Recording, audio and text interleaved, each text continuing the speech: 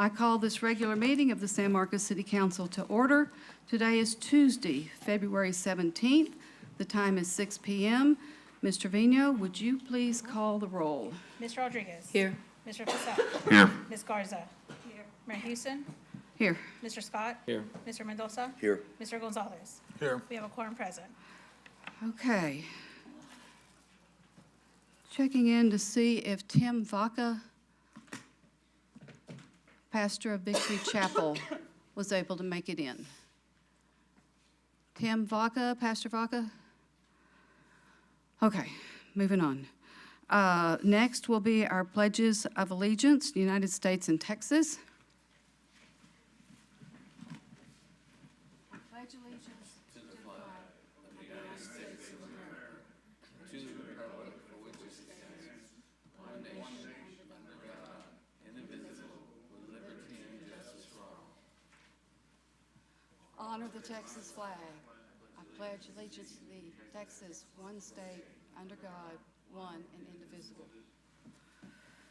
Okay, I believe Ms. Reyes has a brief announcement for us. Yes, ma'am. Thank you so much, Mayor. I'd like to take this moment to officially introduce Helen Ramirez. She is our Director of Economic and Local Business Development. Helen joins us most recently from the city of Brownsville, Texas, serving as city manager from 2003 to 2025. Our Office of Economic Development Department was created last year and was made official through the adoption of the fiscal year 25-26 budget. The department includes Main Street and business retention and expansion programs.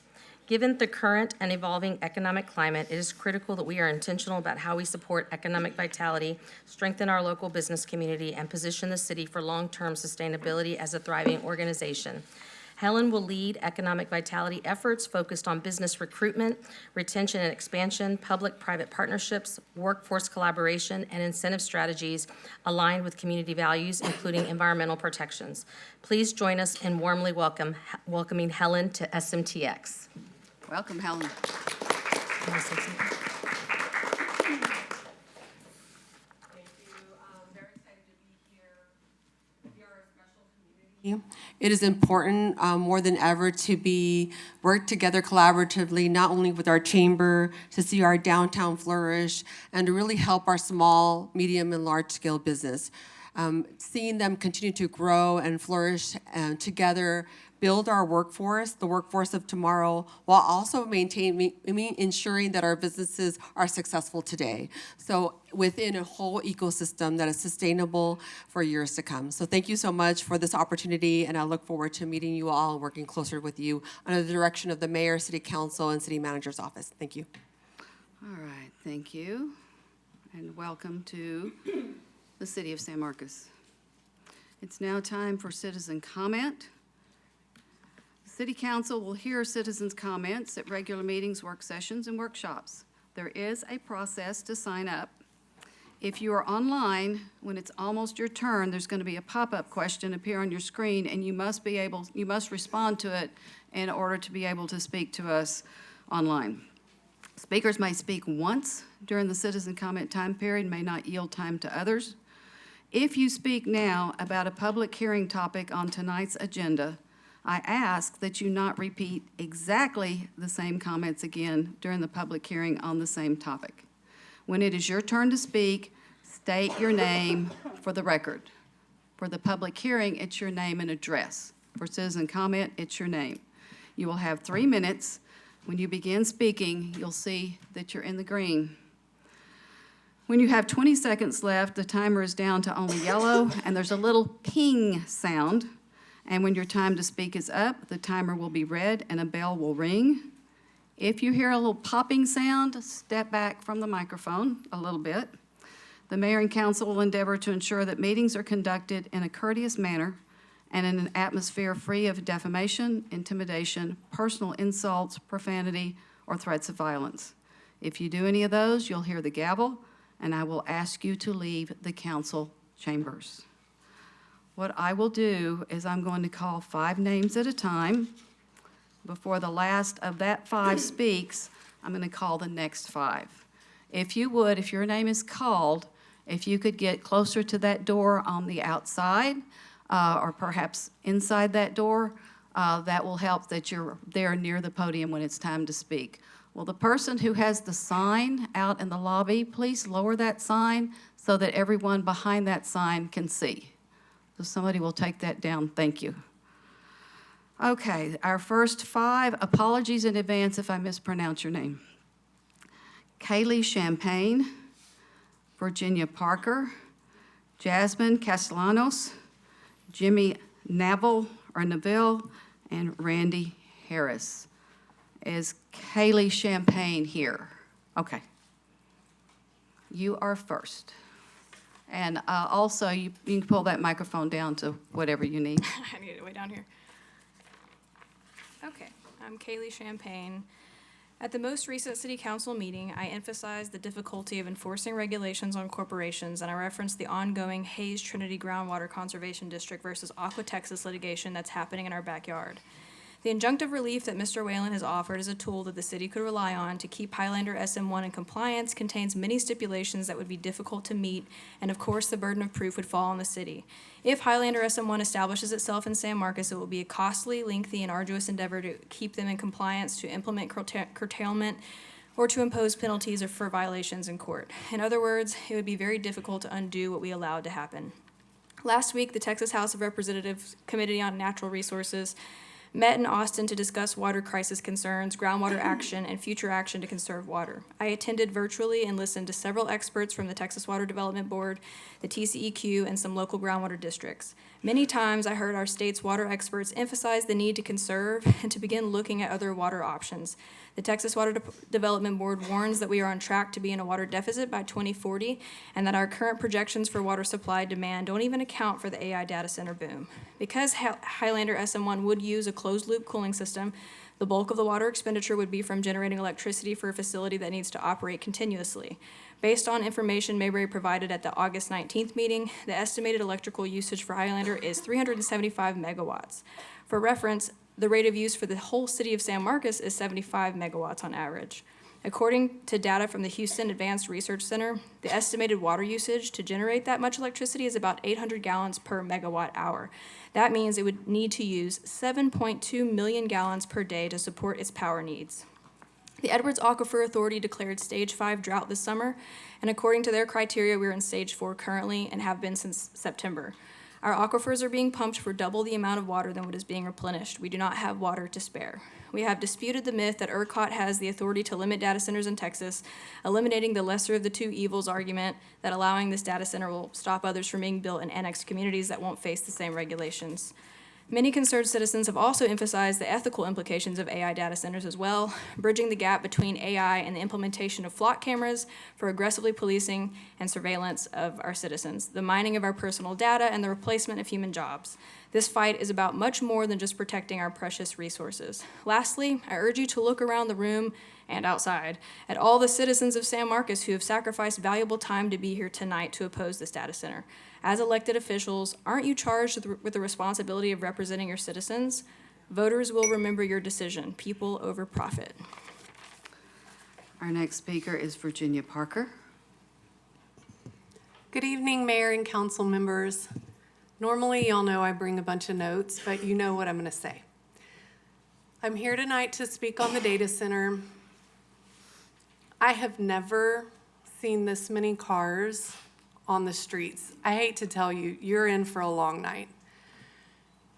The people do not want this, but from a river's perspective, we are out of water.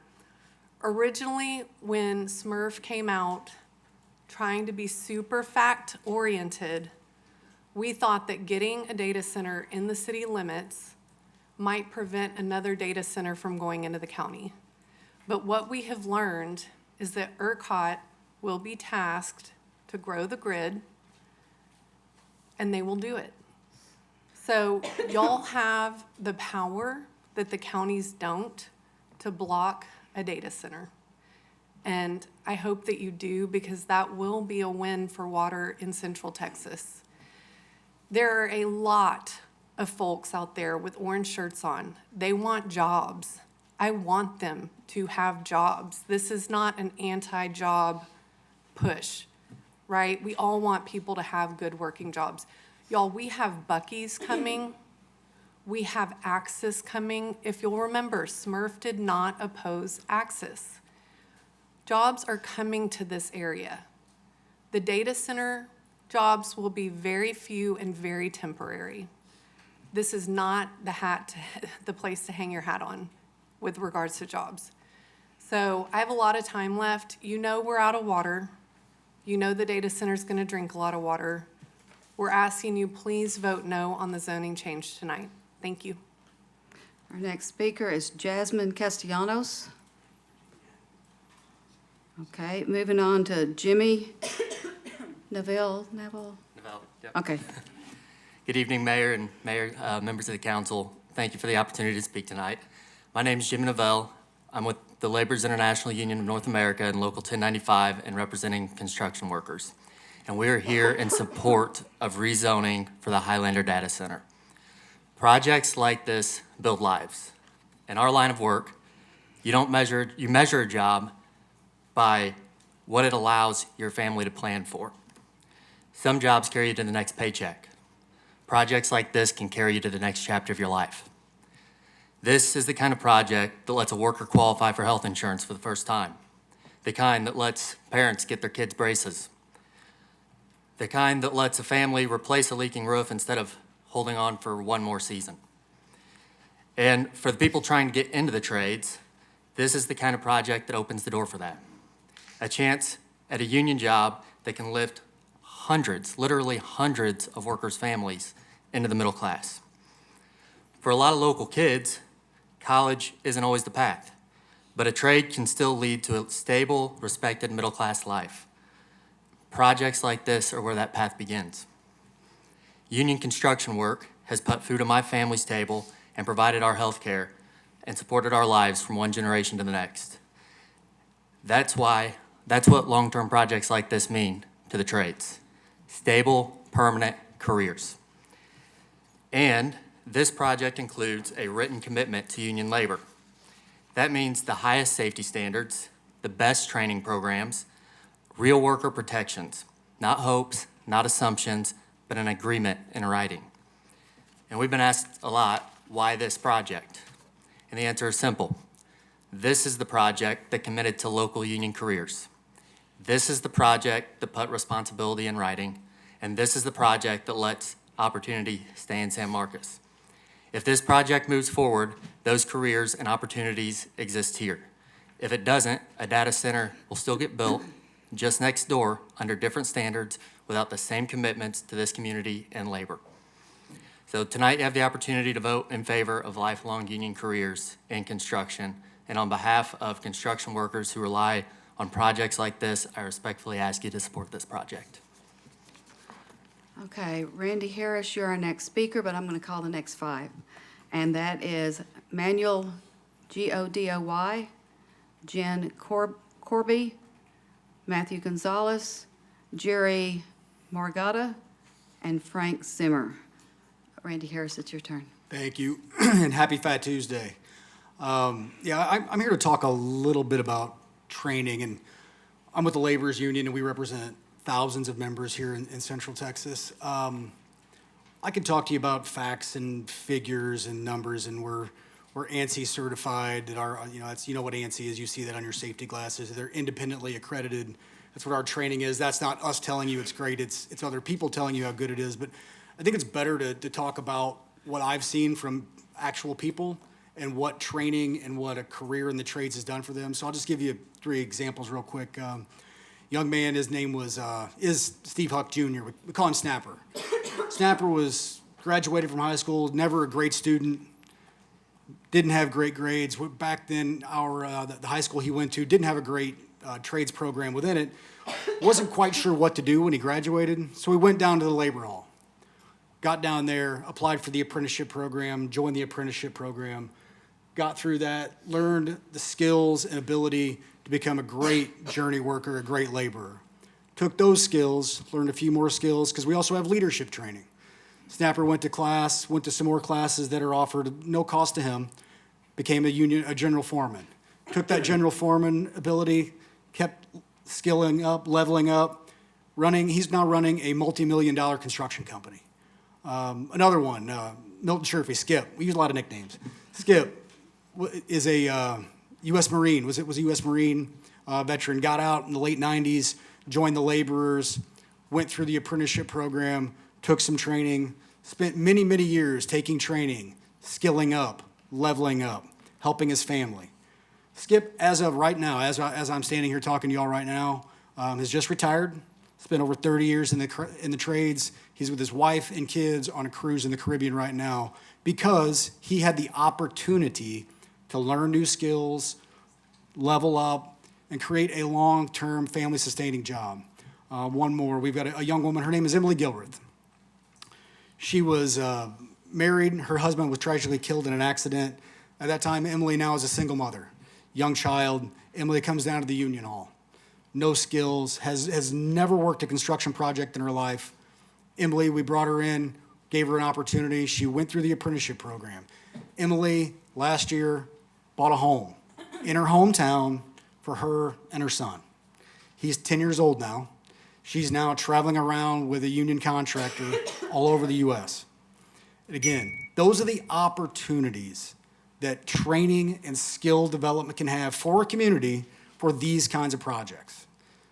They're not one-off jobs. These are skilled, long-term, sustainable career paths to build family-supporting careers. Thank you.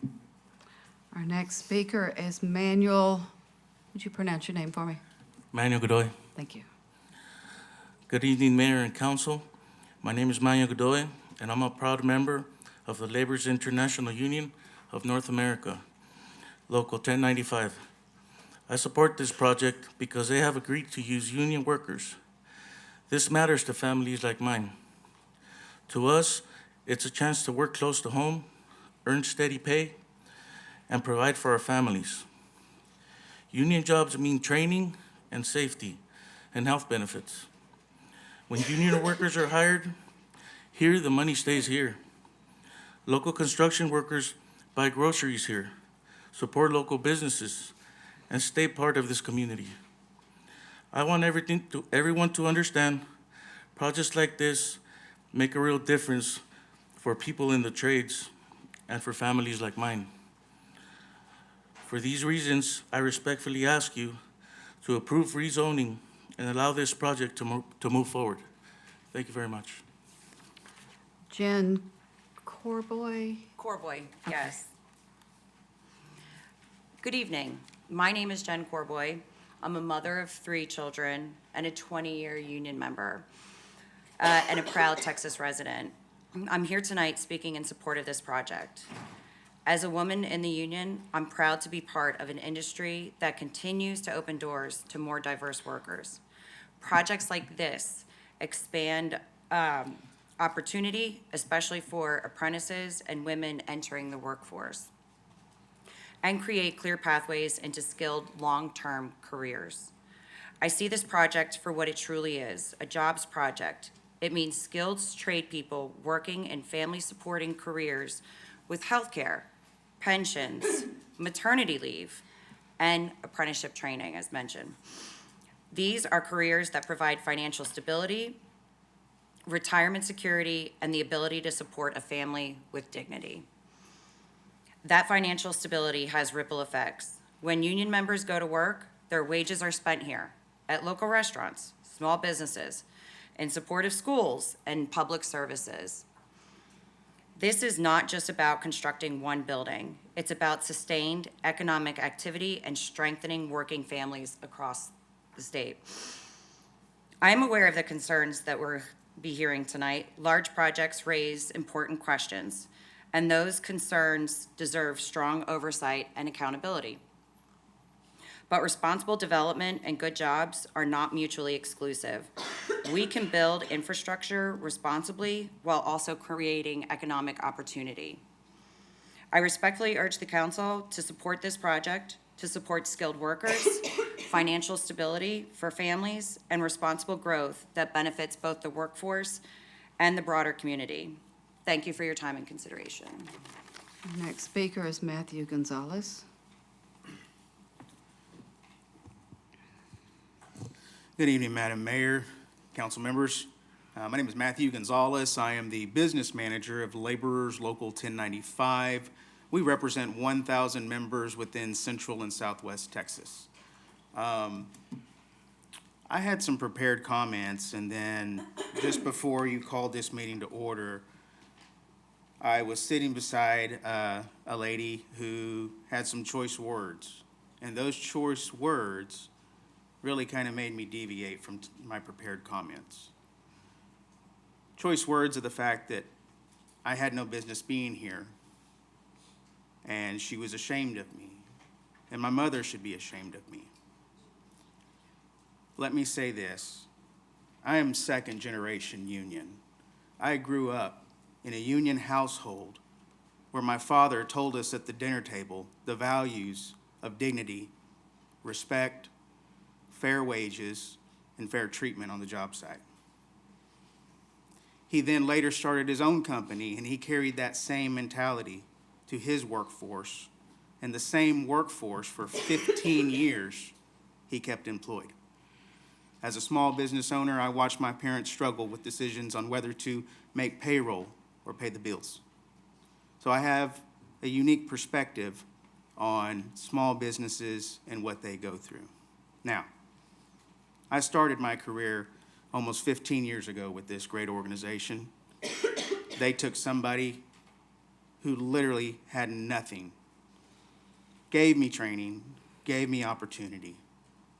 15 years later, I run a local union. People in previous meetings have said these are just temporary jobs, that they hold no value, and they do not change lives. I am one of the hundreds and hundreds of thousands of members over 122 years of existence of the life that was changed because of LIUNA. Across the country, our members come to meetings like this to advocate for projects across the board so that our members can go to work, take care of their families, and put food on the table. The opening statements here introducing the new workforce development representative for the city, I commend the city for moving in that direction. You have a vision, and we would like to support that vision of workforce development. In that statement, it was stated that the workforce development has to align with economic development and the growth of the city. You have an opportunity to vote in favor of this data center, to generate revenue, to create good quality jobs on a construction project like this that could last up to 5 years, and it's a Kickstarter for a legitimate career. Your Thank time you. is up. Next is Jerry Margota. Good evening. My name is Jerry Morjota. I'm a proud member of Local 1095. I've been part of this union for nearly 10 years. Joining wasn't just a career choice for me. It was a commitment to building my future here in Central Texas and supporting the communities that we live in. Over the years, I've learned that construction isn't only about steel, wire, or concrete. It's about the people we work with. It's about the families being able to stay in their homes, parents being able to support their children, and workers being able to build a stable life without having to leave their hometowns to find work. That's why I'm here tonight supporting the proposed data center project here in San Marcos. Projects like this don't just create temporary construction jobs, they create consistency, reliable employment that allows skilled trade people to stay local. When we work locally, we spend locally. We buy groceries here, we eat at restaurants here, we pay property taxes here, and we invest back into the communities. The economy ripple effect reaches far beyond the job site. Union construction workers are trained, safety-certified professionals. We complete apprenticeship programs, continuing education, and safety training to ensure projects are done right and the first time. That means quality infrastructure, safety work sites, and long-term reliability for the city. For many of us, this project represents more than a paycheck. It represents stability. It means fewer long commutes, fewer weeks away from our families, and more time participating in our community. Coaching youth sports, volunteering, and supporting local businesses. San Marcos is is growing, and growth can either happen to a community or with a community. This project allows local workers to be part of that growth rather than being pushed out of it. Approving this project means investing in working families who already call this area home. It keeps skilled labor here, strengthens the tax base, and supports the kind of responsible development that benefits everyone. I'm proud of the work we do, and I'm proud to stand here asking you to give San Marcos workers the opportunity to help build its future. Thank you for your time and consideration. And Frank Zimmer is next, but I'm going to call the next 5 names. If you could make your way near the podium. And this is Marcus Hernandez, Dante Ellis Thomas, Cecilia Osterhaus, Michael Whalen, and Hannah Jaggiello. Apologies. Frank Zimmer? Yes. Okay. My name is Frank Zimmer, and I've been a proud member of LiUNA for almost 11 years. The opportunities that I have had to better myself and support my family came directly from what LiUNA has offered. It gave me access to build a career, not just find a job. Construction on a project like this can last 3 to 5 years, which means good work, hours, and food on the table for my family. The union made this possible for me to provide quality health care for my family and build a strong home life. That stability has been life-changing. If this data center project is approved, it will open the door for others in our community to experience those same opportunities. Real careers, strong benefits, and a pathway to a better life. I'm asking the council to support this data center so more working people in San Marcos can share the same benefits that's transformed my life into my family's future. Thank you. Our next speaker is Marcus Hernandez? Yes, ma'am. Okay. Never been on front. Good afternoon. I am a proud LiUNA member. I've built a real career through the union, one that gives me family medical insurance, a strong retirement plan, and the assets of training. It needs to keep going. These benefits are paid by employer as long as I get to work. Before LiUNA, I worked through non-union companies that didn't offer the same wages, long-term stabilities. If those companies offered insurance for 401k, then I would have to pay for it. With the union, my employer paid for those benefits. Joining the unions changed my life.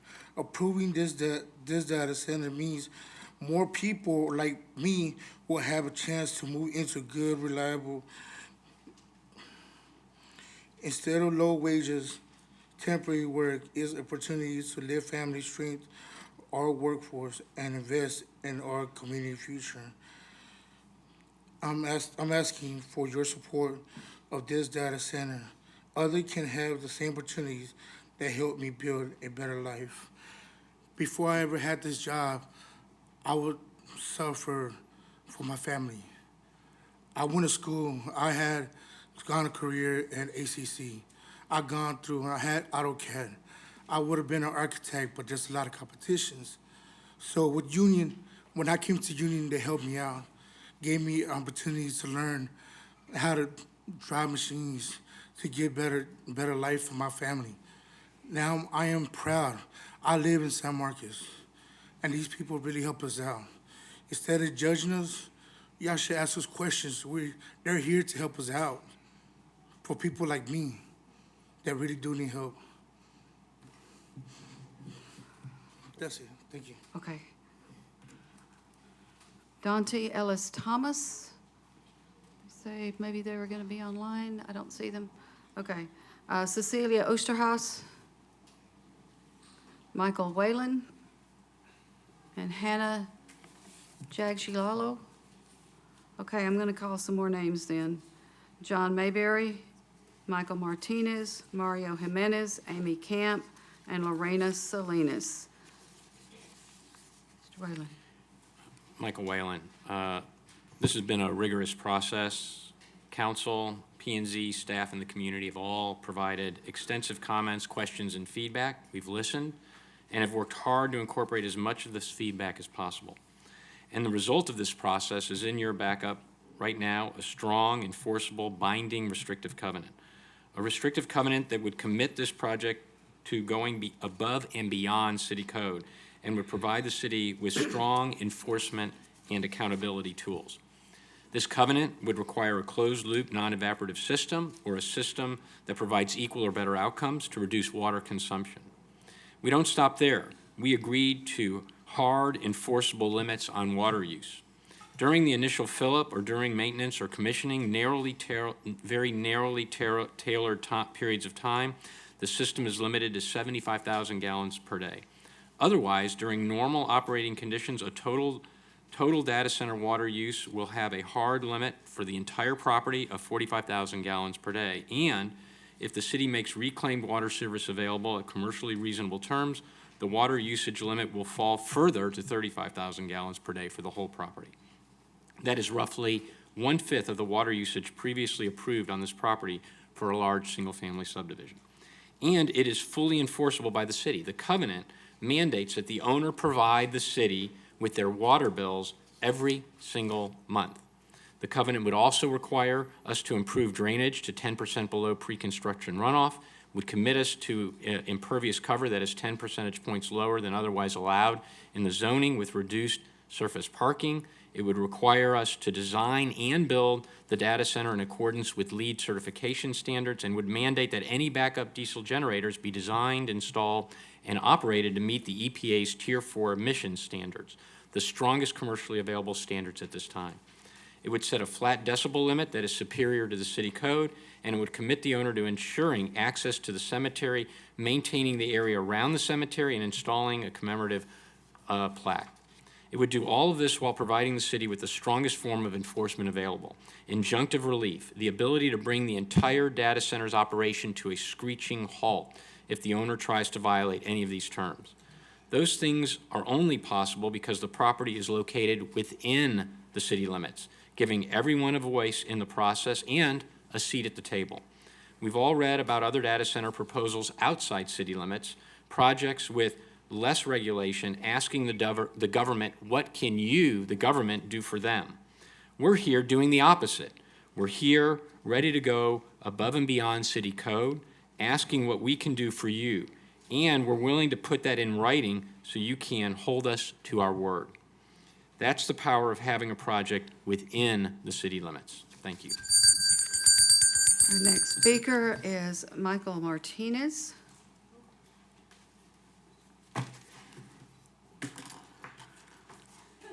Half a day, once or twice a year. That's what the life of a data center worker looks like. I am Michael Martinez. I graduated from Texas State. I have worked for LCRA in the telecom engineering department. I have been a data center worker. By that, I mean myself, alongside a network engineer, visited the massive server rooms of a data center for half a day, once or twice a year, to verify equipment was connected properly. If equipment was connected differently than it was supposed to be, I would make note of it, and then I would go back to my house in Austin, where I worked remotely, and I would update it from my laptop, from my room, in my underwear. Not on site, not there all day, just long enough to know something was wrong, and I'd go home. If equipment was working properly, the entire network would be able to be remotely monitored and controlled by a senior engineer in a NASA-looking command center, miles or cities away, by someone who did not live in the same city as the data center or site. These are the long-term data center jobs you're referring to. I'm not talking about the construction jobs. I now work in land development. There's plenty of things that you can build that provide construction jobs. Long-term jobs, I hate Walmart, but a Walmart would provide more jobs for San Marcos than this data center. I have been a data center worker. half a day, once or twice a year. Thank you very much. Our next speaker is John Mayberry.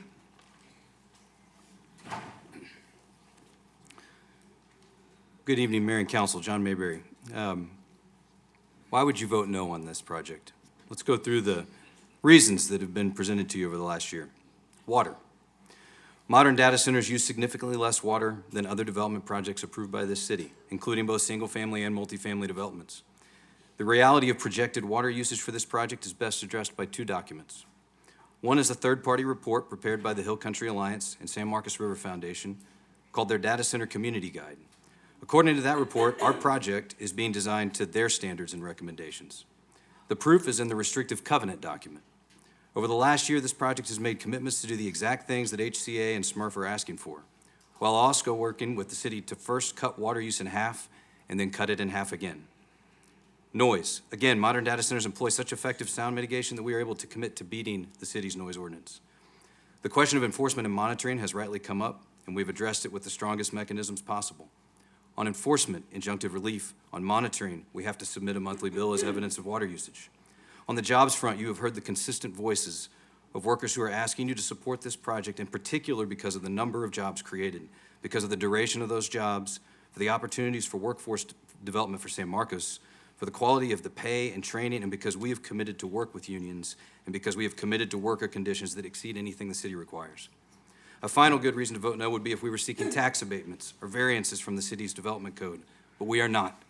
In fact, we are doing the opposite, immediately paying taxes to the city and exceeding city code on stormwater, impervious cover, water quality, and constructing to LEED standards. A lot of claims will be made tonight. Fortunately, we have at least 3 neutral parties to rely on to test each claim. Number 1 is the restrictive covenant. It controls outcomes on every concern that has been brought to you. Number 2 is the expertise of city staff, which has offered their recommendation for this project. And number 3 is the most compelling of all. It's the real world. A number of you have toured data centers and seen them for yourselves and where they are located. They are located in over 300 jurisdictions in this state, both red and blue, quietly operating, paying taxes, and supporting modern infrastructure. What is happening in those 300 jurisdictions as a result of the presence of data centers? City councils, county officials, and school boards are lowering taxes, funding parks and community programs, and moving from budgetary deficit to surplus. If you hear a claim tonight from either side, please use these 3 filters to test whether it is real or not. Every type of development from office buildings to subdivisions has a responsible version and an irresponsible version. Data centers are no different. This one has gone through the public process, made binding commitments to address community concern, and has sought to be a partner with the city, rather than seeking to be an unregulated, untaxed project disconnected from the community. Thank you. Our next speaker, and quiet, and be sure you have your signs low enough that people can see behind you. If you have the red flags, you want to wave them in between speakers, I'll go that. And where is that beeping coming from? Okay. Our next speaker is Mario Jimenez. Mario Jimenez here.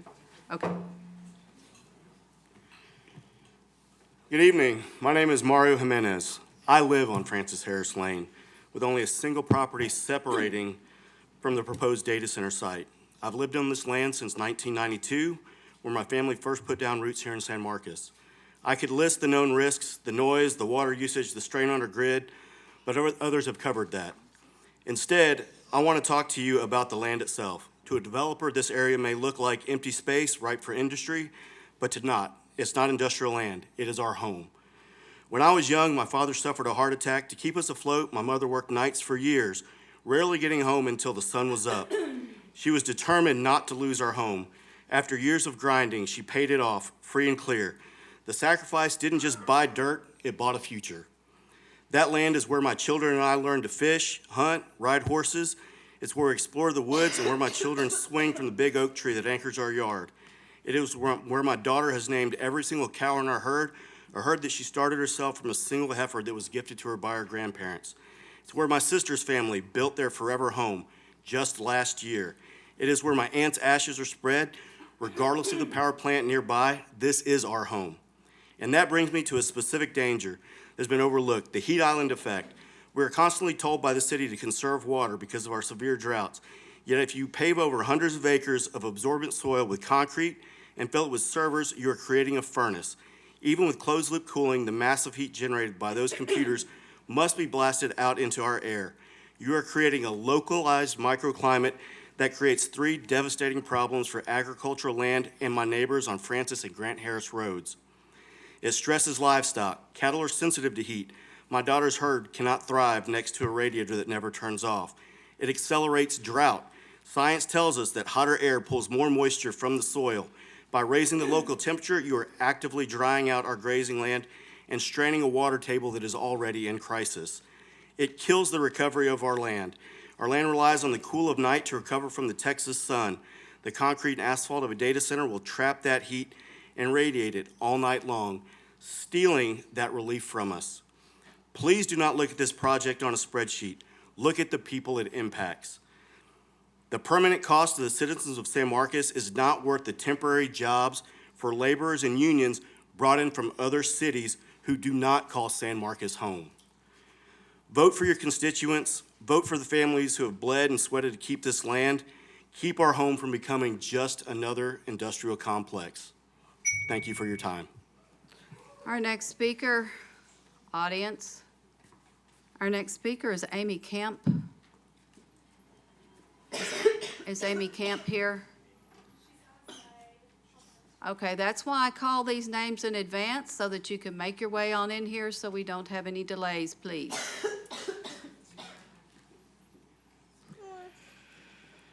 Thank you, Mayor Houston. I figured y'all would probably prefer me being outside than Yeah. this character being in here for In any your longer case. than necessary.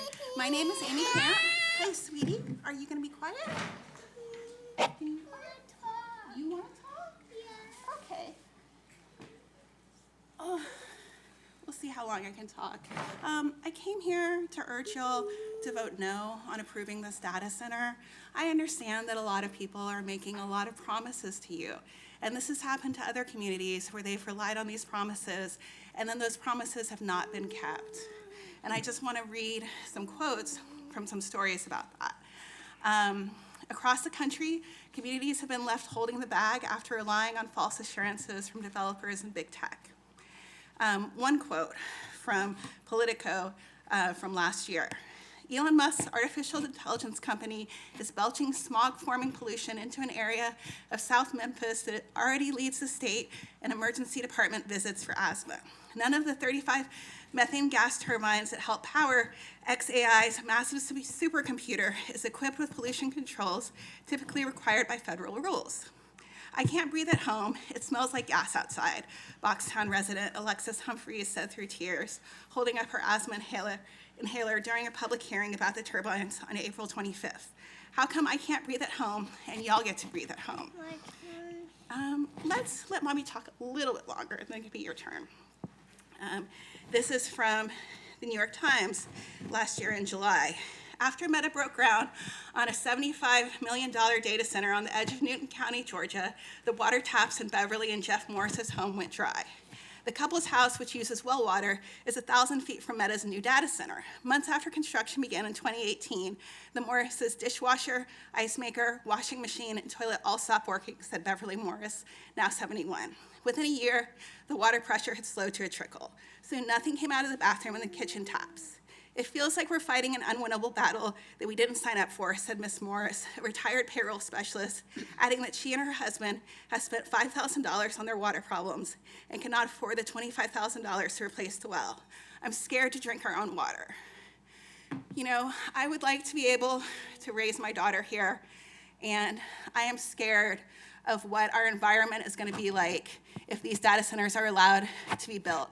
I understand what you're being told, that it's better to build them within the city where we can have more regulations. I don't think that that's acceptable. I don't think that regulations will stop the pollution of our land or the use of our water that we cannot spare. We must fight these wherever they crop up. And I understand that you're also being told that these data centers are necessary for storing important data like hospital data.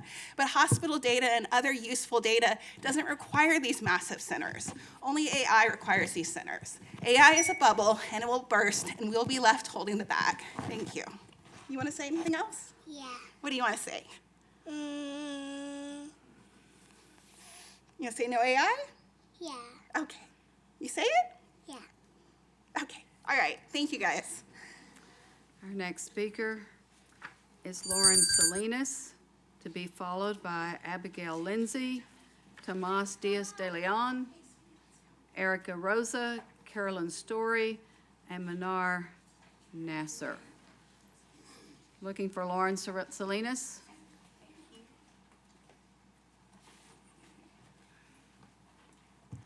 Good evening. My family has been here for... Your name? My name is Lorena Salinas. Thank you. I was born here in San Marcos as my mother, my grandmother. I have deep ancestral roots here. I'll be brief. I wrote down what I would like to share. I come as someone with deep ancestry to these lands and a commitment to protect all my relatives. I'm giving thanks that your heart will guide you to protecting our sacred waters. Think, how can we truly dream a future with poisoned water? For time immemorial, these sacred springs, Ahewakiana, have flowed freely. And those of us who are devoted to a thriving, sustainable future for the next generations will continue to oppose any and all data centers, any and all exploitative steps that you want to take to destroy our lands, to destroy our waters. The extraction of the waters will never be. It will not continue. And I want to leave with the question, what good is a coin in a wasteland? Thank you. Our next speaker is Abigail Lindsay. Abigail Lindsay. I'm going to save my longer speech for when we get to the agenda item, but I just want to say a couple of things. I wasn't paid to be here. I'm a union person. I love unions. I think that's wonderful. But have I missed something? Because Mayberry says that he really doesn't have a data center. CyrusOne kind of pulled out. So I'm confused. Did the union workers sign a contract or a verbal contract with Mayberry? If they didn't, then are they working with a data center that's going to buy the property? And if that's the case, then we need to know who that data center is. There's some missing links here. I'm not buying it, because if Mayberry's promising the union workers, hey, we can get you these jobs, but if the data center doesn't like them or doesn't want to use you, they don't have to. Even if there is a signed contract, you can get out of contracts, and data centers have money. So I'm very confused by that. On another note with the union workers, like I said, I love unions. I wish Texas had more unions. When I was coming up here, I was talking to the fire marshal. The line was very long, and one of your upstanding union men started to yell at me, saying, "You're cutting in line," and da-da-da-da. And I explained to him that I signed up and was just looking for my name. And he's like, "Oh, we all signed up." So if that's the kind of manners one of your union workers has, it's pretty appalling, and I don't appreciate it. I'm a lady, and I should be treated like a lady. Thank you. Tomas Diaz de Leon.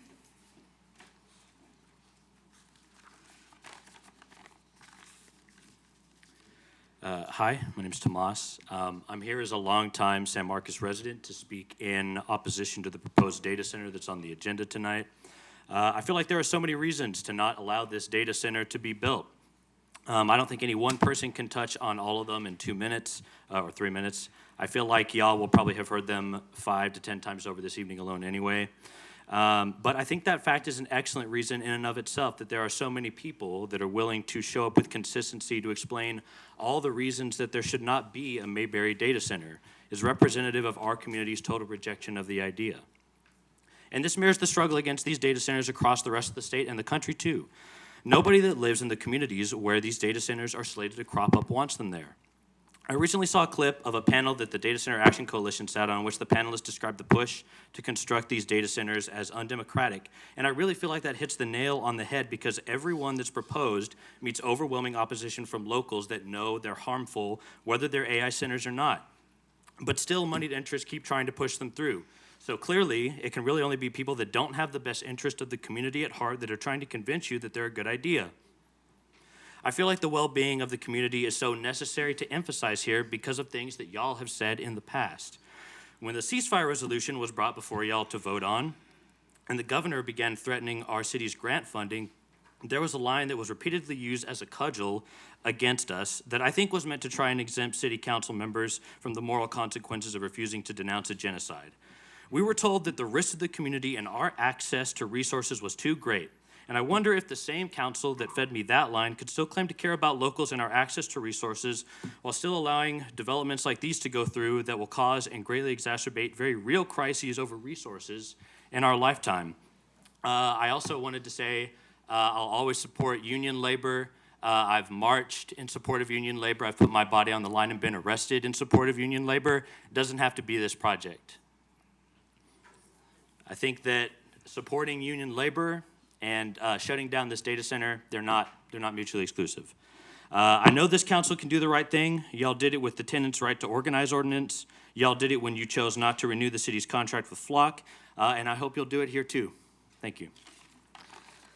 Our next speaker is Erica Rosa. Is Erica Rosa here? On Okay. Zoom. There she is. Good evening, Mayor and council members. My name is Erica Rosa, and I'm speaking tonight as a concerned resident of San Marcos. The appointment to the Housing Authority Board being considered this evening is not just procedural, it is consequential. The Housing Authority is in a pivotal season following a transition in executive leadership after many years under prior direction. In moments like this, governance matters deeply. Board members are not symbolic, they are stewards of public trust. They take transparency, oversight, and long-term direction. At the same time, two of the 4 Housing Authority neighborhoods sit on land near downtown and Texas State, land that is highly desirable for redevelopment. There is active interest from a private developer to purchase those properties. If that sale moves forward, approximately 185 affordable housing units could be displaced from the urban core of our city. Even if replacement housing is proposed, relocation to the edges of town is not neutral. It affects access to jobs, transportation, schools, healthcare, long-standing community networks. Decisions shape stability for working families and individuals with disabilities. Public housing land represents decades of federal investment. It is not simply real estate. Infrastructure that keeps residents connected to opportunity and community. I submitted my own application in July 2025 to serve on this board because of my direct experience working with housing insecure and participating in local housing and homelessness coalitions. Governance should be resident-centered, accountable, and protective of deeply affordable housing. This decision is bigger than any one applicant. Scripture reminds us that integrity strengthens a city and that we are called to defend the vulnerable. Civic leadership means appointing board members who will exercise independent judgment and safeguard public housing. I ask that you appoint leaders who steward this responsibility with courage, independence, and care. Thank you for your time. Our next speaker is Carolyn Story.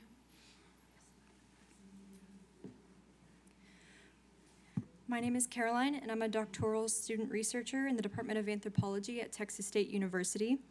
As an applied anthropologist, I'm aware of the lack of explicit focus on the social and cultural impacts of data center projects. The bulk of documentation surrounding the effects of these projects lies primarily with their impacts on the environment and local economies, but often omitting the fact that physical, emotional, and social well-being of humans is directly related to that of our surroundings. Effects documented by research on data center adjacent communities includes, to name a few, adverse health impacts, distress on low-income families, and social gentrification. With these considerations in mind, I, along with my colleague Manar Nasser, who's an established AI anthropologist, began conducting a study over the cumulative community impacts of these proposed data center projects. We're using the social impact assessment as our guiding framework, which is a holistic and participatory process of managing the social and cultural effects of a project upon its affected communities. The process includes identification, assessment, and management strategies from project conception to post-closure. So we began by documenting how the San Marcos community has been engaging with the information provided to them on this project through the efforts of the City of San Marcos, the Data Center Action Coalition, and related local initiatives. What we have found so far is a recurring theme of short-term promises and long-term damages. I urge anyone here to look to Abilene, Texas and the Stargate AI Data Center as a highly relevant example. Our local residents have important unanswered questions regarding the anticipated effects of this and related data center projects. Community-centered direct action, collaboration, and knowledge sharing have been key features on the forefront of the ongoing counter movement. And the discourse surrounding data centers has reformed our community boundaries toward the shared water resources that define our local identities.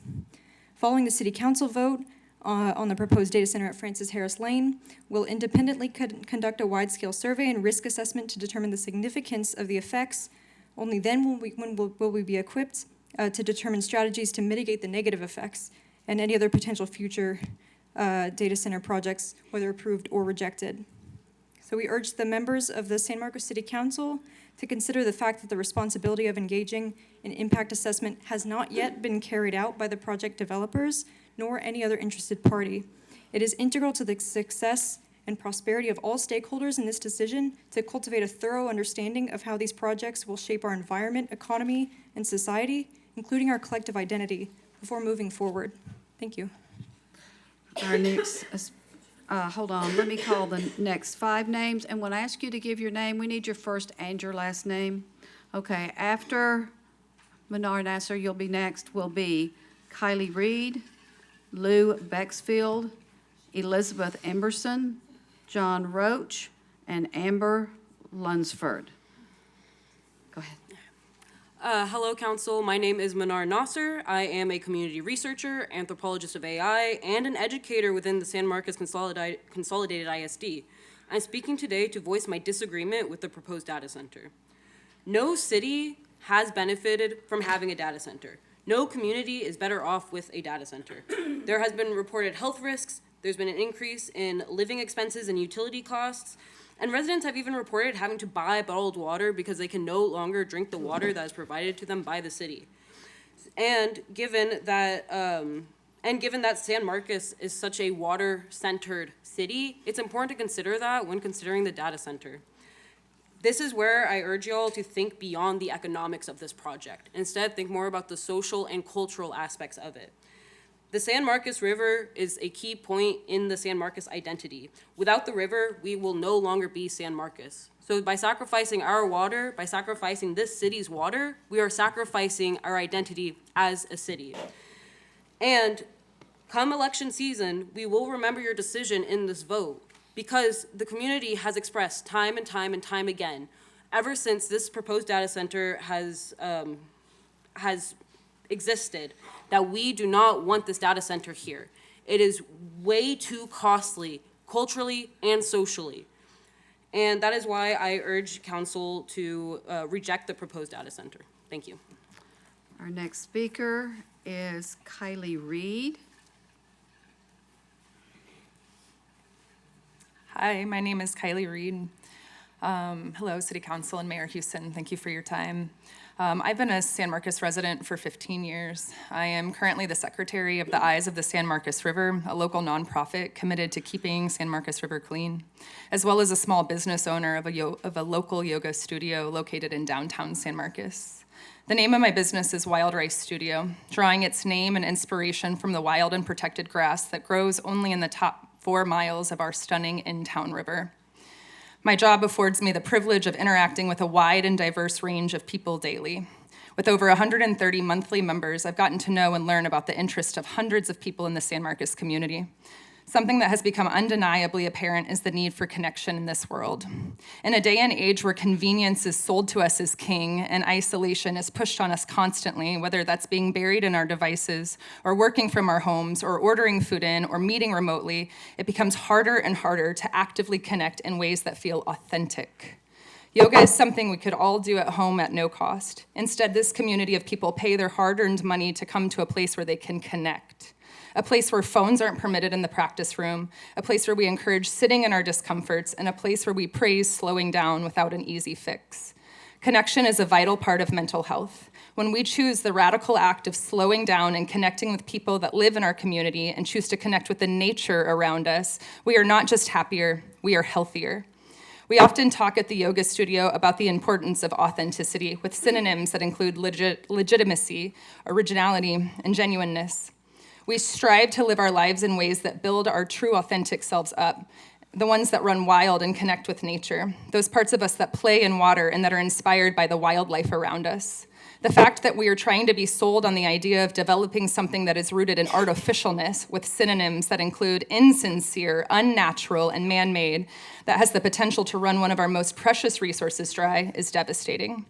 Water is a sacred resource, not just in its recreational benefits, but for the fact that it is our life force, a necessary element to being alive. It's inconceivable that I have to stand before you today and beg and plead to every single one of you elected officials to not support the building of this or any AI data center. The cost is too high. No amount of money is worth the devastating resources as precious as our waterway. Need I remind you what is happening in other Texas rivers not far from here, whether that be the Rio Grande River that is running dry, or the Nueces or the Frio that are seeing record lows. John Greaves says in his book, Goodbye to a River, you either care about what the land is or not. So City Council, I ask you, do you care about what this land is or not? I encourage you to take time this evening to really connect with the community that stands before you, the community that places a higher value on authenticity over artificialness and convenience, the community that has elected you. Please vote no to developing artificial intelligent data centers and protect what is sacred. As a current business owner and current resident, I ask that you prioritize resources for people that currently live here. Time is up. Next speaker is Lou Bexfield.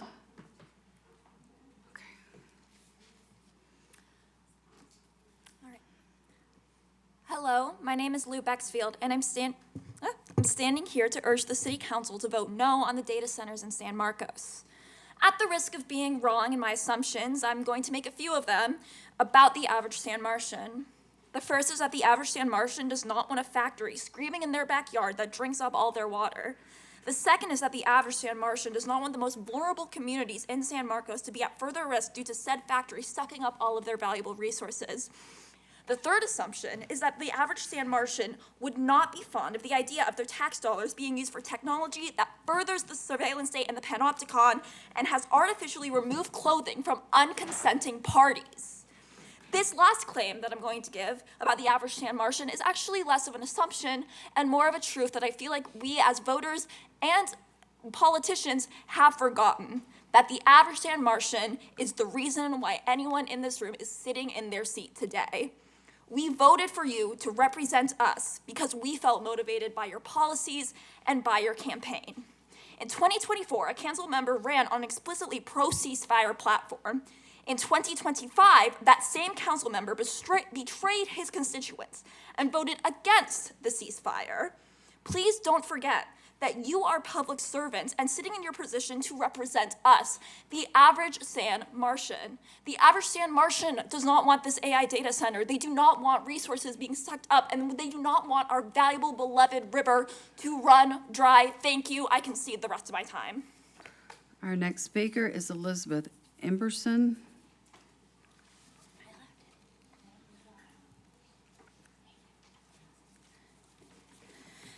Hello, esteemed City Council members. Thank you for your time, energy, and for hearing us tonight. My name is Elizabeth Emberson. My husband and I, along with our sons, Forrest and River, and my parents, proudly call San Marcos home. We are 7th, 8th, and 9th generation Texans. We love this community and land, which is why we are here tonight. I'm going to start with a Native American proverb. I get really nervous public speaking. When the last tree has been cut down, the last fish caught, the last river poisoned and run dry. When to breathe the air is sickening, only then will you realize too late that wealth is not in bank accounts and that you cannot eat money. This issue transcends every dividing line. We all need clean water to survive. The San Marcos area has the distinct honor of being the most continuously inhabited part of North America, and when we go to the river, it's clear to see why. Our beautiful water has provided so much for so many for thousands of years. Are you going to let that change in just a few generations under your mismanagement? Are you going to let investors that do not even call this place home come to rape and pillage our magnificent resources solely for their own personal profit? Your constituents are saying no. Will you listen? Will you use your vote to be the voice of your citizens? Will you use your vote to champion the land and you have been tasked with protecting? Or will you be bought, paid for, and be a traitor to your people and your land? Thank you. Our next speaker is John Roach. Is John Roach here ready to speak? Next would be Amber Lunsford. Are you John Roach? Okay. And is Amber Lunsford? Okay, thank you. Following them will be Sean Jones, Kara Finlayson, Selena Garza, Corinne Loperfido, and Saunders Drucker. Found some extra copies. If you'll give those to the clerk, please.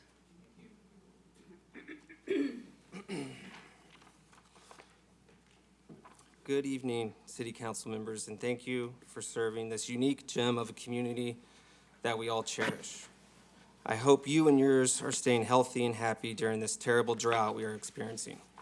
I don't know about you, but I am thankful for each hot shower, all the clean dishes, clean laundry, and the countless services that access to water provides. This is my first time publicly speaking in any capacity, so bear with me, thank you. My name is John Weston Roach. I live at 503 Harvey Street with my wife Elizabeth and our two kids, Forrest and River. Along with the 99% of the people speaking tonight, I'm in opposition of any data centers being constructed near our precious aquifers and rivers. My family has lived in the San Marcos and Wimberley area for the last 30 years and share the same sentiment. I'm 6th generation Texan, and my sons are 7th and 9th generation Texans. I have visited nearly every part of Texas, and I truly believe that San Marcos is the most beautiful city in Texas, in large part due to the San Marcos River and the vibrant river culture it brings to the community. When I was contemplating what to say tonight, I thought of what my neighbors shared with me a while back. I learned about how they met and how they have traveled much of the world together. With all their adventures and seeing so many gorgeous places, they have chosen to settle in San Marcos. I also share that feeling. I want to raise my family and live here for the rest of my days, swimming in the river with our grandchildren. According to the Community Impact publication, San Marcos is projected to triple in population by 2050. To me, that sounds like we don't need any help from any data centers. They need our help. We would be the ones with all the skin in the game. And for what? Some potential tax revenue and a handful of jobs. To all the construction men and women out there, there's going to be plenty of work, I think. That's what it sounds like. So don't worry about construction. It's coming. It's here. I'm pleading with you to be the heroes we desperately need at this moment and show the 1% that San Marcos and its resources are not for sale. Don't find yourself on the wrong side of history, alongside the villains with their short-sighted gold rush at the expense of our way of life. I ask you to play the long game. Look after your community, and for this you will be remembered, celebrated, and reelected. There has to be a better way. After listening to the Texas House of Representatives public hearing last week, I learned that European countries are using air-cooled and seawater systems for data centers as an alternative to wasting and poisoning fresh drinking water. To quote the Hill Country Alliance, water is the lifeblood of our region. 13 Texas rivers have their headwaters in the Hill Country, and for centuries the residents and stewards of these lands have recognized the critical importance of protecting the... Is that my time? Your time is Okay. up, but we have your Okay, written. thank so you. Thank you. Our next speaker is Amber Lunsford, and I hope Sean Jones, Kara Finlayson, Selena Garza, Corinne Loperfido, and Saunders Drucker are waiting in the wings. Yes. Hello, City Council. My name is Amber Lunsford. I live at 1312 Baylor Avenue here in San Marcos. As a resident, a mother, and a lover of our sacred springs, I urge you to reject Ordinance 2026-4 and 5. Our water resources simply cannot sustain our community and data centers in the long run. A study from the International Energy Agency estimates that a 100 megawatt data center consumes the same amount of water as 6,500 households from direct and indirect water use. And that study was commissioned by our United States Congress and just came out this year. They also found that on average, data centers use 7 cubic meters, approximately 1,850 gallons for every megawatt hour. That's for just 1 megawatt hour. So for Mayberry's 375 megawatt data center, these estimates would project a water use equivalent to 24,375 households, or 693,000 gallons a day. A city that was recently in a stage 4 drought just this last summer, a city who is projected to be in a water crisis by 2050, according to your own San Marcos Utilities director, and whose economy relies heavily on our spring flow, we simply cannot afford to take this risk. It would be suicide. And the symptoms of the ongoing drought in our area are obvious. One only need to take a drive around to see it. The Blue Hole in San Antonio is dry. The Comal Springs in New Braunfels are dry. Jacob's Well is facing another year of closure. Many springs at Barton Springs have been dry for years, and Canyon Lake is historically low. Just last year, Tyler Zorn, I'm sorry if I say your name wrong, Zorn, the director of the San Marcos Utilities, made a presentation to City Council illustrating that water demand is anticipated to exceed capacity by 2050, and that didn't even include data centers. In that same year, David Baker, executive director of the Watershed Association, reported that the closing of Jacob's Well has caused a loss in revenue of $450,000 every year that Jacob's Well has been closed. Our water is our true wealth here. Our water is our health. It's our pride and joy of all who truly love and live here. And if that weren't enough, it is also the source of life for all living things. It is not worth selling off. In other places across the country where data centers are being built, neighbors' taps are running dry or being completely run amok with murky water. And water rates are set to increase 33% in some places. And San Marcos simply just can't afford that. Do not sell off our most valuable resource and bankrupt our community so a small handful of multi-billion-dollar companies can make a profit. Your time is up. Thank The you. next speaker is Sean Jones.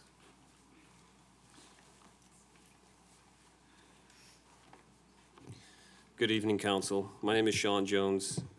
Thank you for hearing us tonight. I'd like to discuss 2 statements from Council from the first vote as to why you said you would vote for this data center. Number 1, that San Marcos should be about responsible development. And number 2, that this will be cleaning up the mess from 2022 where we allowed this to be zoned for residential. There will be plenty of questions answered around data centers and the extreme risks that they present tonight, but I want to talk about the unanswered questions. What's the old saying? The devil you know is better than the devil you don't. Let's talk about water. How much water will be used to power this system? Now, this is a big one. Mayor, last time, you and the utility representative both verified that it is very difficult to put a true number on the amount of water needed to power this system. But this is what this project has been hanging its hat on, a closed-loop system that uses less water than the approved 500 homes. But we all know that the majority of water consumption from data centers comes from the water needed to power the facility, not the water used in it. If we can't quantify this water number for development that plans to use 2.5 times the amount of energy than the entire city of San Marcos, this is not responsible development. And what about the clients and use of AI from this data center? Who are the clients of this technology? How will it be used? Will it be used responsibly? Will it be used for mass surveillance to target civilians abroad and here in the US? We're making deals with strangers we know nothing about that hide behind NDAs, have never answered questions they promised us during their presentation last year, and who lack transparency. That is not responsible development. And the diesel generators, how often will these diesel generators be tested? Are they tier 2, tier 4? There's so many more unanswered questions, but I only have 3 minutes. So let's move on to cleaning up the mess from 2022. With all these questions remaining, how can you be certain that you aren't likely creating a much bigger mess? At least we have answers about the risks of residential neighborhoods. And to reframe this, the developer came to us with option 1 for development. You voted it in, and you've now deemed that dangerous for residents and a mistake. So he brings us a second option that is also very bad and extremely dangerous to our environment. Is our answer to him that we will just vote yes again? You said last vote you're often tasked with choosing between the lesser of two evils. We should be setting a precedent that developers cannot bring us two evil options and expect us to choose. That responsible development is good for our people, our environment, and our financial health. If you voted yes last time for responsible development, this ain't it. Vote no. Our next speaker is Kara Finlayson. Is Kara here? Selena Garza.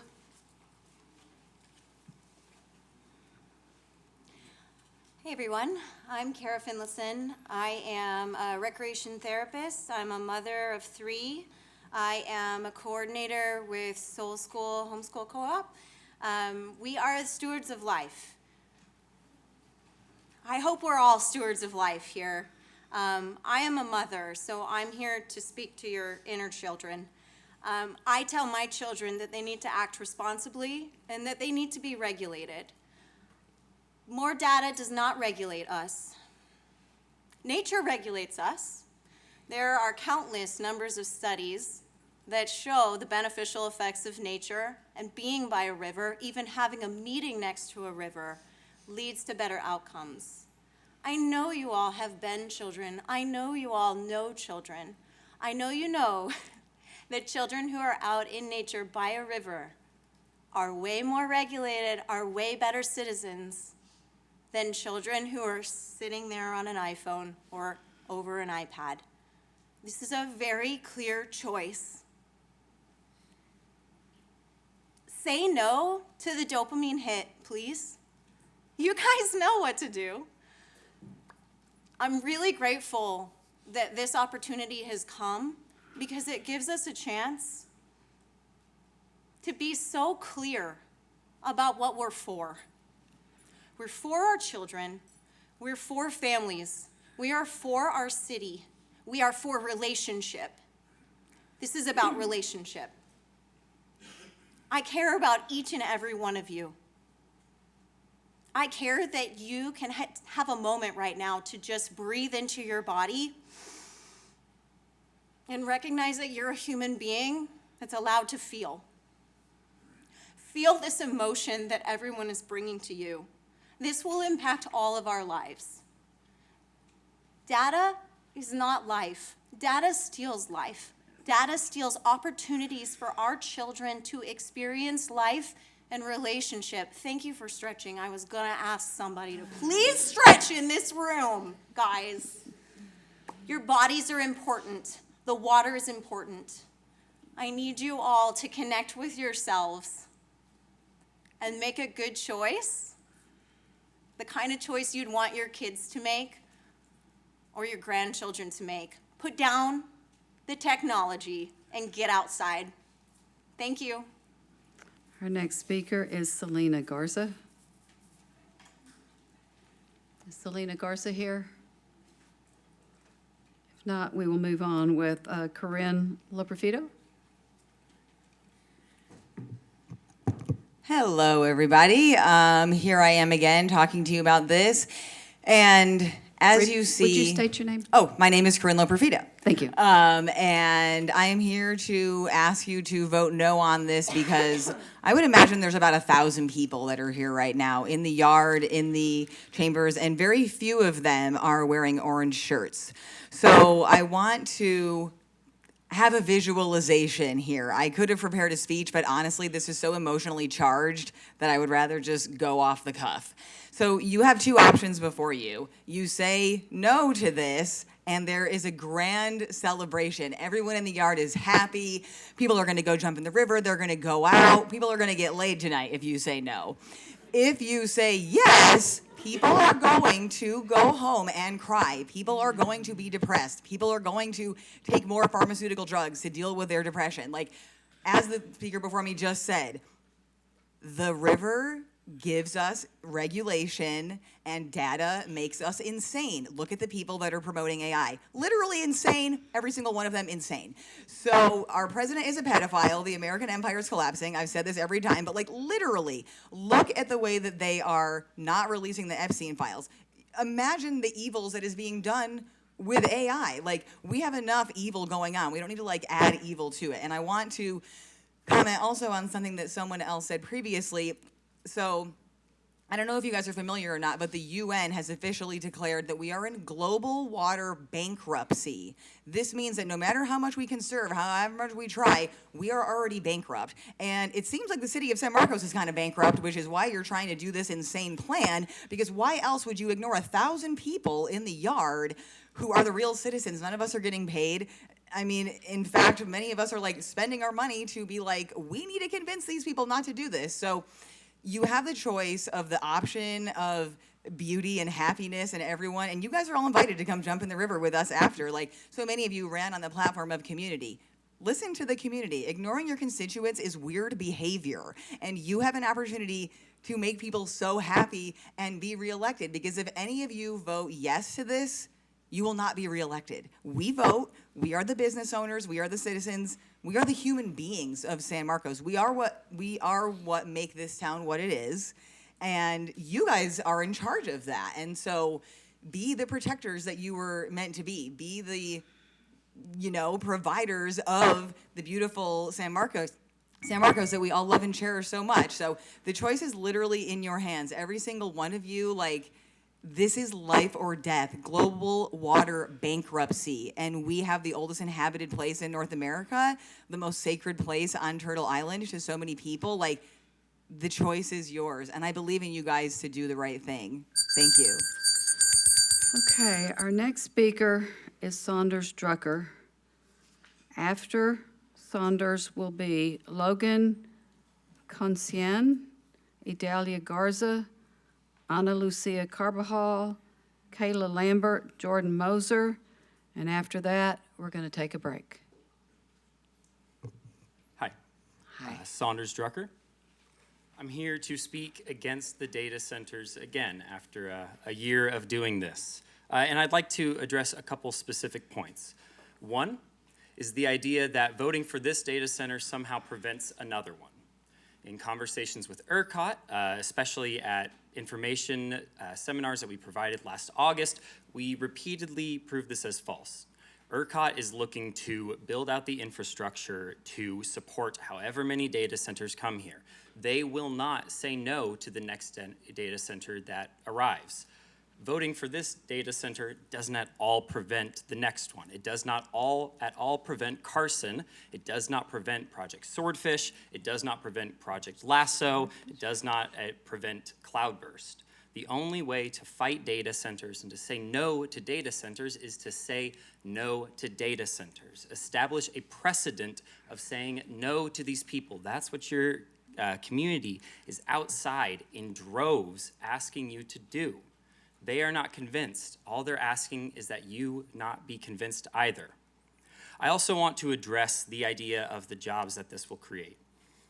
I'm very pro-union. I was just out there talking to a union guy, and we were coming to common ground on a lot of things, and arrived at the idea that a much better thing to do for the union would maybe to get a contract with the city that like all city buildings going forward are union jobs, or highway construction is union jobs, rather than pushing this one construction job as a way to divide your community, to turn those working people against us. The same guy that I was talking to, he also said that they're not really hurting for jobs. They are, a big union, and there's a lot of construction going on in Texas. What jobs will come are once all of these construction workers are gone and all that's left is the tech construction, the data centers are going to hire a bunch of out-of-state or out-of-country workers to come and do the computers. This is what's happening in Abilene. New York Times just released an article a few days ago showing that the average rent price in Abilene has increased by $1,000 since last year because of out-of-state part-time contract tech workers coming in to build these computers, to build these closed-loop systems. This data center is not inevitable, and it's not inevitable because you are in the position to push back against this. This data center is not going to address any need of your community. If there was a hospital that was asking for this or a school that was asking for this, they would be parading that hospital up here like they're golden goose, but they don't. Y'all can choose right now to either walk out of here as a hero or, looking for your next job. We are going to be fighting these data centers no matter what, and we're looking for someone who wants to untie their hands and help us fight them and save San Marcos. Thank you. Is Logan Conciana here? Online? Okay. Then she's pretty much here.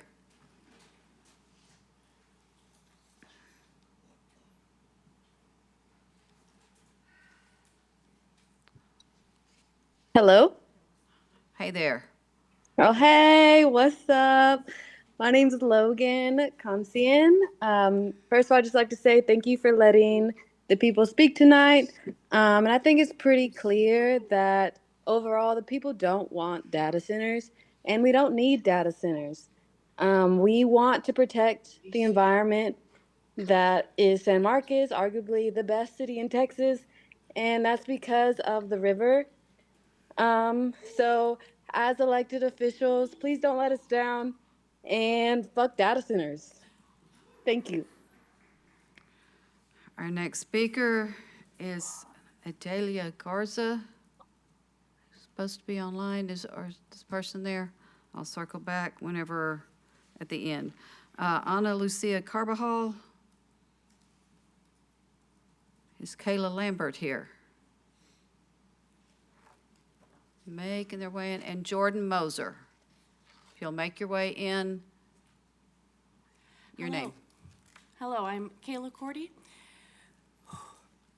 Please say no to the data centers. I have lived here for 10 years. I've been in Central Texas area my entire life. It is beautiful. Please don't destroy our oasis here. And I know there's all these reasons. You say it's going to be good, and it happens, and I'm very concerned if it does happen. Are there any kind of regulations or rules? We need to do air quality testing, all the environmental testing. Are we going to make them do that for the duration that they're open? What kind of consequences are they gonna be if they go over whatever kind of threshold? Do we have any kind of protections in place for our future generations and your lovely kids and grandkids? And thank you. Thanks for letting us speak. Jordan Moser. Okay, it is 7:27, and our practice is that we take a break every 90 minutes, so we're real close to that. So we are going to take a break. Council, if you could be back at, who are you? Ana Lucia Carvajal. Oh, come on. Sorry, outside was lagging. Hi, my name is Ana Lucia Carvajal. This is my first time speaking at council, so thank you for taking the time to hear us. I'm a concerned citizen of San Marcos. I'm not a scientist or a water expert.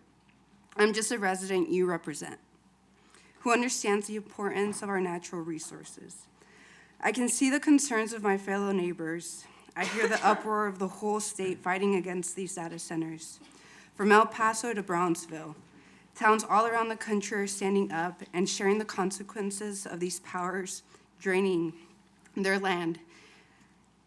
This fight is uniting us all because we all need water, and everyone is watching how you will be voting today. We saw last week at the Capitol, they had a hearing on natural resources where the chairman, Cody Harris, called a pause on all development until legislation can catch up to these projects. Financial experts already warned that OpenAI may go bankrupt by next year. The AI bubble is bursting and is being forced down our throats. We see the writing on the wall, but here, why are we hitting that wall? By allowing this to move forward, there's no going back. You're selling out the land that has been taken care of by people who came before us. You're selling out your neighbors, your kids, and their future, the people you ran and your campaign on to serve and represent. Because the town needs money, because this will create jobs, data centers won't resolve that issue. You represent us. Your duty is to us, not to the out-of-state corporations that will pay people to come speak in our city council, to face the consequences that we will have to pay for. We say no. You represent us. By saying yes, you allow all of it to come after us and our families. You say yes to corporations over people. But if you say no, you give us time to catch up to these huge, huge corporations, for legislation to catch up. The I-35 corridor is at a historic time in our life. The decision we make today will shape the direction we grow in. How do we want this area to manifest in the next coming years? There's better options than this. Let's stand out and be creative problem solvers, work together, and be the gold standard on how to steward these lands and waterways. Because before we know it, these data centers will take over every single beautiful plot of land, because they won't stop with one. They are already infected by greed. They will keep coming. They will keep coming until they become outdated, and they will move on to the next best thing, and we will be left with cement lots and empty warehouses paying their bills, paying for the mess that you said yes to today. So please say no to these data centers. Thank you. Okay, it is now 7:31, and we will take a break to 7:38.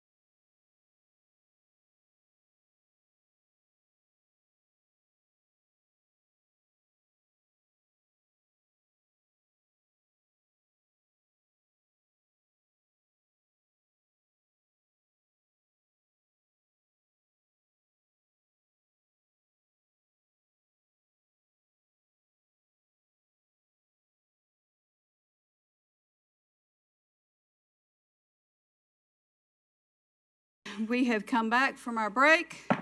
It is 7:40, and we will start with Chloe Brown, Jennifer Lindsay, Reagan Gray, Sam Young, Lacey Dupree. Are any of those folks here? I called, that was the last person, and nobody stepped forward. Okay. If I don't see Chloe Brown, Jennifer Lindsay, you get to be the first one after the break, my dear. Jennifer Lindsay, a neighbor down the road from this proposed data center. Please vote no on agenda items 8 and 9. Figuring out what to say tonight has been so difficult. I didn't know where to begin, what to say, or where to end. I don't want to cry, but this feels like an ending to the future my family counted on.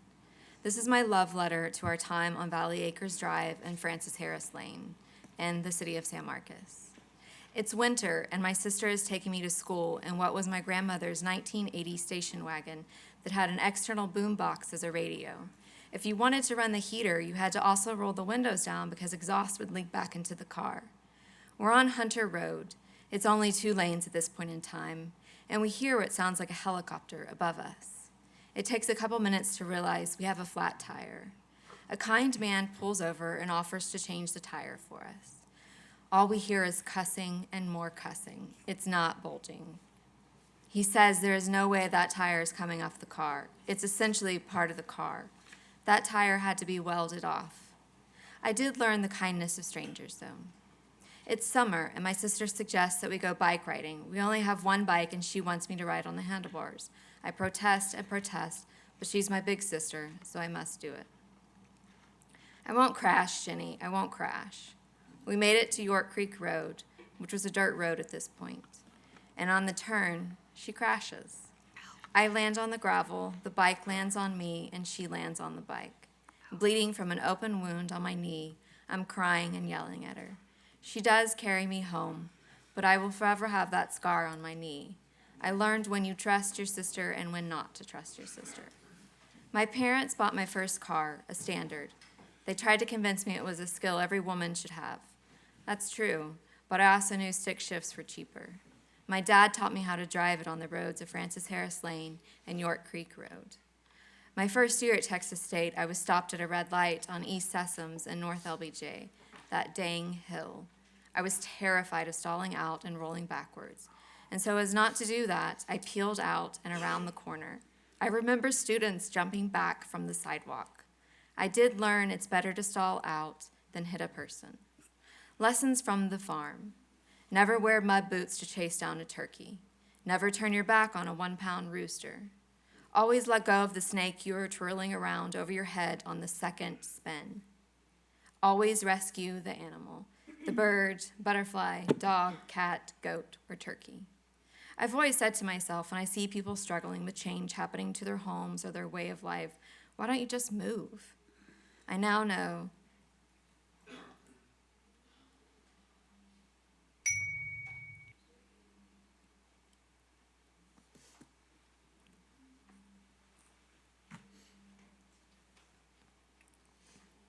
that coming to that decision is gut-wrenching.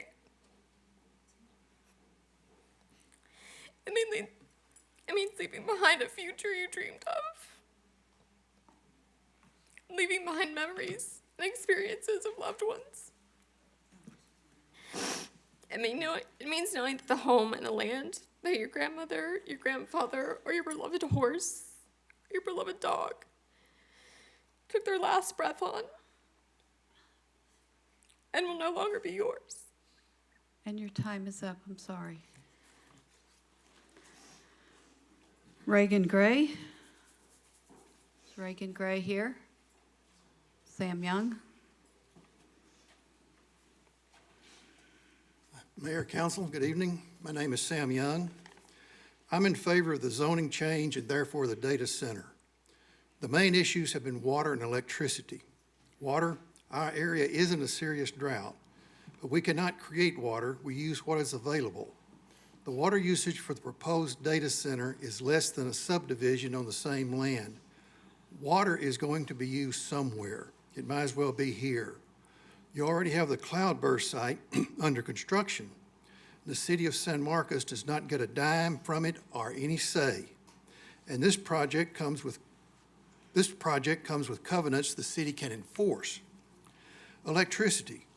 The location is very close to a high voltage power line and easily accessed. My house is closer to a major power line than this location.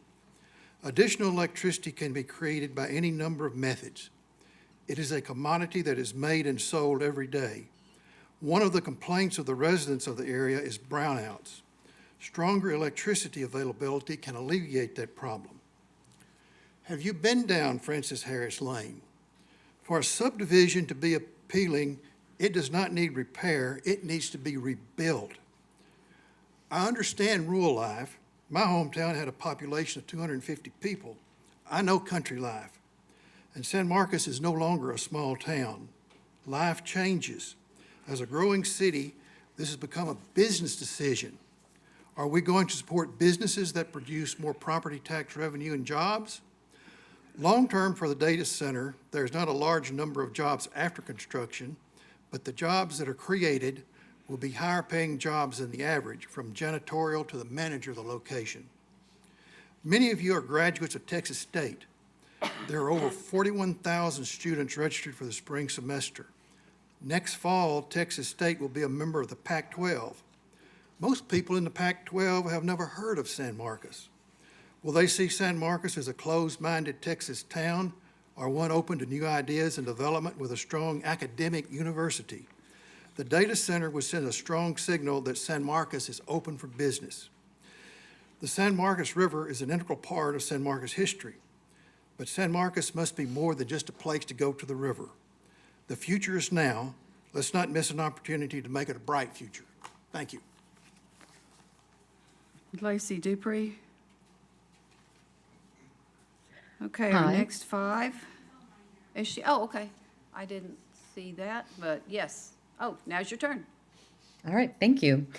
Hi, I am a local business owner and I moved here 6 years ago. My name's Lacey Dupre. I moved here 6 years ago to locate my clinic next to the river as a benefit to the entire community. The world is heading towards a global moratorium on AI, and there are numerous reasons absolutely why we need this. So, when the data centers in this country sit huge and empty and ugly in local communities, did we all make the best and most intelligent decision to keep San Marcos from this ill fate? And have the developers of these data centers presented us all with the plans on how they plan on dismantling these enormous buildings and returning the land to viable use? Have they presented you all with any solid contingency plans? Because we all need to see these. And I would like to first thank you all for fielding all of our queries and concerns. And I want to ask you all, what is the vision that you and hopefully all of us together are holding for San Marcos? Do we all see the gold mine that we are sitting on? So by 2050, we know that, the mega city of the Texas Triangle, the Austin to San Antonio, Houston, Dallas, this is going to be a reality. And we will be the green, clean, community-oriented island amidst it. We won't just be a nice place to live, we'll be the place. We'll be this blue zone, right? And we know that ecotourism is on the way, in a big way, is on the rise, right? And let's look at Richard Florida's research and his notion about the rise of the creative class. We know that creatives choose place over anything, and when they decide where to live. So these are the people, these creatives, these bring the economy into cities, and this is the most long-term and sustainable means a city can achieve growth and prosperity. This is where we gain union jobs, having diverse, multifaceted, thriving cities. And so I pledge you to hear all of our hearts who are in unison together tonight. I'm an anthropologist, a research scientist, and a doctor who takes good care of the citizens of this incredible community. You've heard us come out tonight in such a big way. And let's just take a breath together and have this vision of San Marcos. And my daughter would like to read a short poem. Mm-hmm.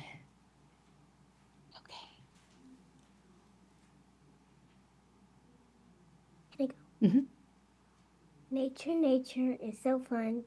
Nature, nature holds everyone. And Lacey, what's your poem again? Thank you all so much for your time.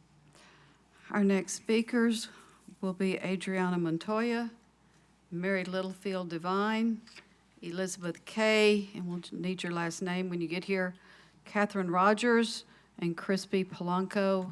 In that order is Adriana Montoya here. Mary Littlefield Divine.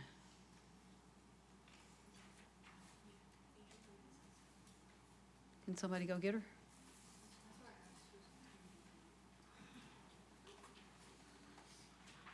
I'm going to go on down the list. I'll let her speak when she gets here.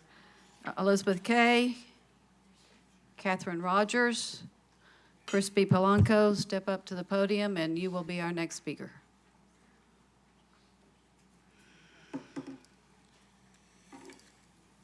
Hi, this is Kate Rogers. I'm online. Wait. Catherine Rogers.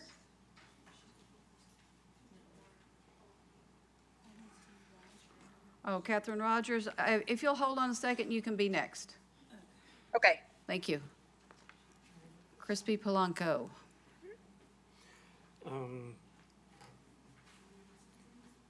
Crispy Polanco. I really wish some of these union guys would, educate themselves on the history of the labor movement and what unions are actually supposed to stand for. That's all I'll say about that.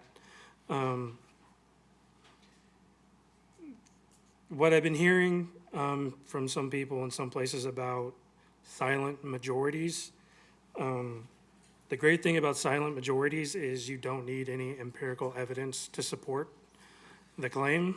All you need is vibes. And the one thing that we have on our side is this petition with over 3,000 signatures on it.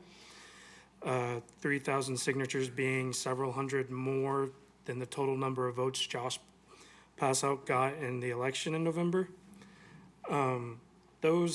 The way sampling and petitions and surveys work, those signatures come from all over the city, from lots of different people. And yeah, that 3,000 might only be 3 or 4% of the total of San Marcos population. But it's actually pretty representative of the entire city. And if you really want to talk about percentages and numbers, I mean, not just Josh, but I mean, Matthew Mendoza only got 4,000, more than 4,000 in November. And then I also looked into the last election for everybody else. I think the most anybody got was 6,000. The U.S. Census puts the total population of San Marcos at about somewhere more than 74,000. I know the city claims more than 90,000, but that actually hurts your argument. Even the mayor, who in her last election got 14,000, that's only at best 19%. So nobody up there on that dais has a mandate for anything. And to sit and claim that you haven't heard enough opposition to this, that's just ridiculous. Nobody came in and publicly spoke out against choosing the higher tax rate when you guys voted on that a few months ago, and yet you still backed down from that. So I don't think you actually care about opposition. That's not the issue. All you guys see is money. You see one of your own, a developer who's put his blood, sweat, and tears into the hard work of exploiting others and ruining the lives of Tori Martin and the Lindsay sisters. So I ask, is the argument of only 3% representation really the way you want to go? Okay, I'm going to go back to the sequence that people signed up in. So next is Adriana Montoya, to be followed by Mary Littlefield Devine, Elizabeth Kay, and then Catherine Rogers. Ms. Montoya. Buenas noches, Council. I come to you, my name is Adriana Montoya. I come to you today as a resident of San Marcos for the last 6 years, but also I come to you today from the future. Because you see, council members, I'm not originally from San Marcos or Hays County at all. I'm from the farthest west town in the state, El Paso, Texas. And it's a city that, like San Marcos, was born on a river, but that river is dying. In fact, it's on its deathbed. But before I was born, before my parents were born and my grandparents were born, it was a city that was also known for its river, for the Rio Grande, and for the valley that it watered. But in 1916, the U.S. Reclamation Service built the biggest dam the country had ever seen at Elephant Butte, New Mexico, 125 miles above El Paso on the Rio Grande. And at the time, this dam seemed like the better of two large dam projects that were competing for the same water. But it was still a dam. Now, 110 years later, the Rio Grande is a dry ditch for most of the year. And when there is water in it, it gets sucked up by the cotton and the alfalfa and the pecans. And I have never once swam in the Rio Grande because 110 years ago, there were leaders who decided that money was more important to them than their children and grandchildren having water. The first time I ever swam in a Texas river was 6 years ago when I moved here to San Marcos to pursue a degree at Texas State University. And I was amazed to see a river that was not dying, but was full of life. Today, this river, like the Rio Grande, is also in danger, not from a dam, but from a data center, which also promises us endless money if only we give up our water. So I come to you, council members, from the future, as a daughter who has been orphaned by her mother river, asking you to think of your mother river as you vote here today. And I recognize that in public administration, there are rarely good or easy decisions, but there are bad ones. And those are the ones that we can choose to avoid and say no to. So, sin agua no hay vida. Sin agua este pueblo no puede existir. To quote Bad Bunny in his song El Apagón, Yo no quiero ir de aquí. Que se vayan ellos. You can choose to feed the people or you can choose to feed the machine, but you cannot do both. Please vote your conscience today. Thank you. Our next speaker is Mary Littlefield Divine. Mary Littlefield Divine, and I live in New Braunfels, York Creek Road, Hayes County. My back gate is at 1470 Francis Harris in San Marcos. I'm here tonight to talk about this vote in terms of what does the vote actually represent. I'm confused because when I was here in the summertime, we were told that Mayberry could not come back for a year to promote this project. So I'm concerned as to why we've been spending all this time in the last several months to oppose this project that was already voted down once when he was told to come back in a year. And part of that was to give time for City Council to consider the project. I feel that we as a community are being gaslit, both by this proposal being reintroduced so soon and also by the statements that Mayberry is making about the type of technology that's available. He's continuing to offer a pie-in-the-sky data center with technology to protect the environment that does not exactly even exist. CyrusOne could not answer our questions when they came last summer, and they had to pull out of the project because they couldn't prove that it was going to be sustainable in our community and or probably for other reasons. I appreciate the unions. My father was union. He was a secretary of his union. I appreciate union labor.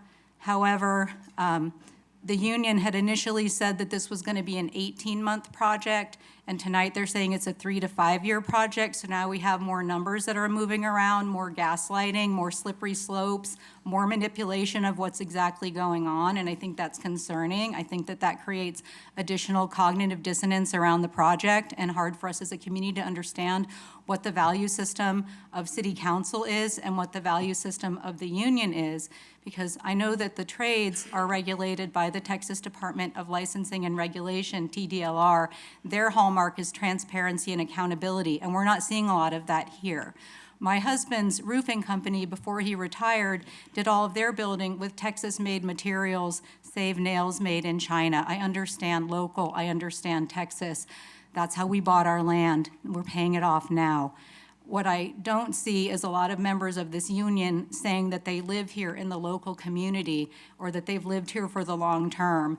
When we had the Planning and Zoning Commission meeting, none of the representatives of the union who stayed all the way to the end actually lived in Hayes County or San Marcos. So as much as we do need sustainable jobs, we can't do it at the expense of the people who already live here. We can't do it at the expense of our resources and our livestock, our ag exemption, and our children. Thank you. Our next speaker is Elizabeth Kay. We'll need your full name. Elizabeth Kabaki. Thank you. Good evening. My name is Elizabeth Kabaki, and I've been a Hayes County resident for 18 years. I grew up here. I went to elementary school, middle school, high school, and college in Hayes County. I've never attended or spoken at any sort of city council meeting before, but I really believe that this data center is the wrong choice for San Marcos. I study future water availability in Central Texas, and I am incredibly concerned about future water security in Hayes County if this data center is approved. As a Christian, I believe that we are called to steward our environment well, and that caring for God's creation is part of our service to God and a key part of our roles as servant leaders in God's kingdom. Psalm 24, verses 1 and 2 say, "The earth belongs to the Lord and everything in it, the world and all its people. He built it on the waters and set it on the rivers." What will you choose for our river? Thank you. Our next speaker is Catherine Rogers, who joins us online.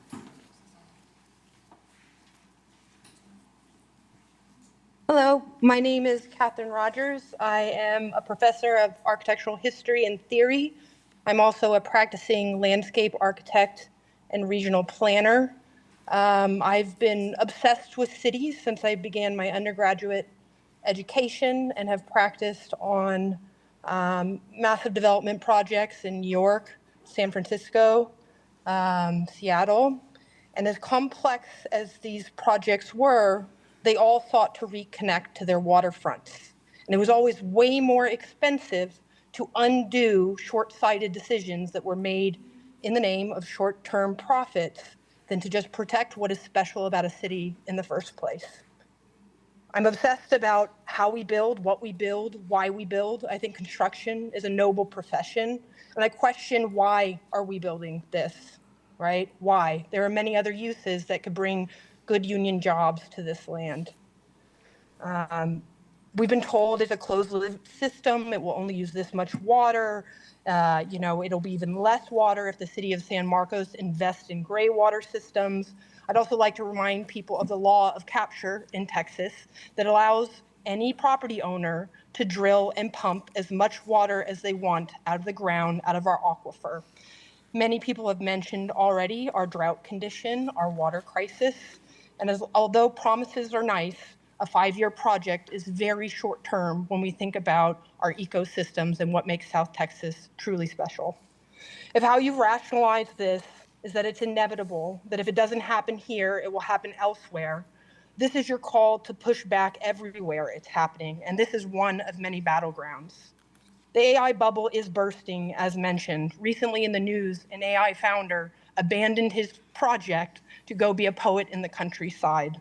This is the reality that will face all of us, that will remember the time before all of this is precious, as something that we shouldn't have let go so easily. If you approve this measure, you underestimate what makes San Marcos truly magical, what makes it desirable. The data center will provide nothing but more AI slop, rather than places for people to be, places for people to play, places for people to stay the night and visit and see the city. There are so many uses that could bring both development and celebrate our city. That is what makes development truly sustainable, is when a city and its government officials lean into what makes it special and unique. I beg the council and the mayor to dream bigger than a data center. Dream a dream that you would want your children, your grandchildren, and your great-grandchildren to experience. Thank you for the time. Our next 5 speakers are Camille Busby, Hyatt Corenful, Malik Thomas, Bethany Gay, and Tori Martin. Camille Busby is number 51. We have 125 signed up. Are any of those people whose names I just called here? I know Tori's here. If I called your name, you need to be approaching the podium. Tori Martin. I want to squash something really quickly and just get it out of the way, nip it in the bud. I'd like to say that I love blue-collar men. And I think it's a downright shameful that the hardworking men and women of this community are being pressed by out-of-town labor workers who don't live here in order to pin other hardworking people against each other. So it can give this disillusion that there are two sides tugging at this when there isn't. It's despicable, it's sad, it's desperate. I won't fight with any of you men and women in orange tonight. In fact, I never have, because I respect the work that you do, which isn't white-collar crime, but actual hard work, because maybe you've never had another option in your whole life. We have that in common. But either way, you are not winning tonight. Whatever the outcome is, I'm sorry you were asked to be here because you want a part-time temporary job on a data center, but I think that's pretty small compared to what the cost is, to destroying generations of families' lands that our father and our father's fathers have worked for, farming and doing manual labor for a living, that they worked hard for to pass down to their kids and to their grandkids. I'm sure you want the same thing for your legacy as my neighbors and I do for ours, because I'm sure we're a lot alike, and I'm sure we have more in common with each other than you do with a developer. But then again, I would never be the pawn in someone's scheme to harm other hardworking folks. That's a personal choice and moral choice you are making. So sure, say whatever you want to make this developer feel good.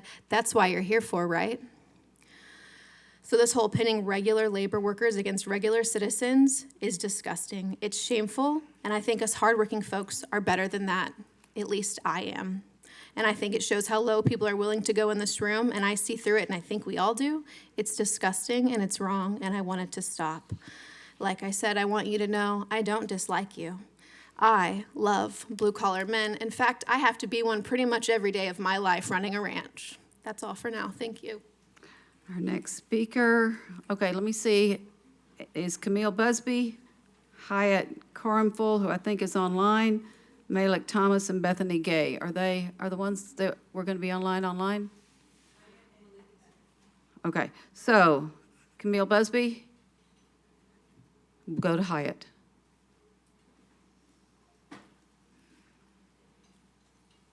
Hello, Council. Tonight's vote is one of incredible importance. We need The your name decision for the that- record, please. My name is Hayat Kronful. Thank you.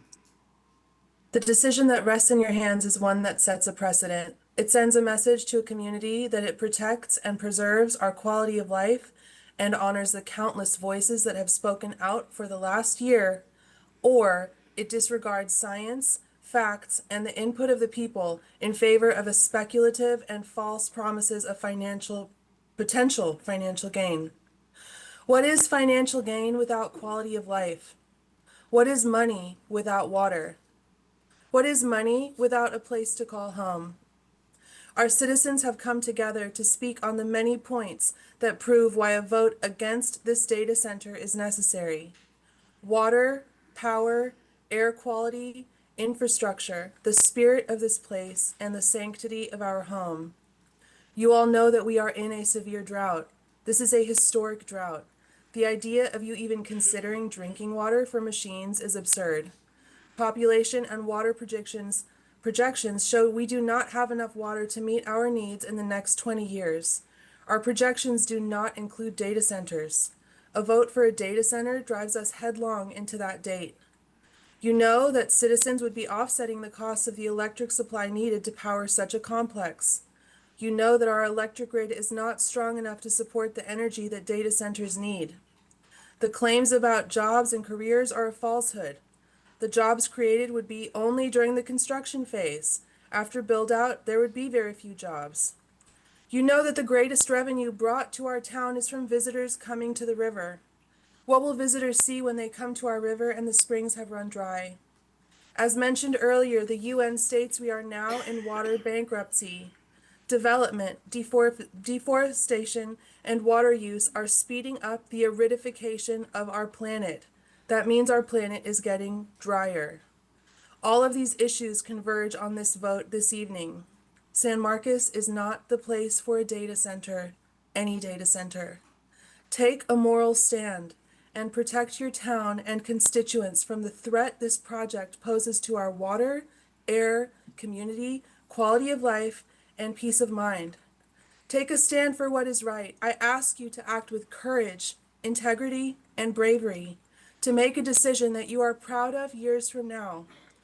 To quote our 26th President, Theodore Roosevelt, "The nation behaves well if it treats the natural resources as assets which it must turn over to the next generation increased and not impaired in value." Thank you. Our next speaker is Malik Thomas. Is that you? Step up to the podium Let me know when to start. now. All right. Good evening, Council. My name is Malik Thomas, and I'm a computer science student as well as a Marine Corps veteran. I'm not against technology. I'm studying it. This has already failed 5-2 in August.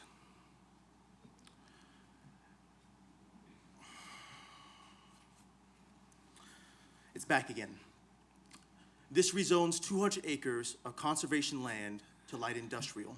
It's one of 3 data centers within 1.5 miles. Are you prepared to lose the people who moved here to San Marcos for the river and hill country, and have you modeled the cost of residential flight against the tax revenue you're banking on?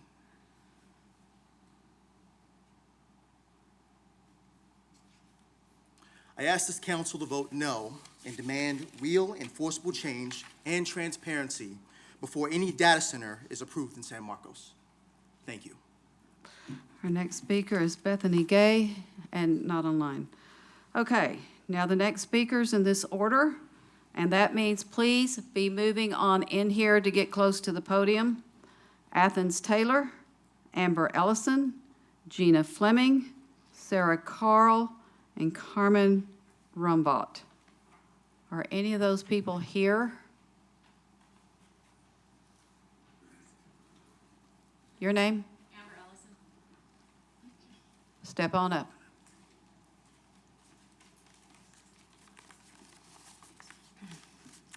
Thank you for hearing us. My name is Amber Ellison. I'm a local artist, teacher, bartender, musician, and I'm here because I love this place, and I'm angry that some people are threatening its future. In 2019, when I was living in St. Louis, Missouri, I did a photo project centered around a small township called Sauget across the Mississippi River from St. Louis. Sauget was home to the largest PCB production in the nation before PCBs were banned in 1979.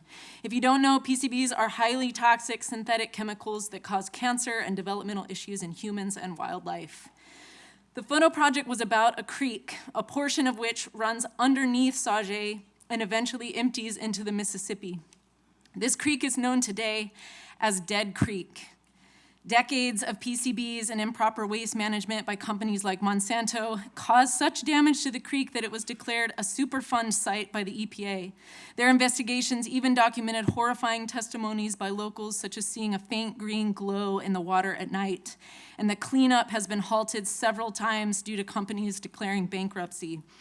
I was informed at the town hall last weekend that the companies and corporations responsible for pushing these data centers in Central Texas are refusing to disclose what chemical combinations they will be putting in the water they use before it's released back into our waterways.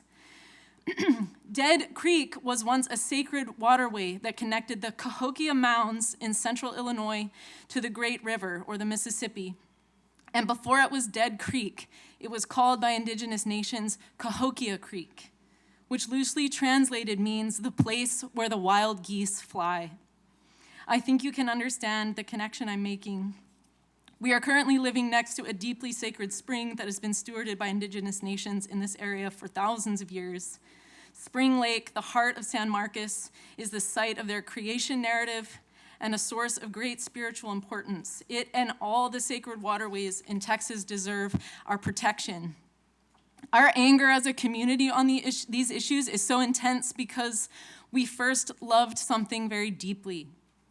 We respect this land and its resources, and we want to honor it and care for it as it cares for us. Once I understand what I love and value, it becomes clear what's worth fighting for. Data centers and AI are not worth fighting for. Pushing them through is a move that is in a long lineage of colonial violence and cultural genocide. Please have the courage to listen to the indigenous voices, listen to your own conscience, remember your own beautiful experiences of water. What are the stories and the mythologies that shape you and give you hope? Decide for yourself what is of actual value to you, what is worth fighting for, and what you want to leave for generations to come. Thank you. Our next speaker is Gina Fleming. Hi, I'm Gina Fleming, and I'm here to speak against the data centers. And also, I've spoken numerous times before, so I'm also going to talk a little bit about feng shui. Feng shui literally means wind water. It is predicated on an ancient belief that landscapes and water direct the flow of universal qi through places and structures, and that humans are vitally integrated with their surrounding environment. This may explain why so many of us feel drawn to San Marcos, not for jobs or money or housing, but through a very real connection and a sacred sense of place. With respect to physical structures, however, this chamber reflects a misapplication of feng shui principles. A simple internet image search will confirm that the universally accepted configuration for city council chambers places the podium for public comment front and center. In our chamber, however, that podium is pushed to the periphery, off to the side. We are placed in a position where it is difficult to make eye contact with all council members, a position that strategically deflects the focus and spirit of our words. With each speaker that steps up to this podium, we are reminded that the chamber is not designed to place the voice of sinners central to deliberations, yet front and center is where we deserve to be. This does not diminish the importance of your mission, however, for you have the power to vote this evening. I am praying that each one of you finds the inner guidance you need to make your best decision for the highest good. Regardless of whether the proposed zoning change for a data center passes or fails, we will remember each vote. We will remember your name. Your vote tonight will become your legacy. So, Amanda Rodriguez, Josh Paselk, Alyssa Garza, Jane Houston, Shane Scott, Matthew Mendoza, and Lorenzo Gonzalez. We will remember your name. We will remember your vote. Thank you. Our next speaker is Sarah Carl. Sarah Carl here. Is Carmen Rumbault here. Next 5 names are Nadia Ramirez Palafox, Chia Guillory, Sam Jett, Blake Coe, Randall Terrell or Terrell. Are any of those people here?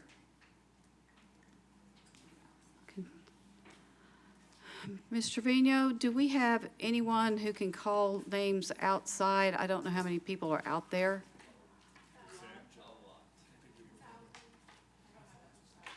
I know, we're down some people. Okay, if anyone here knows any of those folks, would you please go call their name outside? Okay, good. Your name? Sam Jett. Okay, hold on, I need to see if any of these other people are here. Sir, standing behind, what is your name? Randall Terrell. Okay, Sam Jett, go ahead. All right. My name is Sam Jett. This speech was not brought to you by AI. Instead, it was written from inspiration from my time spent at the Springs throughout my life. I'm just a guy who lives in Austin now on a homestead, who's out connecting farmers and the land. Over a decade ago, I was just a small-town country kid from Northeast Texas who moved to Austin and stumbled down the road to a little oasis called San Marcos. I lived here for years and experienced the unique natural features this town and area has to offer. This opportunity bestowed in me, as it does many, a deep love and connection and respect for these beautiful natural wonders.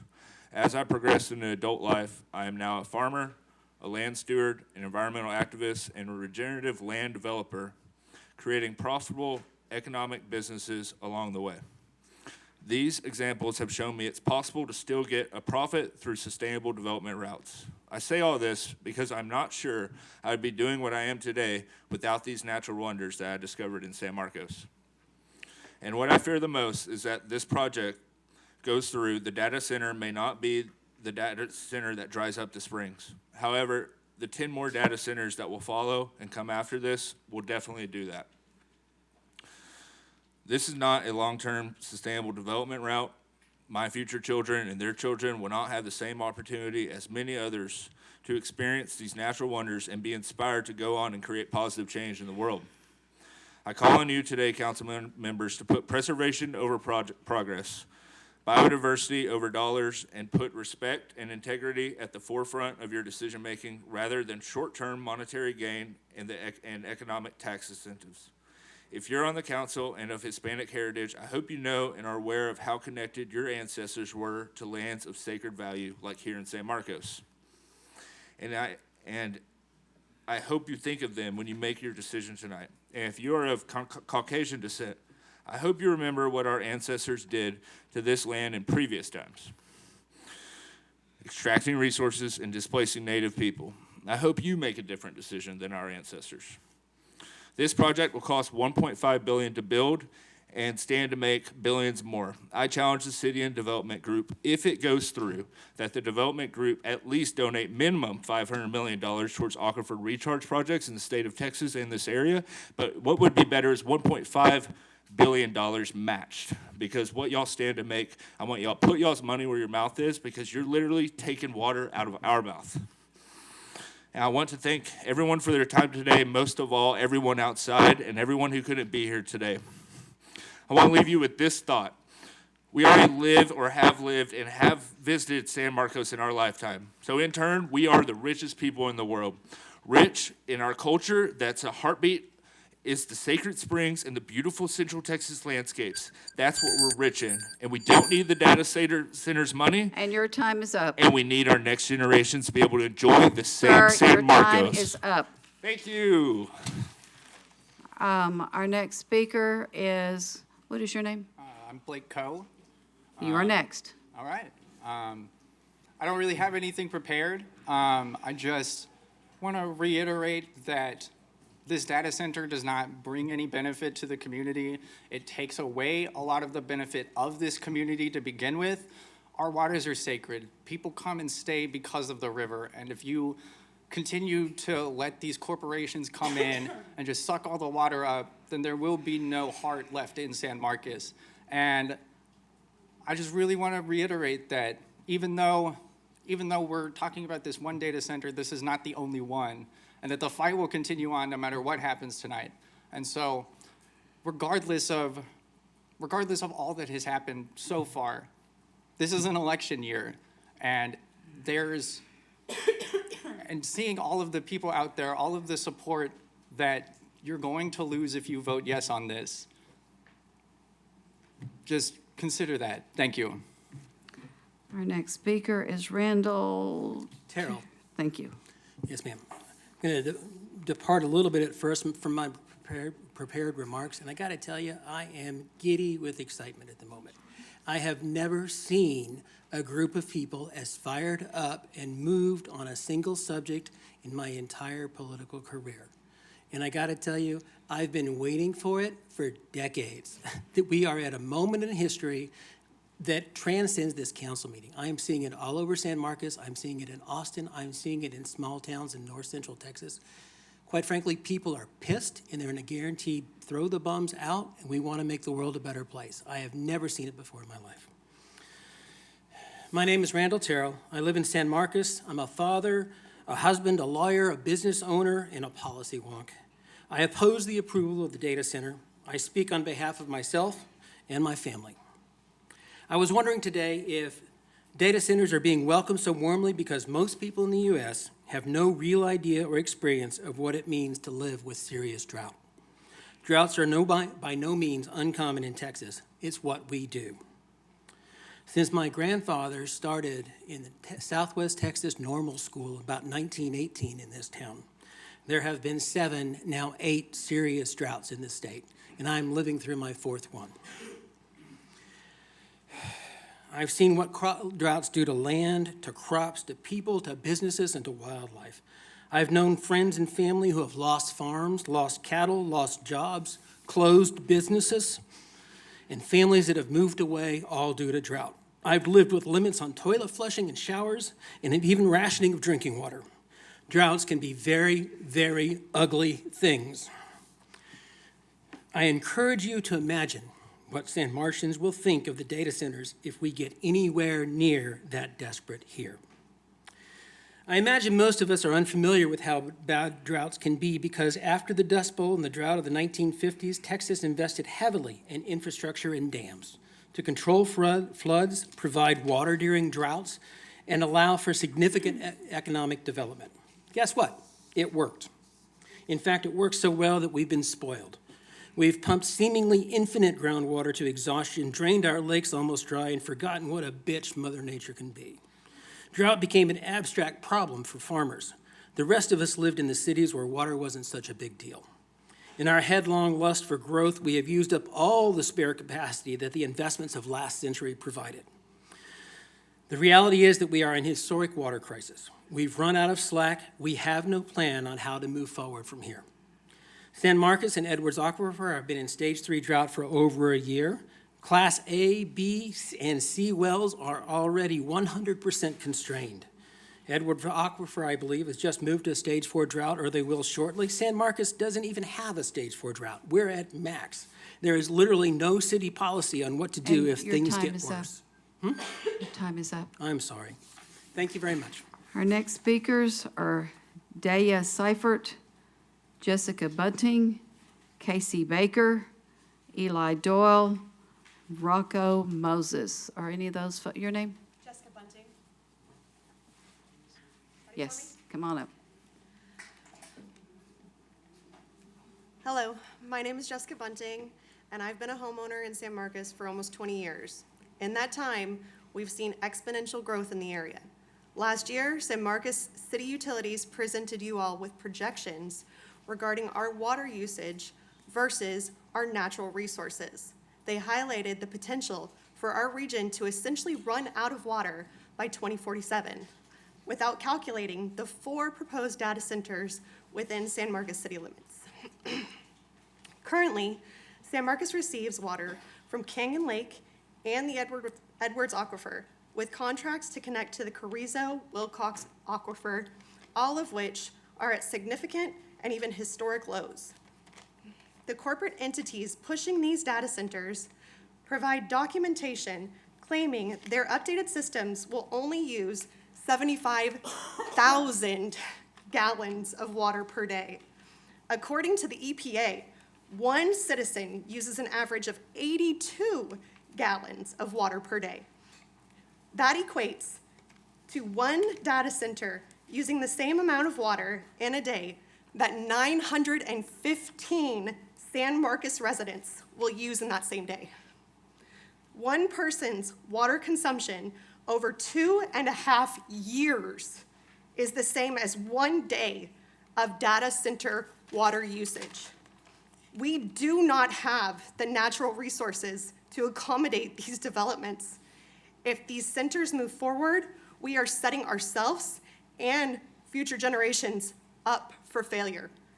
I believe any person supporting this proposal would change their opinion if they understood or had to live with the long-term consequences of their opinion.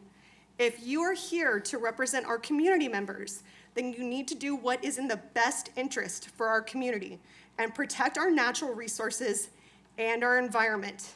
We are already entering stage 4 water restrictions in our county. This should be common sense. Please, please protect our community. Thank you. Our next speaker will be Casey Baker, who joins us online.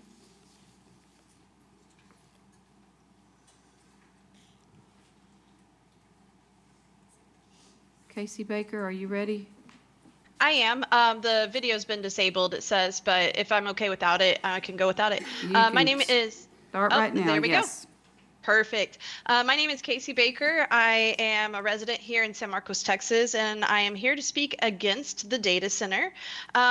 I am really glad that we have so many active union members here in San Marcos. I am an active union member myself. However, I don't think this project is good for any of us. So I think that hearing from so many union labor workers for talking about the need for more projects for them, I think we need to make sure that we are planning projects that are using labor resources. However, this project has too many risks that can pose threats to our community. In addition to the water and electric usage that people over and over again have spoken about tonight, I'd like to talk about some of the environmental health risks that would be posed to our citizens if we do have this. Data centers and other large developments like them pose threats of environmental health risks due to air pollution, which increases cardiovascular and respiratory issues amongst people who live near them. We see in other communities, not necessarily just from data centers, because those are new and that data is new to us, that people in communities that have over-industrialization around them are subject to higher rates of cancer and other long-term debilitating illnesses. Our community does not have the money or the resources for us to all be walking around with these terrible illnesses that could be caused by a short-sighted project. Also, in addition to the riskiness of this project, we have water pollution. We have the risk of all the water being used up, and so people in that area not being able to access their well water, potentially either having their utility bills go up high enough to where they're trying to reduce their water usage at home, which is a great thing until they reduce it so much that they're not taking care of their health, their cleanliness, their hygiene, which causes even more health issues in our population. I think that our city council would be better off choosing to not approve data center projects. Most of our community does seem like they're against it, and instead focus on other newer, safer projects with more known variables that we can make sure people are getting like put to work at with long-term benefits, good salaries, living wages, but something that's not going to risk a bunch of different environmental risks to our community. Thank you so much and have a good one. Our next speaker is Eli Doyle. Is Eli Doyle here? Rocco Moses. Following Rocco Moses in this order would be Lucas Kraft, Charles Sechting, Becky Smith, Devin Birdsong, and Carondale Crane Denver. So I think we've summed up the micro issues. Your We don't name, have the please? water. Name, please. My name's Rocco Moses. Thank you. So I think we've summed up the micro issues. We don't have the water, the community doesn't want this. I think the question here, that it really measures to is how many of you have directly been compromised by these businesses and approached and had money towards campaigns and had money donated towards processes and projects? Because this is more a question of watching the mechanism roll over municipalities. You're the line of defense for us. This is a paramount decision because it's the first one. If the first one comes, the odds of stopping the rest of them are minimal. We still, as a community and as people, still have a chance to stop this. I don't know if we're already cooked.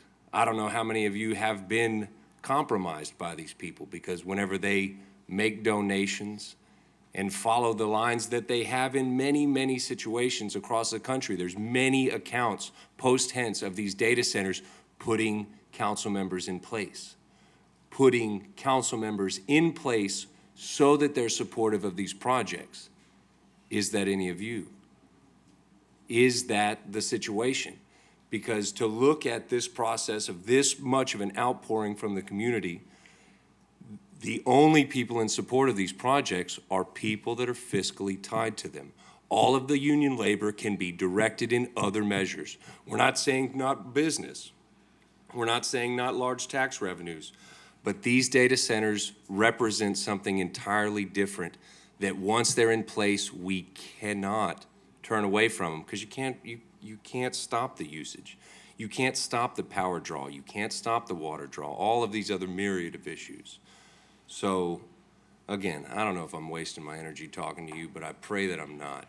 Please follow course with the community. Don't let the wheel of this money roll over you and make you capitulate to this nonsense. It's insanity. Putting these data centers into the state of Texas moves us closer and closer towards a system that we're not going to be able to get out of.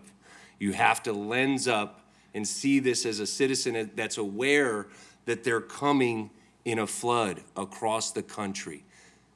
I don't believe that we can stop it en masse, but I believe in this moment we have the ability to make a position. You have the ability to make a position. You specifically, in this instance, have a paramount level decision because the first one sets the tone for the rest of them. Please make healthy decisions, not based on money, please. Thank you. Is Lucas Kraft here? Right here. Okay, you're next. Lucas Kraft, 306 Craddock Avenue. Mayberry's quoted the city of San Marcos a whole lot of money in this project, kind of like a golden ticket that will seemingly rescue the city from a debt that seems to stem from a budgeting issue on the city's part. With that said, the AI industry isn't turning a profit. If anything, it's hemorrhaging money. It's been compared to the dot-com bubble of the 1990s, the result of overvaluation of internet startups, which led to the 2000 stock market crash. The problem with bubbles is that they can only be conclusively identified after they've popped. One massively inconvenient truth is that the AI industry hasn't figured out how to be profitable. Like many startups, AI firms have followed the classic playbook of burning through money to attract and lock in an audience. AI tech firms are involved in a circular flow of investments that are artificially inflating their own value. Current estimates published in Bain & Co.'s Global Technology Report suggest that household name AI companies such as OpenAI and ChatGPT face an $800 billion shortfall. Long-term spending is funded by debt, with an estimate from Morgan Stanley put global spending on data centers between 2025 and 2028 at $3 trillion, $1.5 trillion of which is covered by private credit. OpenAI, for example, has failed to present a reasonable roadmap to profitability or how we'll pay for these investments.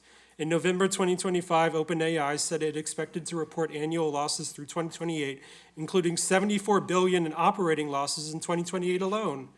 Both small and large companies end up spending in these same areas, data centers and servers, when it comes to their AI operations. However, despite the large spending, these companies' revenue is nowhere close to the cost they incur. The end result is that AI is becoming a toxic asset, a circular money machine, except who is benefiting? The people who construct it, obviously, and the developer, who doesn't live here. But who else? The citizens that keep showing up to these meetings week after week to continue to express that they reject this proposal. I'd like to clarify that there is no silent majority of people who support this. If there were citizens who supported this, they would be here, but there are no citizens. It's the union and it's John Mayberry. And we see this in Granbury, Round Rock, Odessa, Amarillo, Sweetwater, El Paso. I could go on. All of these communities reject these data centers. Show me one community where citizens have accepted and supported building these. And your time is up. Our next speaker is Charles Sechting.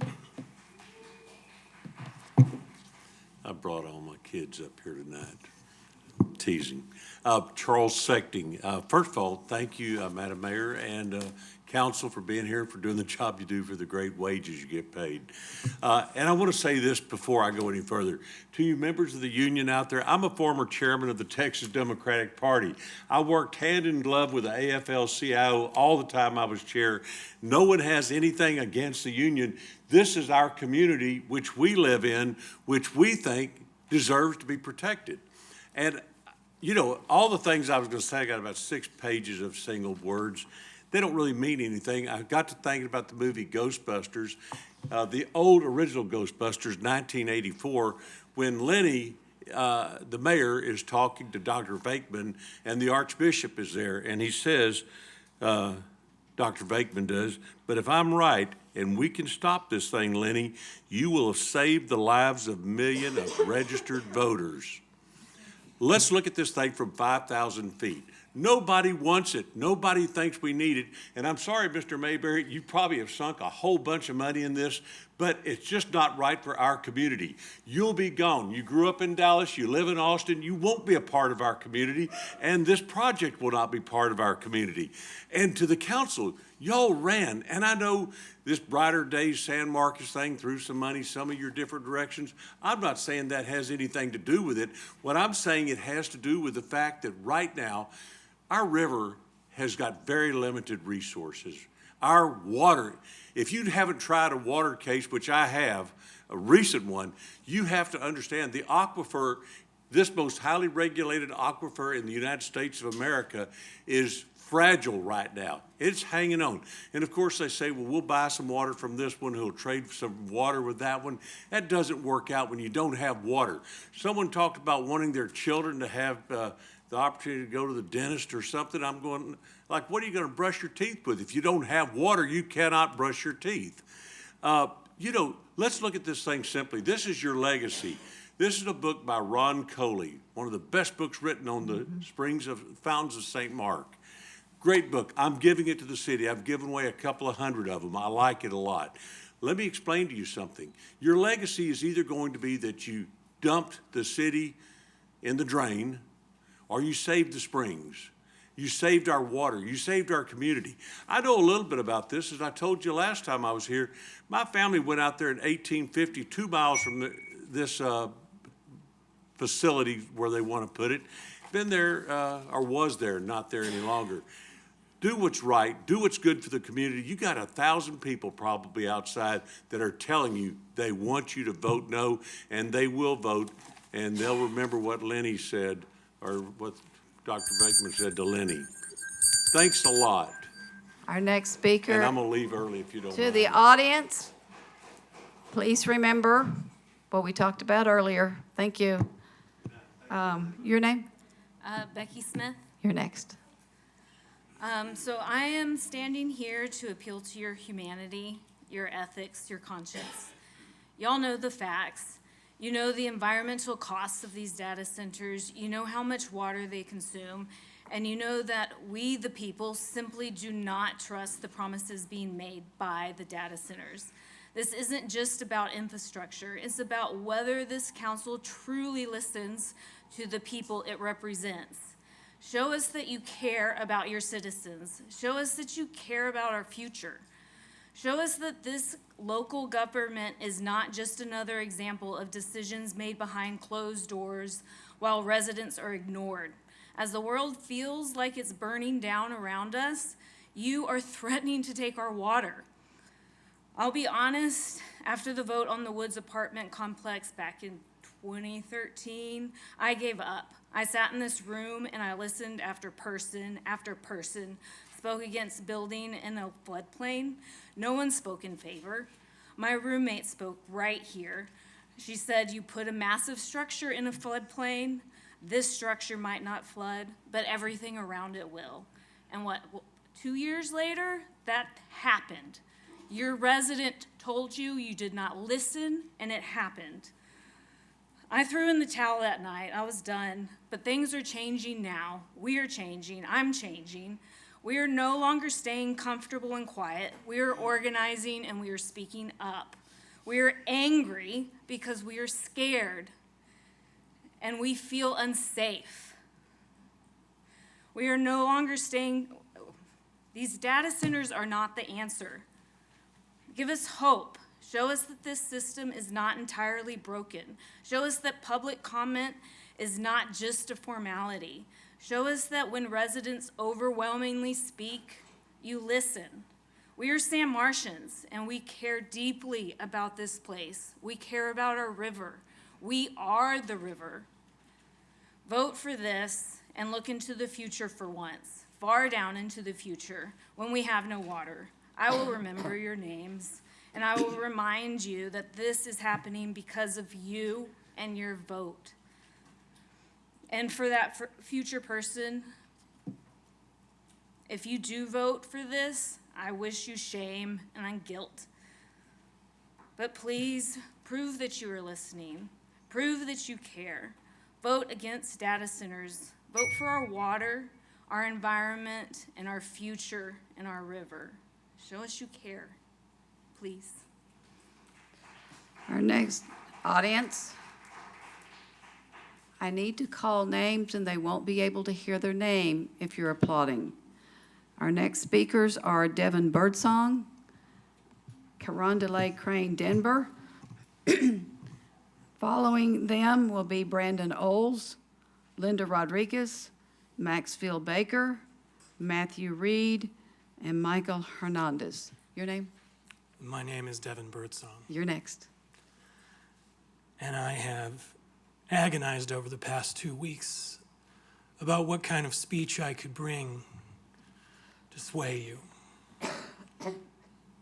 I was born in San Marcos. I have a lot of wonderful memories that I could share, that I keep in the reservoir of myself, and that I hope to add to. There are a lot of statistics that I could give you. You've had them thrown at you all day. Data centers are in the news constantly. It's only increasing.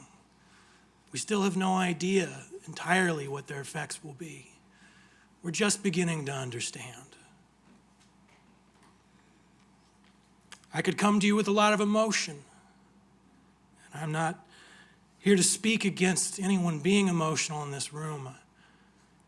I'm very proud of the people outside being able to express themselves in that way. I've struggled with it most of my life. But I cannot stand silent. I will be affected by this. I have a friend who will be affected by this. I have relatives who will be affected by this. And so I have to speak. I cannot pretend to be unbiased. I cannot pretend to know it all. I've poured through the statistics to the best of my ability. I have concerns that are both emotional and logical. If you're asking me, and if you're voting tonight, I urge you to vote against it. With all my heart, I do. Not because of what I know, but because of what I don't know. What none of us know yet. There are a lot of concerning statistics from communities that have done this, and they're only continuing to build. Time is our ally in this scenario. People will continue to want to build here. They'll still want to. Time will tell us more than anything else. But I would prefer to call upon this council to pass a resolution to open this vote to the people of San Marcos. If a data center is added here, it will be because they voted for it. And the consequences will be theirs, not yours. If you vote in favor of tonight, I am sure that the political fallout will be large. In your position, I would not want that. I would rather open it to the people. Your time is up. I'm looking for Carondale Crane Denver, Brandon Oles, Linda Rodriguez, Maxfield Baker, Matthew Reed, and Michael Hernandez. If that is you, you'd please come on in and get ready to step to the microphone.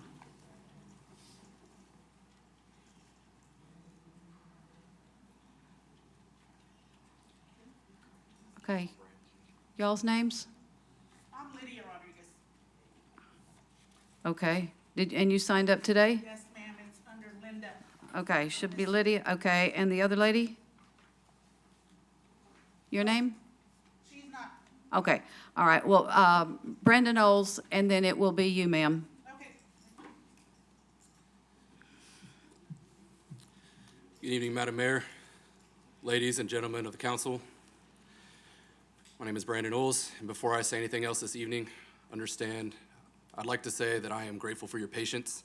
I know it's been a long evening, and it's going to be longer still, but at the end of the evening, this is what you signed up for. To ensure that the voices of our people are not only heard, but represented. And at the end, and tonight you get a chance to prove that that is in fact why you're here, because it's in question. Last time we were here talking about the annexing of this land, many of you voted in support of it, in support of the data center. It's not really something I understood. It didn't make sense to me. But rather than jump to conclusions, I chose to collaborate with the Data Center Action Coalition to create an event to allow you the opportunity to come forward and justify, provide new information, explain why it is you support the data center, if you still do. And while none of you showed up to speak, several of you did show up. For those of you that didn't, you would have saw that the VFW was packed. It ran out of chairs. It was full of veterans, locals, students, people on the left, people on the right, all of us coming together to say that we don't want this data center here. Right? The one pro that was brought up said, hey, you know, what, isn't this going to provide funding for our city, you know, via taxes? Well, it's not really an issue, is it? Right? So let me paint a picture.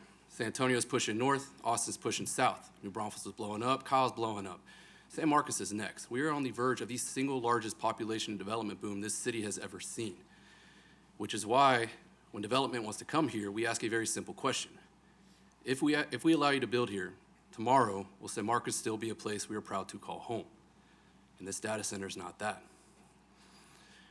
I mean, let's look at the electrical. 2.5 times the power demand of the city's peak power demand. Last time we were here, several of you boldly declared that you're a champion of the middle and lower class. Well, these are the people that are going to be affected the hardest when the utility bills go up. So if you are their champion tonight, you get a chance to prove it. This is why I ask you humbly to kick this down the road. And instead, let's focus on reinforcing our electrical, water, and highway infrastructure. That way we can comfortably and confidently welcome in this population and development boom that's at our doorstep. If we do this, then tomorrow, San Marcos will still be a place we're proud to call home. Thank you. Lydia Rodriguez, you are next. Good evening. Today we stand together to speak for our neighbors, our land, and our future. This is just not open land. This is where families live. This is where wildlife moves freely. And this is where the night sky is dark enough to see the stars. And now the rural stretch of land is being considered for a massive data center, an industrial scale facility that would permanently transform the character of our community. We are told this is progress, but for whom? Data centers consume vast quantities of water. They demand enormous amounts of electricity. They transform green spaces and farmlands into industrial compounds of steel and concrete.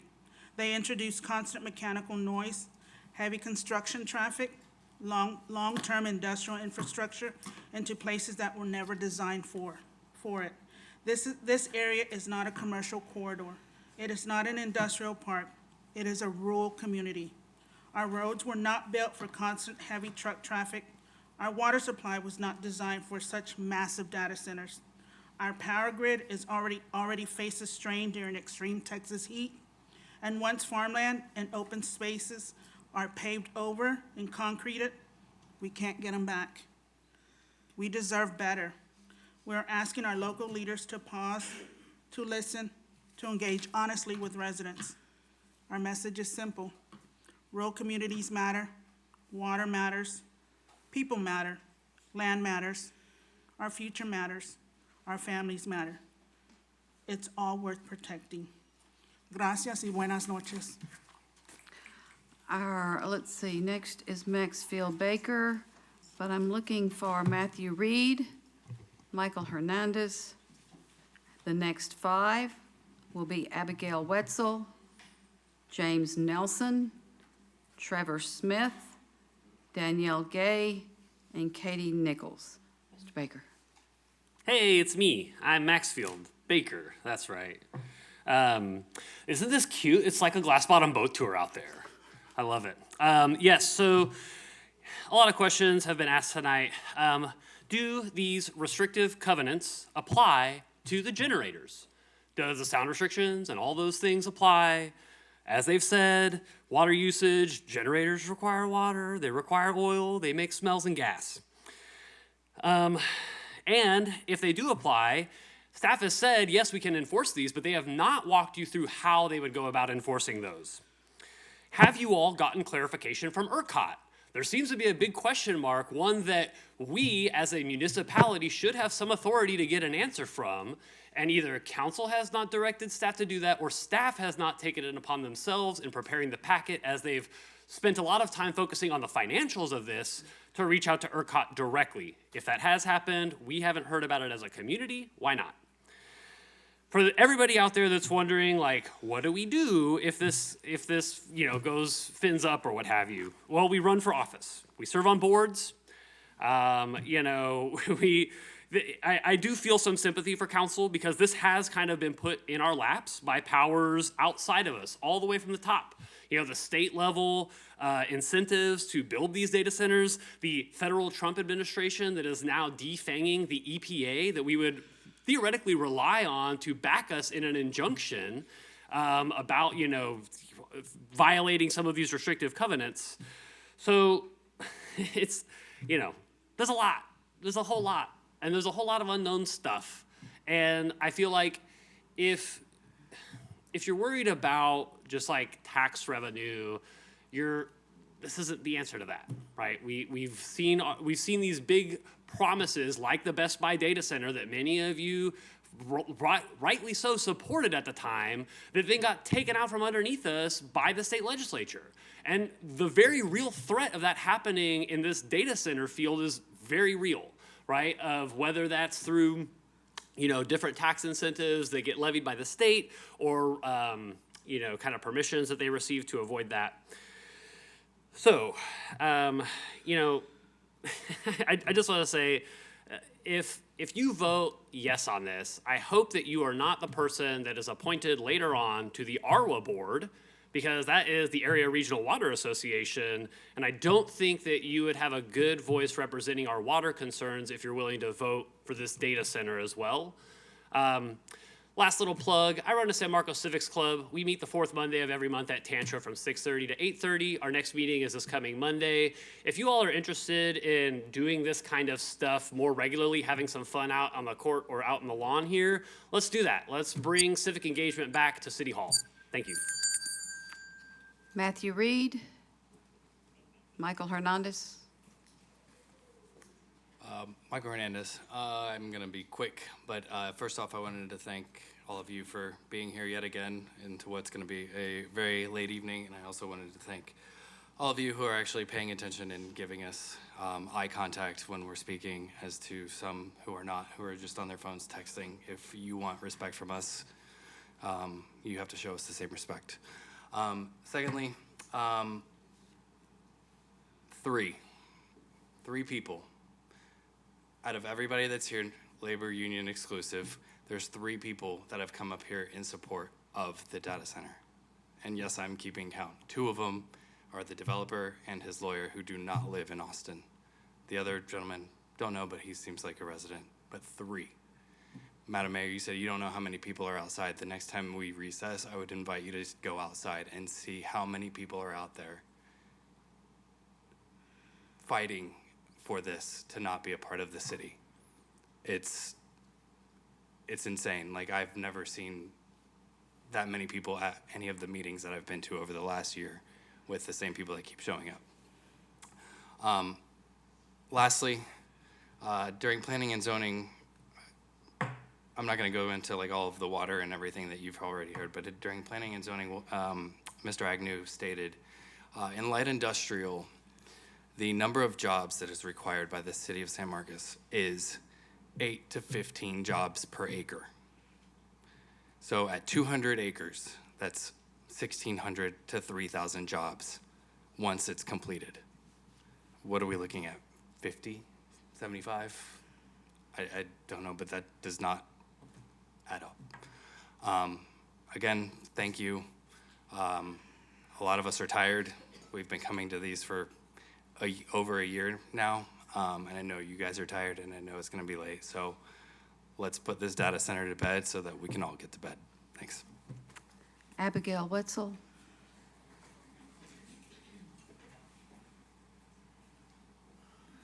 Hello, my name is Abby Wetzel. I'm at 1717 Quill Run in San Marcos, and I have to say I mistakenly wore the wrong color this evening.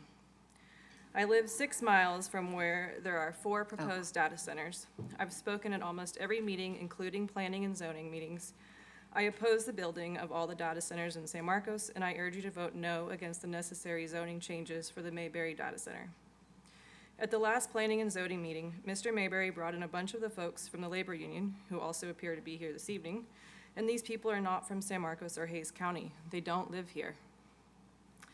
These data centers will only employ maybe 50 people per site at best. That is not many jobs, especially at the expense we will pay in water usage, air pollution, noise pollution, and the increase of energy production, which causes more air and water pollution. I urge you to read the articles the people of the Data Center Coalition have been sending you. They show you case studies of communities suffering the effects of data centers. This is an industry that is going to bust, and our health and water resources are not worth it. Please listen to the residents here tonight. We do not want this. As it's been stated, there are hundreds of people out there. It looks like a mini little festival. None of us want it. My other thought is, do you guys want to live 6 miles from 4 data centers? Because that's what I'm about to face. Thank you for your time. Next speaker, your name? Trevor Hold Smith. on, is James Nelson here? Trevor, you're next. Should have been more ready. Thank you all so much for hearing us tonight. My name is Trevor Smith. I live at 301 Saltillo Street. I'm a homeowner in San Marcos here, and I'm here speaking also in opposition to the data center. I'm the son of a mother who taught me the value of good union work. My mom spent half her life as a cashier and a union steward to the grocery store she worked at. I've also marched on the picket line with the unions, and I will say to all the union members out there, we are friends, we're on the same side. And I hope that we can hire y'all for projects that aren't as harmful as building data centers.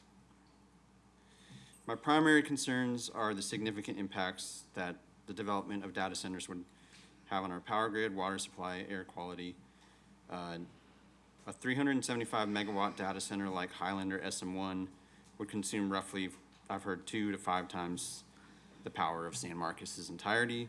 The 4 data centers currently being proposed would consume around 30 times our electricity that we already use in San Marcos.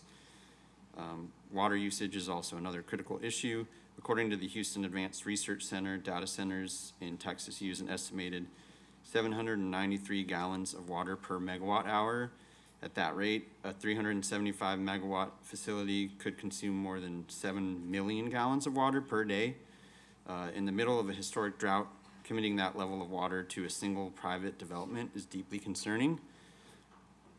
There are also broader public health implications. A study published by researchers at Caltech estimates that air pollution associated with the energy demands of artificial intelligence computing could contribute to as many as 1,300 premature deaths annually in the United States by 2030, with public health costs approaching $20 billion per year. And those impacts are ultimately felt by communities like ours. Not all development is equal, and projects with this level of energy and water demand pose disproportionate risks for San Marcos. We are already facing water scarcity and environmental stress. Choosing to significantly increase pressure on our utilities and natural resources feels irresponsible and short-sighted. We have the ability to make decisions that protect what makes San Marcos special. For these reasons, I respectfully urge you to vote against ordinances 2026-04 and 2026-05 and to oppose future data center development proposals. Thank you for your time. Danielle Gay, Katie Nichols. I'm going to call 5 more names. Now, anyone whose name I have called and they didn't step up at the end when we get through at the 125th name, I'm going to go back through the list. I'm going to call them again. So next is, she may be online, Leah Cuddleback, Jessica Moreno, Adam Colton, Matthew Medina, Benjamin Aguayo. Any of those folks? Now is the time to step up near the podium. Your name? Jessica Moreno. Okay, hang on a second. Ma'am, Danielle Gay is online when you have a chance. Okay. Then you are next. Okay, thank you. Hi, my name is Danielle Gay. I live at 719 Belvin Street in San Marcos. Thank you, Mayor Houston and City Council members for listening to me speak on Ordinance 2026-04 tonight. As you are aware, we are under Stage 4 drought restrictions. Judge Ruben Becerra has called for a moratorium on high-volume industrial water use, urging for the suspension of permitting for high-impact industrial operations that threaten our precious water. Under our current drought restrictions and Judge Becerra's moratorium, it is absurd to even propose the development of a data center, which will use tens of thousands of gallons of our precious water daily. I've heard several people tonight who want the job opportunities that the data center might bring. In my personal opinion, we as a community should focus on efforts to bring employment opportunities to this area that do not threaten our drinking water, our water recreation, or our fragile aquatic ecosystems. Because once the water is gone, we can't get it back. I ask you, how can San Marcos continue to grow without water? If the goal is to create jobs, then San Marcos can do better to serve its people. In light of the immense and severe drought that Central Texas has and will continue to experience, I hope that you take Judge Becerra's words and the words of all of the members of this community who oppose this data center seriously. Please take this seriously. As you make your decisions on this ordinance, I hope that you think of the long-standing negative impacts that this the negative impacts that this data center will inflict on our local environment and our community. Think of that over any short-sighted monetary profits that may be gained from its development. Please vote against changing the land designation and do not allow this data center to be built. Thank you. Our next speaker is Katie Nichols. Is Katie Nichols here? Yes. She online? Okay. Hi. You'll state your name and then your 3 minutes begins. Hello, my name is Katie Nichols. A lot of great information has been presented tonight against the development of this data center, so I'll go ahead and keep it short. As a citizen of San Marcos, I ask that you vote no to the development of this data center. As public stewards, you must remember your most important job is to serve the public. As we have heard tonight, the citizens of San Marcos do not want this data center. As elected public servants, please remember your duty is not to chase profits for the city of San Marcos, but to promote accountability and accessibility for your citizens. Please keep your constituents in mind and vote no against this data center. Thank you. Our next speaker, Leah Cuddleback. Is she on, Mr. V? Is that you? Oh, okay. We thought maybe you would be online. Yeah, Okay. I put either. That's okay. You're next. Awesome. Hi, I'm Leah Cuddyback, and I wanted to start by saying thank you for being here. It's probably already been a long night. It will continue to be a long night. I hope the vote part goes quickly and as a no. I have lived in Hays County since 2014 when I came to Texas State for a biology degree in wildlife biology, and I currently live in an unincorporated area in Hays County where there is little local planning authority. You all know, we all know that there are very limited ability for counties to regulate, and since Texas is the only state without county zoning authority, we are constantly faced with these kinds of challenges, these developments that local leaders feel that they have little to no control over. I had to stop myself from thinking down that thought path because that mentality only gets us so far. It's a justification for continuing within the confines of a system that does not serve the people living in and around developments that are wholly misaligned with our goals and the future we want for this region. We do need widespread regulatory reform at the state level, and by exercising the existing power you all have as a city, you are paving the way forward. From one perspective, council appears to be between a rock and a hard place where you are faced with a development that you could agree to and then try to plan ahead in the hope of better regulating and setting the conditions for this development's creation and its path forward. However, that feels depressing, and it's only a choice if you make that a choice. You have the power to say no as a city, as a municipality, and you have a duty to your constituents to listen when they tell you to say no. This is a chance for y'all to stand up and set a precedent rather than planning 3 steps ahead behind the scenes. You all have heard from countless residents, local business owners, and neighbors who adamantly and fervently oppose this development. And in good conscience, I don't feel like y'all can vote in support of progressing with this development when it's been so clearly refuted by your constituents. Regarding item 8 on the agenda, your residents came together and designated this part of the community as conservation cluster, not as a commercial development. And I urge you not to change your strategic plan because of a developer when your residents are sitting outside in the 100-fold telling you that they want you to stand by the plan as it was originally designed. Please vote no on the amendment to the city's preferred scenario map. I also know that voting to deny this rezoning and potential development means that the developer could go outside of the city and into the county. I know the risk that holds. I know also that if it comes to that, the county will do their best to figure things out. As a municipality, you have the power to say no, and I urge you to wield that power of choice in this circumstance. Statewide change and county authority must happen. We need regulation that enables our local communities to rule themselves. but at the local level, this has to happen first. Thank you. Next is Jessica Moreno. I'm looking for Adam Coulon, Matthew Medina, Benjamin Aguayo. If any of you are here, please step into the chambers over near the podium. Jessica Moreno, state your name and your time will start. Thank you. My name is Jessica Moreno, and I first want to thank you all for being here tonight. I've been with you since 3 during the work session, and I'm a Hays County resident opposed to Ordinance 2026-04 and 2026-05, which would enable John Mayberry to build an AI data center. For the record, I'm against any data centers being built in our community, primarily because water is sacred. I've emailed each of you to let you know that our waters do not know municipal boundaries. What happens upstream impacts us all. And as you listen tonight, please know that your decisions have far-reaching impacts beyond San Marcos and beyond our own residents. During the P&Z meeting, and again tonight, we've heard from many labor union folks, and I want you to know that I am the daughter and granddaughter of construction workers who've helped build this state, and I know what it's like to rely on that kind of work for our family.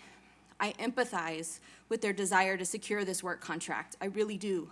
However, these jobs are not what Mayberry is making them out to be. They are not long-term jobs for San Marcos residents.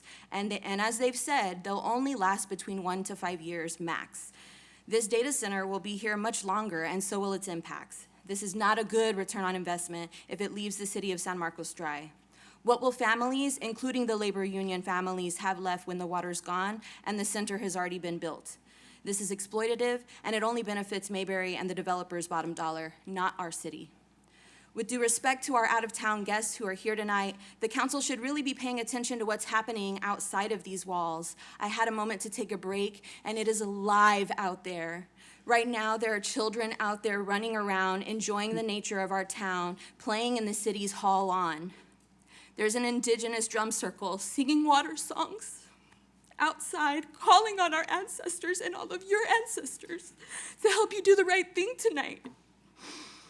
All of this is made possible because of the love and dedication of our local parents, organizers, water scientists, students, educators, and many, many more. These are your neighbors who have gone above and beyond time after time to come and spend time with you at every meeting, P&Z or otherwise, to let you know where we stand on this issue, and we do not get paid to be here. In 10 days, the Data Center Action Coalition has collected over 3,600 signatures against data centers in our area, and this number is growing by the minute. That's just my last refresh. I leave you with a campaign statement of one of your fellow council members who said that the power of the people should always be stronger than the people in power. Please, please, listen to all the folks that are out there, all the folks that are in here, all these fishies trying to swim in our city hall tonight. Please be with us. Vote no on these ordinances. Our next speaker is Adam Coulon online. I don't see, okay. Matthew Medina. Are you Benjamin? I'm Benjamin. It is your turn. Come on, come on, it's time to speak. Well, hello everyone. I'm Benjamin Aguayo. Unlike the folk out there in the orange shirt, I'm actually from San Marcos. I went to Travis Elementary. I went to Goodnight. I graduated from the high school here. I got a scholarship to go to school in UT Austin. I just saw my old elementary school teacher out here.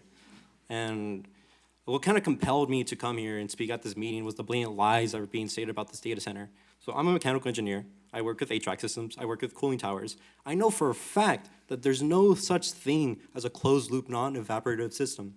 That just doesn't exist. And whenever I saw that and heard that, I realized that was such bullshit. That's like saying Santa Claus is going to get rid of heat from the data center. And as being someone who's worked with data centers, who does data center research, I felt compelled to come and speak about this because we're being fed lies and we're being told to eat these lies, make decisions based off of these things.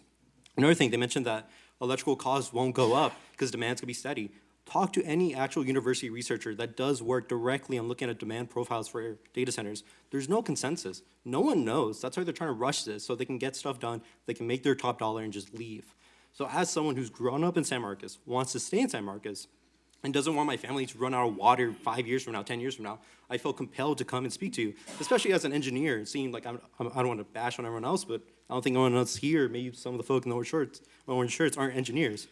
So seeing just blatant lies about physics engineering, I realized what other lies are being fed? What other lies are we being told just so they can coerce you all to vote in their favor so they can make a quick buck and run San Marcos dry. That's all. Okay, we are going to take a break.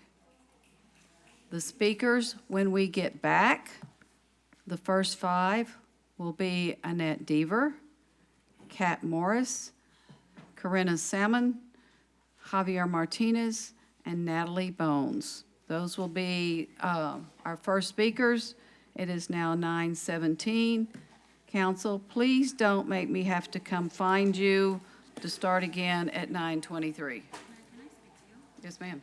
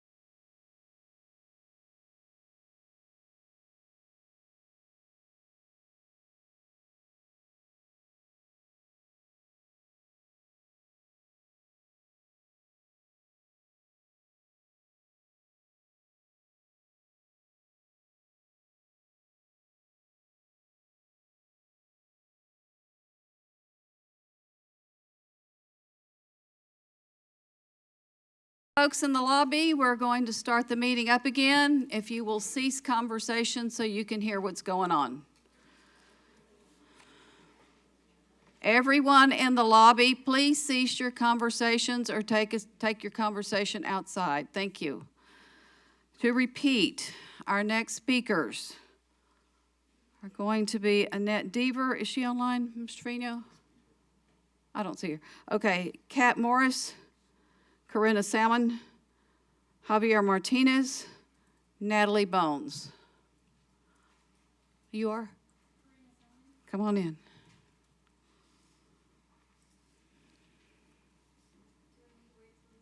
No. Good evening, City Council members and Mayor. Thank you for being here tonight, and thank you for your service to our community. I am Corinna Salmon, a lifelong resident of this area. I was born and raised in Redwood and then Martindale, so I am qualified to tell you how important, I am well qualified to tell you how important the river is to me, my family, and this community, but thankfully there is no shortage of that message here tonight. Instead, I will say how incredibly tired I am of the time-old American standard of the lesser of two evils. I did not want Trump or Clinton, Trump or Biden, Trump or Harris. But time and time again, I am told to choose the lesser of two evils. How long will Americans continue to silence their intuition to go against their morals and ethics in order to uphold this depressing and unnecessary status quo? Tonight we face this time-old tale again. We have option A, where we can throw our hands in the air and say, AI data centers are coming regardless. There's nothing we can do, so we might as well work with them and incorporate them so we can better regulate them. Meanwhile, a Tesla plant this week was found to be discharging black goo into one of our pristine Central Texas waterways, and Aqua Texas has been overpumping the Trinity Aquifer for years. When the only punishment for disobeying those regulations are a minor fine, it's more profitable for Aqua Texas to add that fine to their yearly budget than to adhere to the rules put in place by the people desperately trying to work with corporations. As a result, Jacob's Well has run dry for 3 years due to overpumping. We know companies do not act with altruism simply because we want them to. We know they don't comply with regulations when that compliance goes against their bottom line. So I stand here today and urge you to choose option B, no lesser of two bad options, no evil. We have been taught to think a reality where a true good option exists is naive, but it's not.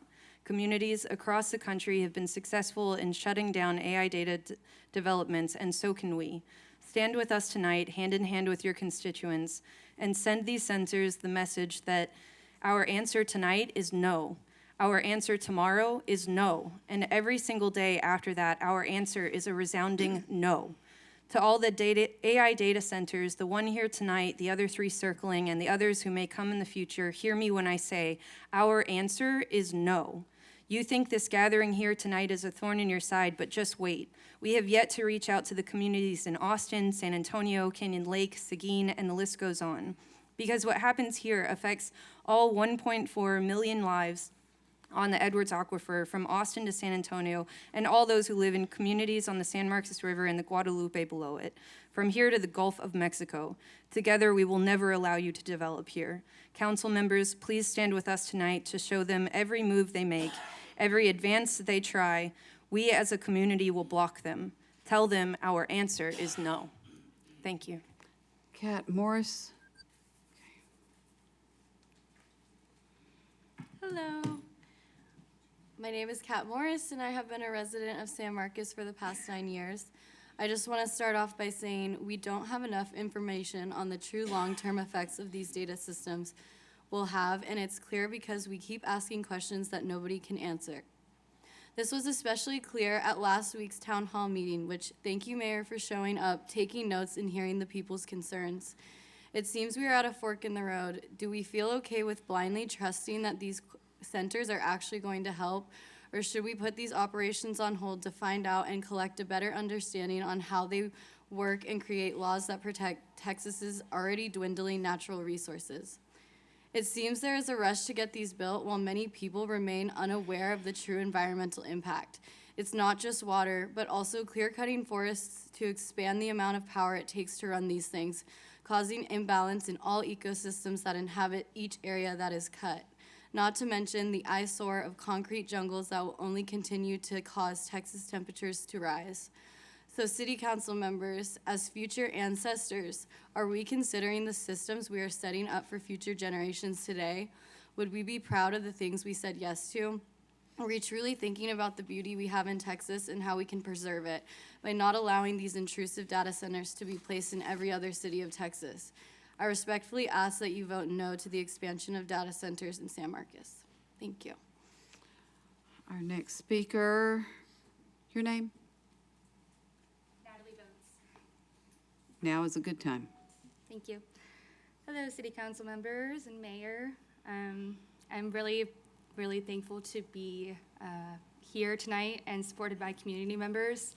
It is a really special thing to show up to City Hall and know and see people from business owners, community residents, and just the joys of this town. This community is so special, and I'm very thankful to be a resident here for the past 11 years. I'm here to say I oppose the data center. Strain on our water supply has been more persistent and nothing new. I never thought the term water bankruptcy would be something we could experience in our very near future. That's something my children can live without, my future children. We simply don't have water to share with a massive industrial user. This is not a typical commercial development where water use, jobs, and community benefit are shared among residents. This data center will draw non-local workers with limited long-term residency or contribution to our local economy. They will leave and the environmental burden will stay. We see only the utility strain and no sustainable growth that puts San Marcos first. Good governance is not driven by fear of missing out. It is driven by fiduciary responsibility to the residents of San Marcos. If this project only works when it's highly incentivized and fast-tracked, then maybe it's not aligned with San Marcos' long-term sustainability plan. We are not anti-technology. We are pro-water security. We are pro-responsible growth. We are pro-community. You were elected to protect this city's long-term viability and not gamble with its aquifer for monetary benefits. I urge you to all please slow down, demand transparent water usage protections, say no to this data center, to all data centers. We just simply don't have the resource. So thank you very much. Our next 5 speakers will be Peter Bain, Melanie Babbitt, Coy Roca, Kate Salaji, perhaps, Brianna Campbell. Are any of those folks here?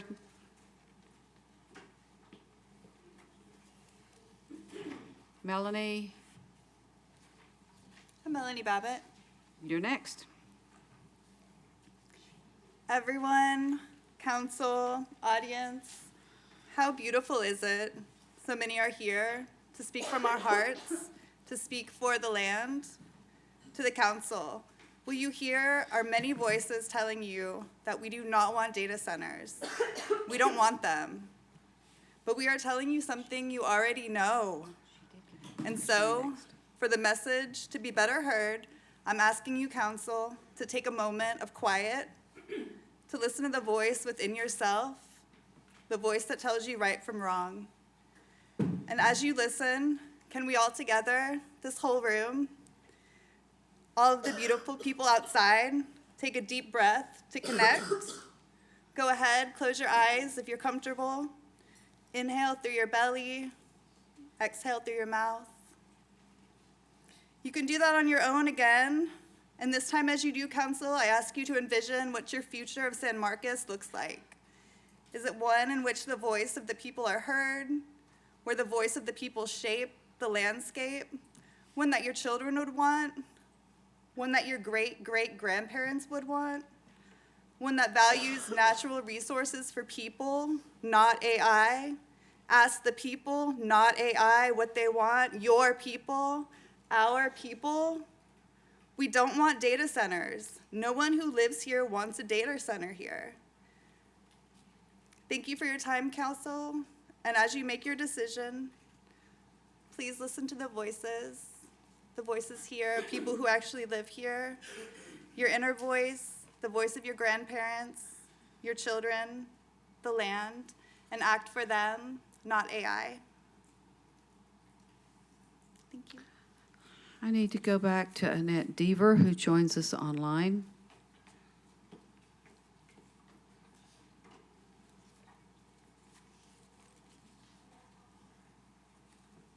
Annette Deaver, are you online? Yes, I'm trying to start my video. Okay. Thank you. Ah, there you are. I'm on? Here, we can see you and hear you, so now it's your turn. Okay, well, thank you all, and all that you do for the community. I'm asking you, as you've heard many times now tonight and over the months before, to oppose this data center. We're not ready for it. There's too much information out there that needs to still be researched. I pray that all of you have done your research and dove deeply into the problems that are happening all around the country, data centers that are being sued from all around the country, that they're having to go to court and then spend taxpayers' money to fight the data centers over their broken promises. The community, as you know, there's so many reasons to not approve this tonight or at any time. And we do not have the resources to sustain data centers that 80,000 homes, electricity. People around the country, I've seen information, watched the videos, and read the data that one couple, their electricity bill went from $200 a month to $400 a month. You know about the water and what can happen to the river, can happen to the area. And there's a lot of broken promises that happen. You know, they'd rather just pay, a lot of corporations, they'll just go and break their promises and they'll pay the fine. They'll pay the fees because they're making too much money and it's not really worth them to bother, that we suffer for that. So yes, I appreciate that you all look into your heart to make this decision, because it affects not just the business people or the data center people or the people that want to build it. It affects every citizen in San Marcos. And when the electricity bills go up, that will be on all of you that have voted yes to this. And the harm it's going to do the environment, the animals, the wildlife, the people. These data centers, it's common sense to me, they should not be built around people and wildlife. There's enough places in Texas for them to be built out where they would not be harming things. So please, again, look in your heart and make this decision wisely. You know how the research is there, and hopefully, again, that you've looked at it. Thank you. You are? I'm Kate Chiligi. I'm, I think, Go right ahead. fourth on the, okay. Good evening, Mayor, City Council of San Marcos. Thank you for your patience and clarity during this watershed moment, pun intended. My name is Kate Chiligi, and I oppose the zoning exception being proposed. I'm a 10th generation Texan, a mother, and the comms director for Save Our Springs Alliance, an organization that has fought to protect the waters, the wildlife, and access to direct democracy since 1992. Tonight feels eerily similar to what I imagined the 1990 Barton Creek uprising was like. Hundreds of citizens coming together to beg for your humanity and think of our water, think of our future generations.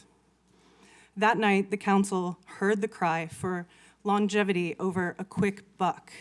They voted Jim Bob Moffett down. Tonight, we hope for the same.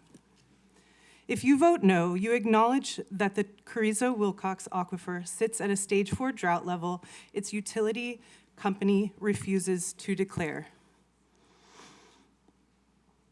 But we see the Mayberry Data Center and the handful of jobs it would provide pales in comparison to the damage and drain it would cause. At SOS, we see many nefarious developments crop up in areas deemed for conservation, but these data center models, their consumption levels take the cake. If the restrictive covenant John Mayberry cites would keep them in line, why are they pushing so hard for this? Why evangelize 3 to 5 years of construction jobs under the guise of better than some? The answer is greed, loopholes, and privilege. You know all about the staggering water and electricity usage, the utility costs that will send many into debt. But do you know that this region is one of the most biologically diverse corridors in the country? That's your tourism. That's getting out of debt. This water is what makes this place.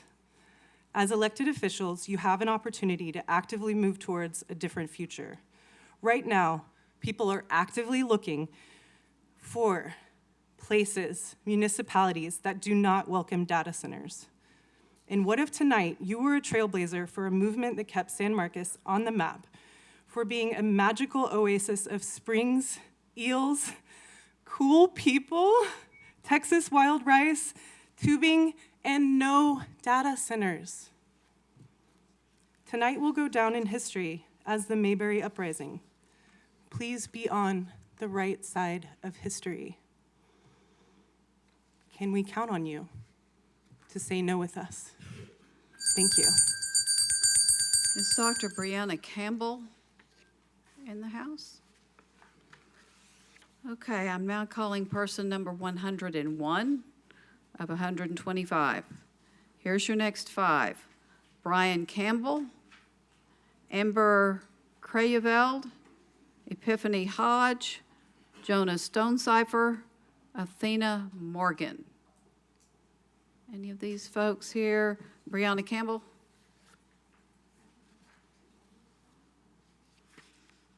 Sorry, I think I said that wrong. Yeah, Brianna Campbell, Brian Campbell, Amber Crayeveld, Epiphany Hodge. Any of those y'all, wave your hand whenever I call your name is the time to raise your hand. Your name? Ember Crayville. Okay. You're next. All right. I'm Ember Crayveld. I've lived in San Marcos for 11 years. Mayberry, I support unions too. My father is a union guy. I'm wondering if you're always so excited to support unions for all your developments, or just when you can use them for props. I look forward to seeing you hire this same union for your housing You should be development. directing your comments here. Okay. I've heard a lot of talk about inevitability. Inevitability of tech progress, inevitability of AI, inevitability of data centers, inevitability of a different data center if we don't approve this one. Let's not be extorted by theoretical futures. This is about a real future. This is not about land use. This is about taking a stand one data center at a time to protect the environment, to protect our way of life, and our future jobs that AI will take. There is power in voting for dissent, even when you believe it's inevitable. Yes, per Reuters, big tech has invested an insane $1.6 trillion into AI development, forcing AI on us while taking huge losses and profits. Why? Who's benefiting from AI and data center development? It takes long-term job prospects, it destroys green spaces, it drives up energy, housing, and water costs for average people. It's not good for the local people. The benefactors are big tech billionaires who push so hard because they don't feel the effects. We already have immense infrastructure for AI that can support critical systems. We can already support healthcare systems. The companies pushing for more AI infrastructure are companies like Palantir. And Palantir, and that source is from Tech Informed. Palantir is the mass surveillance company. They're creating AI-driven systems specifically made to cut data center buildings delays and figure out how to push them and their development through cities that are vulnerable. Why the rush? Why are mass surveillance companies like Palantir the driving force? Why are we so quick to join an agenda we know so little about? Let's slow down. We don't want this. We don't need it. We shouldn't believe the lie of inevitability. It's only inevitable if you say yes. Is Brianna Campbell, if I call your name, raise your hand so I know it's you. Brian Campbell, Epiphany Hodge, you're next.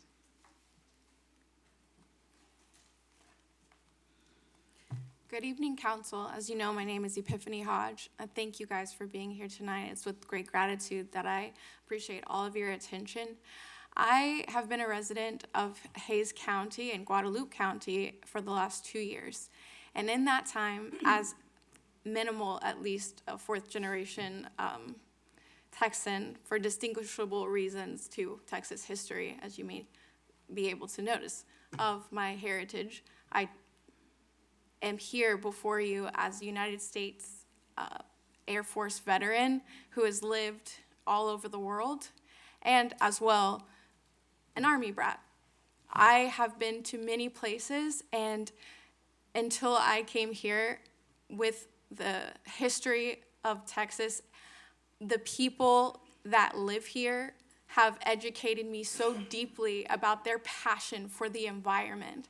And I, myself, a lover of the natural world, have been so inspired. I suffer from anxiety. My heart is beating out of my chest, and I literally couldn't turn my neck today with the grief that I feel. I went out to that river before I came here today, and I tell you how healing this community of people are, dancing out there on the lawn. That is medicine to my heart. And every single person here tonight that is urging you to represent us and our no and our inevitable decision that we have to make here is a precedent for what is to come.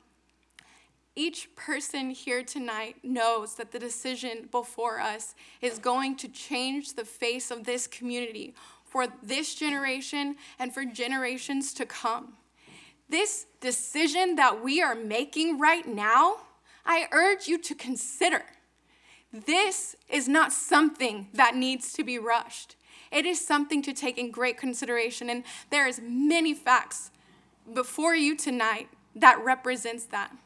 As far as electricity and the power grid, or the ability for people to afford, how the cost will rise, the representation of jobs, I appreciate those people who want jobs, but that is a short-sighted point to make for the larger and the grander scheme here.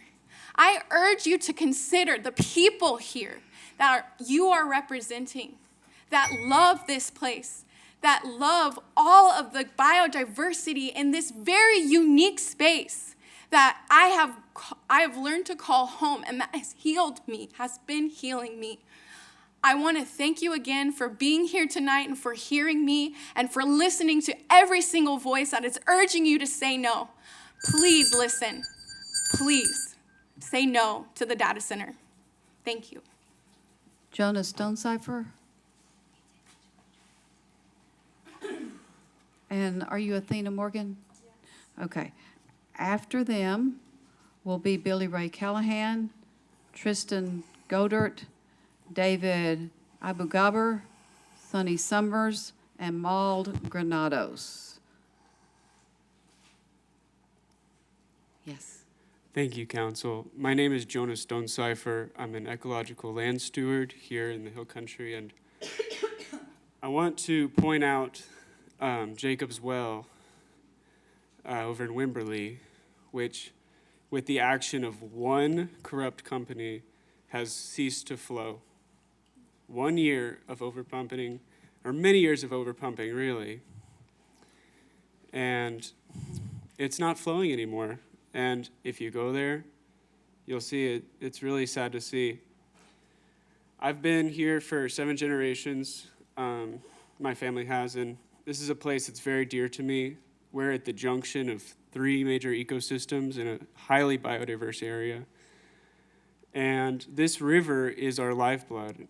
It's the lifeblood of the community. And I'd like to ask y'all if you drink water. Because if you do, I would urge you to consider protecting our aquifers, protecting our river, because it is feeding us. It is giving us life. This community is here because of that spring. This is San Marcos because of that spring. We were built around it, and it has been here long before we were.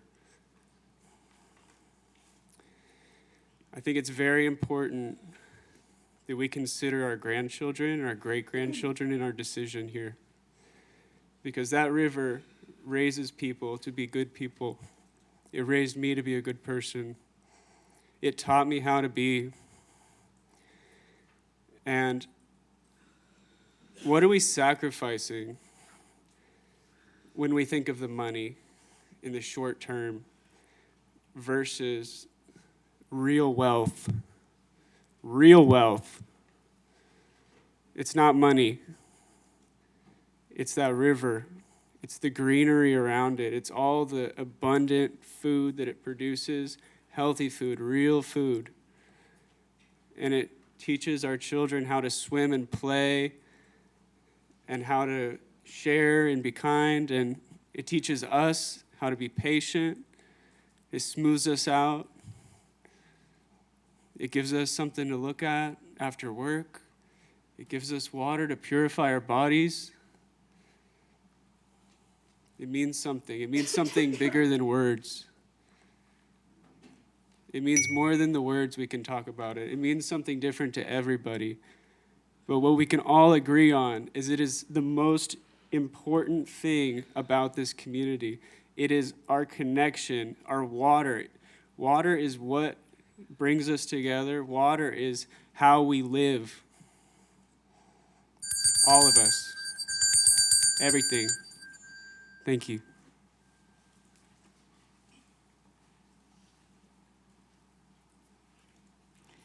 Hello, my name is Athena Morgan. I'm here to strongly oppose any data centers being zoned to our area. I lived in San Marcos for about 7 years. I graduated from Texas State. Thank you guys so much for holding this space for us. I studied the environment and geography resources, and I'm heavily passionate about this topic. So there is a sense of hopelessness here, and these people need jobs, and our city needs money. But imagine if the decision to build is approved tonight. It's 2035, I'll only be 34 years old.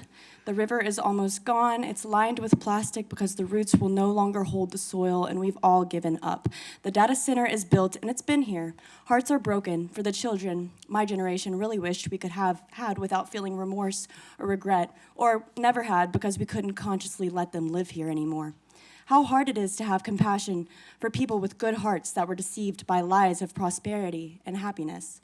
The closed-loop system has failed with its greenwashing promises, and thousands of gallons of water with forever chemicals are unable to be disposed of, and it's starting to destroy what's left of our river. This is only some of what's possible. But here today in San Marcos, there are parks that need to be tended to. We need to find ways to regreen most of San Marcos before the heat waves from the multiple droughts we never truly addressed get worse. The inner city is car-centric, and students don't feel safe, especially next to Sewell. We need community-led projects that are for what this town is about, the river and the river only. I agree, let's get creative. Jobs that could and should have been created a long time ago. Let's brainstorm. But the construction of this has one result. We will lose our river. They will use all of our water available. They literally just said it right in front of you. No hiding, no shame. There is no limit. And what bigger threat to national security than no more water? And the talk of accommodating for this growth of 41,000 students in a growing San Marcos, all I heard with my own ears was 41,000 new students left without water and a river to jump in when they graduate. San Marcos is the river is San Marcos. The silent majority spoken of that is for the data centers haven't shown themselves anywhere outside today. What we have represented by our union members here today are hardworking individuals that don't know the true cost of the destruction, but they desire a change, and we do owe that to them, but not with the sacrifice of this sacred river. And the thought of, if we weren't to build this one, the next ones would be worse. How could they possibly be worse when all of the science and all of the data is here? We do not need one at all. What we're talking about is completely terrifying, bone-shaking terrifying, scarier than anything we've ever imagined. And Florida is not Texas, by the way. Also, the backup diesel generators, for what? For what? This is risky. We need meetings. We need to wait. We need to do cost-risk analysis. What's the rush amidst a drought? Thank you. Our next speaker is Billy Ray Callahan.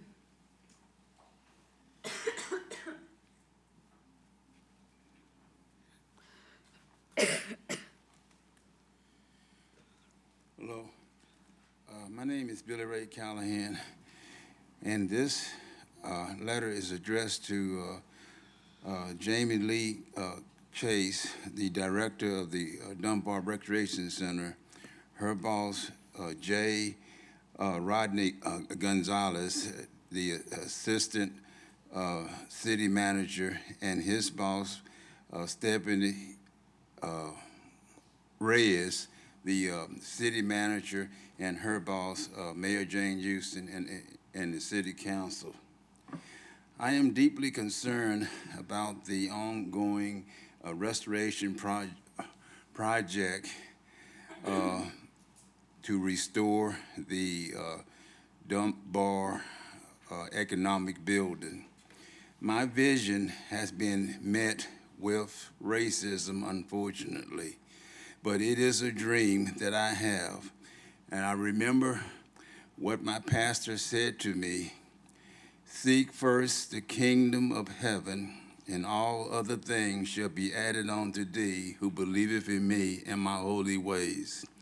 So that my dream will come true, I am asking that the personnel that I mentioned give Jamie Lee Chase support in making my dream come true.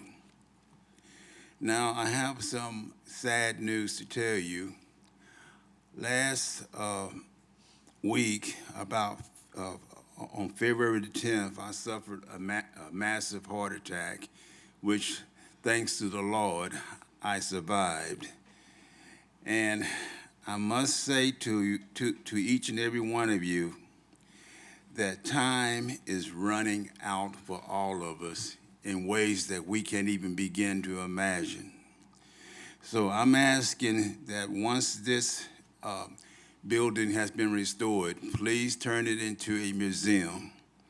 And the persons that need to be in this museum are Reverend Jesse Jackson, who passed away today, and give condolences to the ones to be remembered: Kenneth Stiles, Eddie Edmond, and also many others that are worthy to be in that museum. Please make this dream come true so that their lives may rest a little bit easier, and give special concerns to Johnny Bratton, who is concerned about the cemetery, the black cemetery, as you go out to 5 Mile Down. Please make these dreams come true. Thank you very much. Those of you who were there, what are your names? The green shirt? What's your name? Sunny Summers. Okay, and you? David Abugabir. Is Tristan Godert here? David, you're next, to be followed by Sunny. Hi, good evening. My name is David Abugabir, and I live at 511 Center Street in San Marcos, Texas. I've lived in San Marcos for more than 10 years total. I went to high school here, then lived lots of different places, and moved back for love of this unique community. There are so many reasons to vote against this data center, but I want to focus on a perspective that I can bring professionally. I'm a PhD holder in linguistics with degrees from Princeton and Cambridge. I've been awarded grants from the National Science Foundation to perform research in computational linguistics. Since 2023, I've worked as a generative AI engineer and have experience developing large language model-based applications for federal and state agencies. And as someone who studied AI, has done research in AI, and now earns their living in AI, I'm here tonight to speak wholeheartedly against the data center. Large language models work by predicting the next character or letter in a sequence. So I want to ask you, in 20 years, when you go to Sewell Park and you see just a dry riverbed instead of a healthy river, will you think to yourself, well, it's too bad there's no more water, but at least we predicted a lot of computer character sequences on a computer? You can't shower with, you can't shower with computer character predictions. You can't wash your dishes with computer character predictions. You can't quench your thirst with computer character predictions. Build a data center somewhere where water isn't so scarce. Now, please don't let anybody tell you that these data centers are serving some kind of need for society. These data centers are not crunching numbers for drug discovery or performing complicated scientific modeling. These data centers produce low-quality text and images for advertising and for driving engagement on for-profit internet platforms through a monetized attention economy. There's a term for what these data centers produce. It's called AI slop. AI-enhanced search engine results that are error-prone and widely hated, AI art that nobody likes, not audiences, and definitely not the artists it replaces, chatbots without safety guardrails that drive unhealthy emotional attachments and lead the mentally vulnerable into psychosis. Nobody likes this stuff. Even the people who work in AI don't like it. Actually, I should say, especially the people who work in AI don't like it because we know it for what it is. The only reason that this AI slop exists is because these large tech companies that already control so much of our lives are burning through literally hundreds of billions of dollars to try to force this into our lives and make it a thing. Again, I work in AI, and I insist that this is definitely not good for the city of San Marcos. Republicans in San Marcos don't want it. Democrats in San Marcos don't want it. The people of San Marcos really don't want it. So please, I think for me, if you vote for this data center, it would be like just clear evidence that this is not like a functioning democracy, because I've never seen such unity as I have seen here for this data center protest. Thank you so much. Have a good night. Our next speaker is Sunny Summers, but afterwards, still looking for Manuel Granados. Following will be Jordan Oliver, Jose Lozano, Elliot Dean, Thomas Patak, Bobby Levinsky. If I have called your name, please be ready to step up to the podium. Sunny Summers, is now your turn. Great, thank you. I'm a native Central Texan, San Marcos resident for 13 years, and I'm speaking against items 8 and 9 on today's agenda. I counted the amount of people who were against this data center proposal at the Planning and Zoning meeting last month, as well as those who wrote in. It amounted to 85%. Only 15% were for this when I crunched the numbers. And if you look outside, I can guarantee you it's way higher than 90 if you go outside.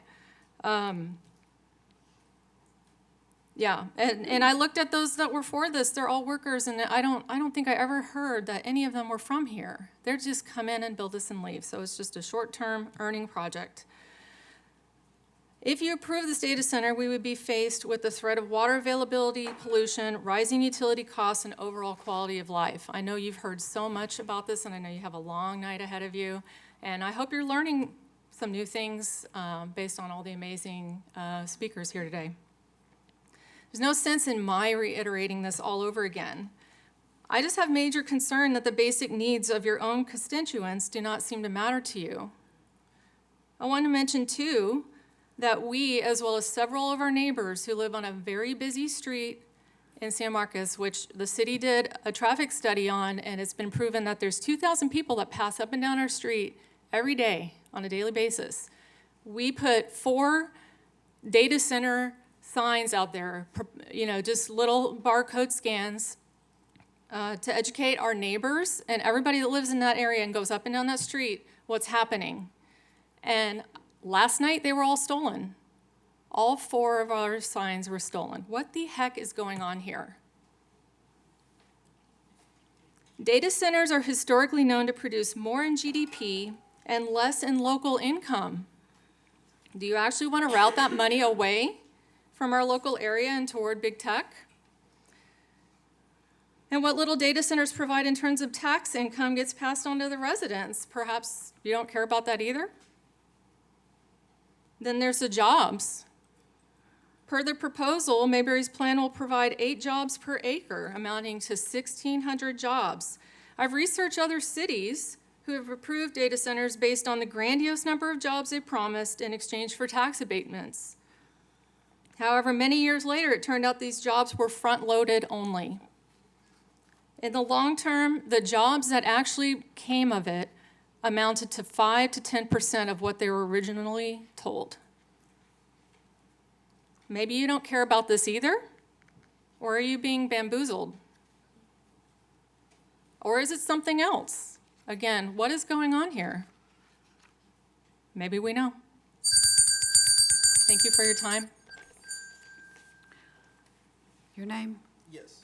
What is your name? Manuel Olade Granados. You're next. Hello, I'm Manuel Olade Granados. I'm a resident here in San Marcos, and I oppose this data center and any data center within city limits. I don't think it's a sound investment. This data center will increase electricity demand by 2.5 times the current amount.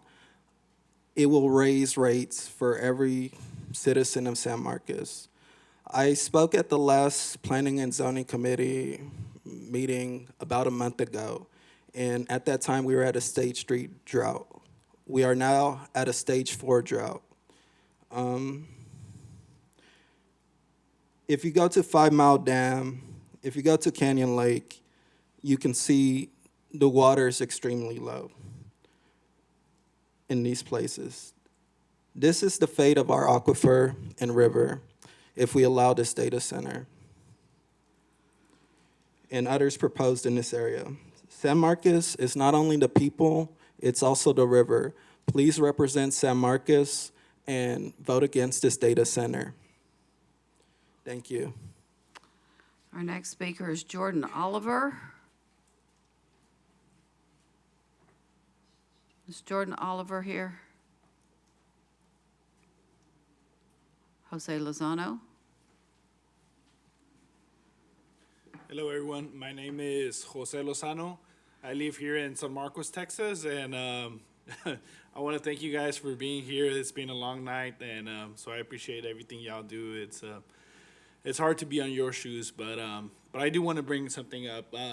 I know there's a lot of debate on what's better, if it's a data center, if it's a single-family development, and I'm not here to debate any of that. What I do want to point out is that this property is located in a unique area where both resources are available needed for a data center, which is water and power. The property is also located right at the edge of the city limits.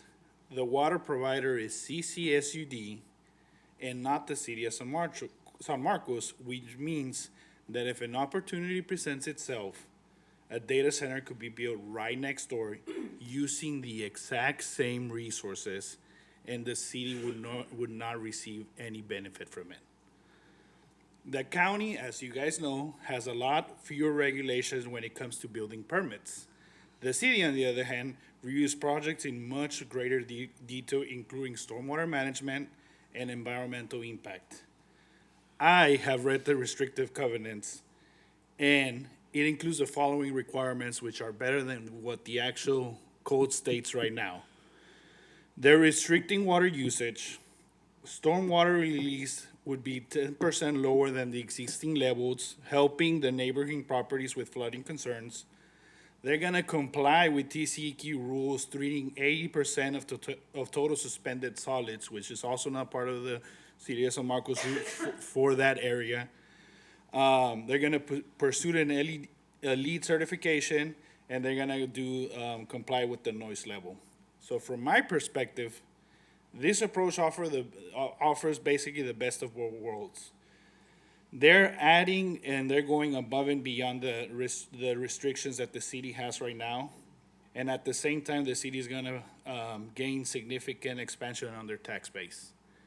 So I'm here to say, please vote for approval on agenda items 8 and 9, and thank you for your time.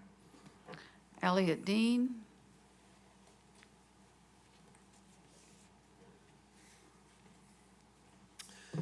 Good evening, y'all, council members and mayor. I appreciate y'all providing the opportunity for the locals in the community to come out and speak. This is valuable, so we appreciate that a lot.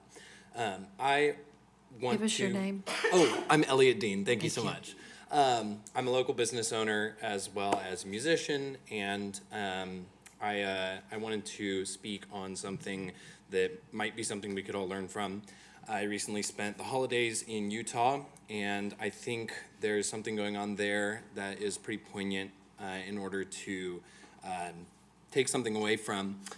So the Great Salt Lake is a very sensitive body of water, and in 2023, it hit a record low, and it actually led researchers at BYU to predict that it would go completely dry by 2020, within 5 years of 2023. Now, miraculously, they had record snowfall. It was the next year. It was very out of left field, but some of those fears were abated for a short time. But then following that, there has been a boom of AI data centers being built in Utah. And what we see again now is that there is now, according to the New York Times, almost 800 square miles of the lake bed exposed, and it is 5 feet away from another record low. So the lake is basically drying up, and that can cause a number of catastrophic health damages, where there is arsenic and mercury in the lake bed, and the dust blown up from that can cause horrible health effects for the people of Salt Lake City and largely a lot of Utah. In fact, New York Times quoted it as being an environmental nuclear bomb. On Christmas Day, one of these dust storms happened, and if you look at pictures, it looks, frankly, apocalyptic. Now, we don't live in Utah, we don't live in Salt Lake City, but we do live in another very environmentally sensitive zone, particularly with regards to water, and it would be, frankly, irresponsible to try and promote industry that is heavily consuming and irresponsible with water. Utah is one of the larger data center states now, and they're completely misallocating their water, and they're feeling the effects of that. We don't want the same here, and we have the opportunity to stand against that and the opportunity to do something different. And I mean, you've heard a lot of people mention that we're already in stage 4 drought, so it almost doesn't make sense that we're trying to discuss a heavy industry that would be extremely consuming of water. And then in terms of maybe it's built in another city in the county, there's already proposed moratoriums on data centers and legislation being talked about countywide where that's less of a threat. So I'd ask that y'all vote against this in favor of the citizens of San Marcos. Thank you. Is Thomas Patak here? Bobby Levinsky, you will be next, but following him, these are the names: Randall Rule, Zachary Tyndall, Aiden De La Rosa, Brenda Hagner, and Aaron Brown. Thank you, Mayor and Council. Bobby Levinsky, resident of San Marcos, 248 Camaro Way, and I am also against the proposed data centers. I would actually ask that the City Council not take up the items tonight for violation of your own city code. We should not be here, and I would ask that you not bring up zoning case ZC 2513 and PSA 2502. When this data center was brought before you last year, the exact same zoning request, the exact same preferred scenario amendment request came before you, and it was rejected on a vote of 5-2 for the PSA. The zoning case, although it was not brought up, the meeting itself was called to order. Under your code, when a zoning case is on the posted agenda, and it is the meeting at which it's being considered, if that meeting is called to order and it's later withdrawn, the 1-year waiting period applies.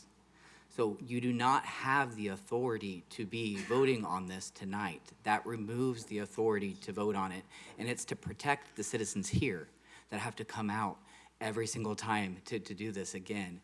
The system is being gamed against them. That waiting period is here to protect them, and considering it tonight is violating the trust that they're putting into you as our elected leaders. So I'm only speaking here on 8 and 9 later today in protest. I spend my career as an attorney, as a Save Our Springs attorney, protecting the water, giving a voice to the water. You're right that the state gives us very little tools to reject things. Pretty much we're left now to zoning and the extension of water services. That's what you have tonight. There are several data centers proposed for the city area. There's 4 I know in the immediate San Marcos area. The only one that I can guarantee that we have any say in, the ability to reject, is this one tonight, this zoning case. It is 27.3 million gallons per day on site of water. The same water that we use, even though the Crystal Clear sells it, it's the same exact mix of the water that we are using here in San Marcos. So how can you prevent water waste? How can you limit the amount of water that's being used by these day centers? Say no to this one. That's the easiest way. If you were to ask every single person here to be on permanent stage 4, the amount of water that would be saved would not be this equivalent that's being proposed tonight with 75,000 gallons per day of water. That's the only limit that we know about, because that's the only limit that's being proposed in the restrictive covenant. Everything else about the equivalent to the single family is a misnomer. Our demands do not change based off of where people are living on this site versus other. Our water demands are based off of population projections. Our population does not change because you're gonna have less people living on this site. They're gonna live somewhere else in San Marcos. Looking for Randall Rule. Zachary Tyndall.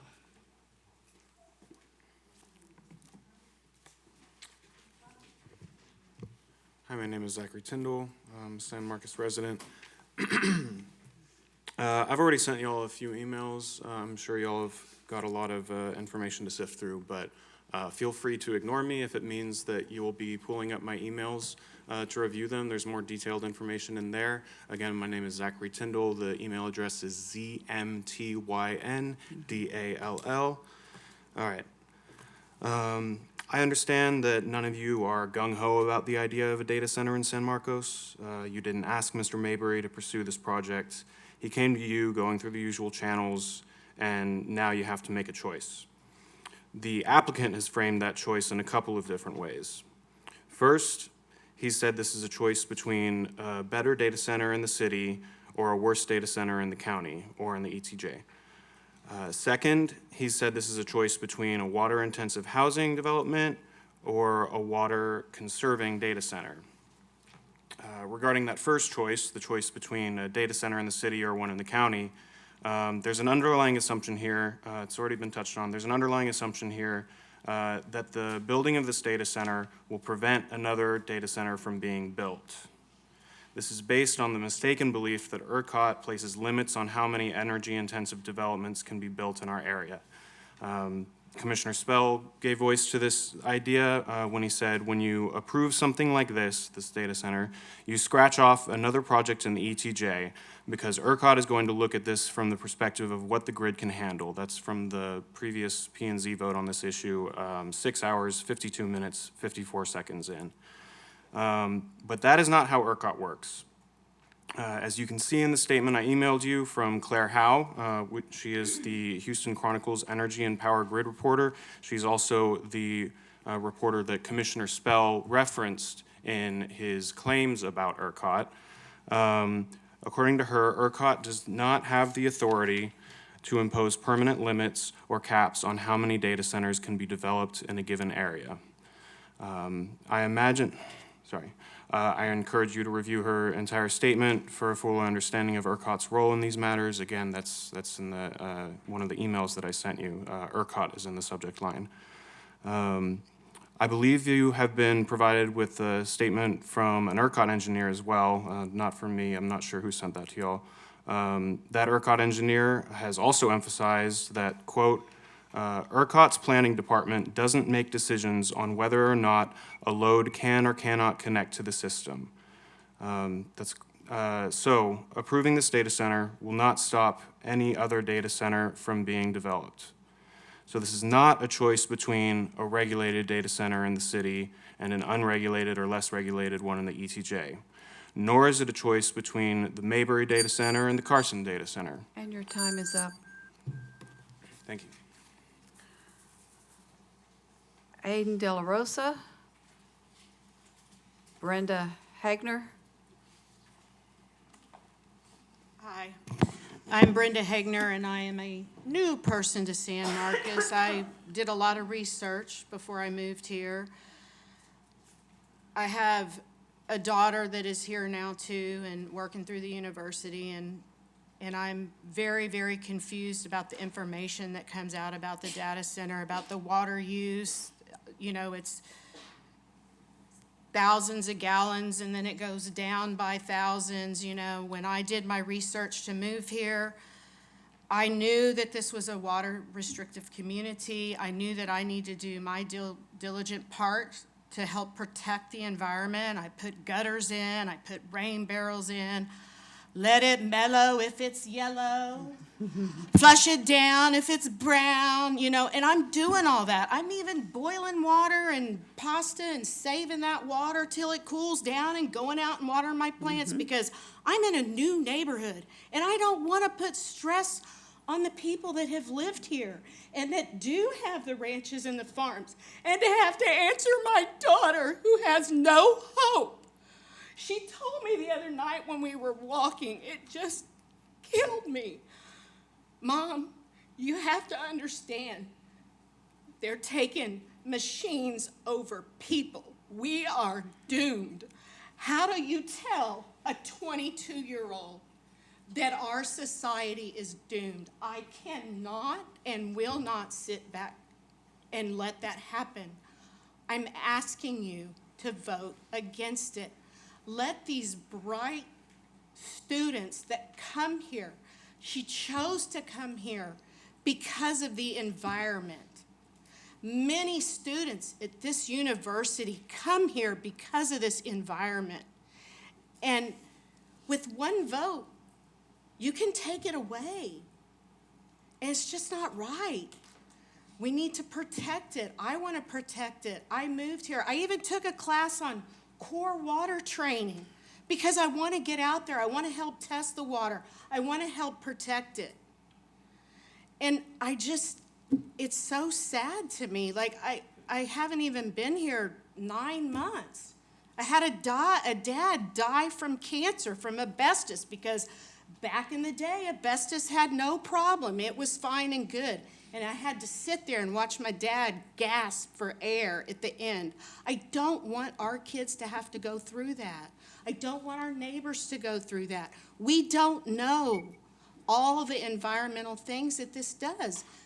These people with PhDs are coming up here with much more little information than I have. I'm just a retired school teacher coming here to ask you to vote against it and try to protect livelihoods, to protect our young generation, please.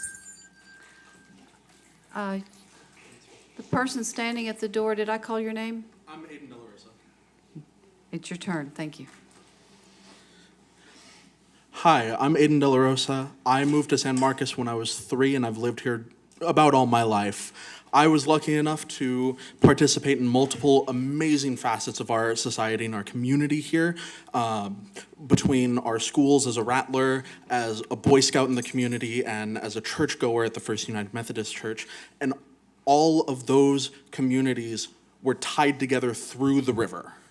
This town is so centralized on the river that we have sections of it cordoned off for the wild rice that grows there. We have an entire reservoir off limits to anyone except for official workers to prevent contamination to the rest of the river.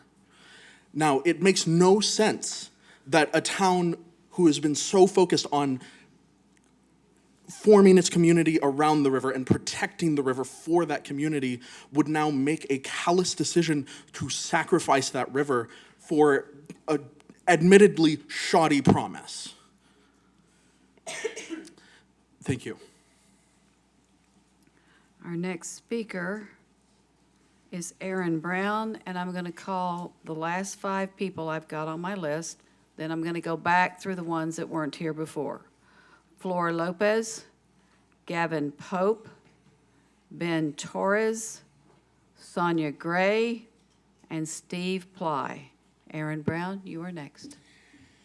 Hello, Aaron Brown. Y'all know me. I've been a loud voice here for 10 months. I'm kind of split on how to bring this up to you guys, how to talk to you guys on this at this point, because we beat it to death. This city is saying we don't want this. This community is saying we don't want this. I got an idea on how we can think about this. We're talking about an AI data center, right? It's a new, shiny thing, right? What was new and shiny 15, 20 years ago? Wind power, solar power, right? We've all seen it. We've seen it time and time again. We have this new shiny thing, and we rush to get it done. We rush to be the first in. We rush to be, and then 10, 15 years down the road, what effects are we looking at? So when we're considering our votes tonight, we need to consider what the effect is 10 or 15 years from now. Let's think just on the, let's just think on the wind for right now, right?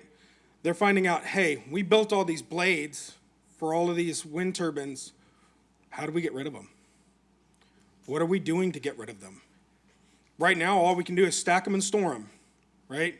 Where we're looking at the same thing that we were looking at in the 1950s, 60s, 70s with, hey, we built all these weapons, and how do we store them, right?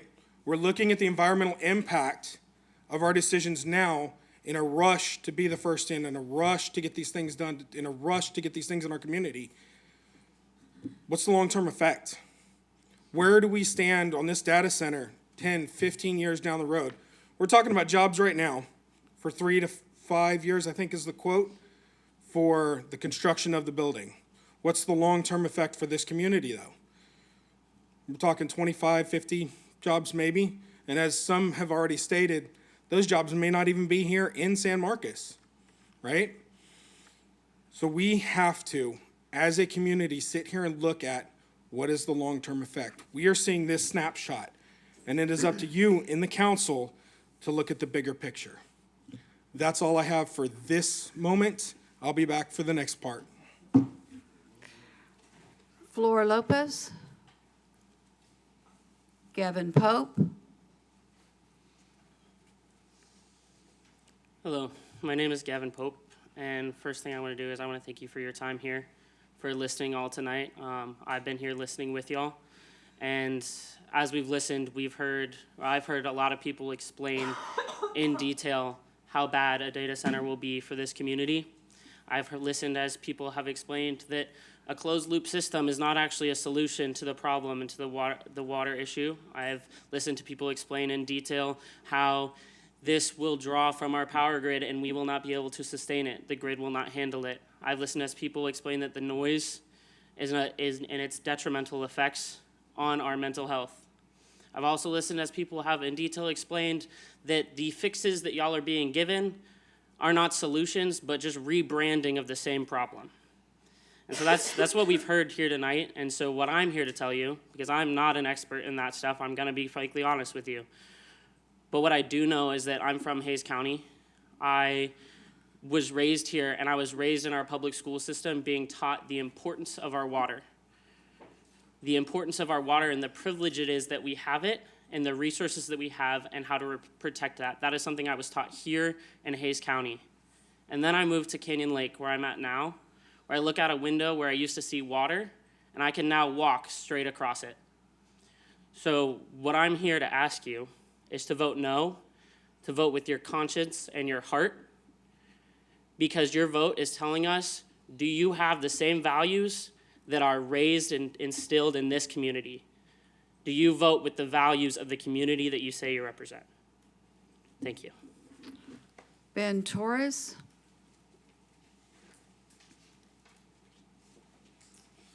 Good evening. My name is Ben Torres, and I was born, my father and I were born in the cradle of Texas in Brazoria County. My grandfather and his father before him was born in Brady, Texas, the heart of Texas. And generations prior, the Lepon Apache, my tribe, roamed the hills and South Texas hills, South Central Texas hills of Brackettville, Texas. We know everything when it comes to preserving our land and water. Now, I spend a lot of time here over at Sewell. I taught mothers and sons how to fish. I taught fathers and daughters how to fish. But the thing is, though, is that once that water's gone, it doesn't just affect us. It affects the rice farmers down on the coast. It affects the outdoorsmen, the tuber, the waterfowler, all of them. So it's not just us, you know. And these AI data centers think they can just bully us around and manipulate us and say, well, if you don't let us build here, well, we'll just build out in the county. I just don't think that's right. The thing is, though, is that us Texans, we have a fighting spirit. And as you can see outside and all day, you've seen us fight and protest and whatnot. And even when we are outnumbered and outmanned and the odds are against us, we Texans fight like hell to protect what is rightfully ours, you know. And countless Texans have fought and died for what they believed in and what this Constitution and Declaration of Independence stands for. So I say to you that to these AI data center bullies, you want our land and water, come and take it, because by God, we will protect this land and we will protect this water. Thank you. Our next speaker is Sonia Gray.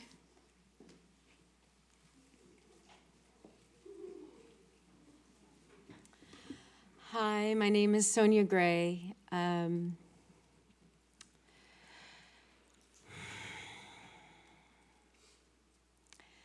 There's been so many intelligent people speaking here, and here I am, the second to the last person to speak, and I want to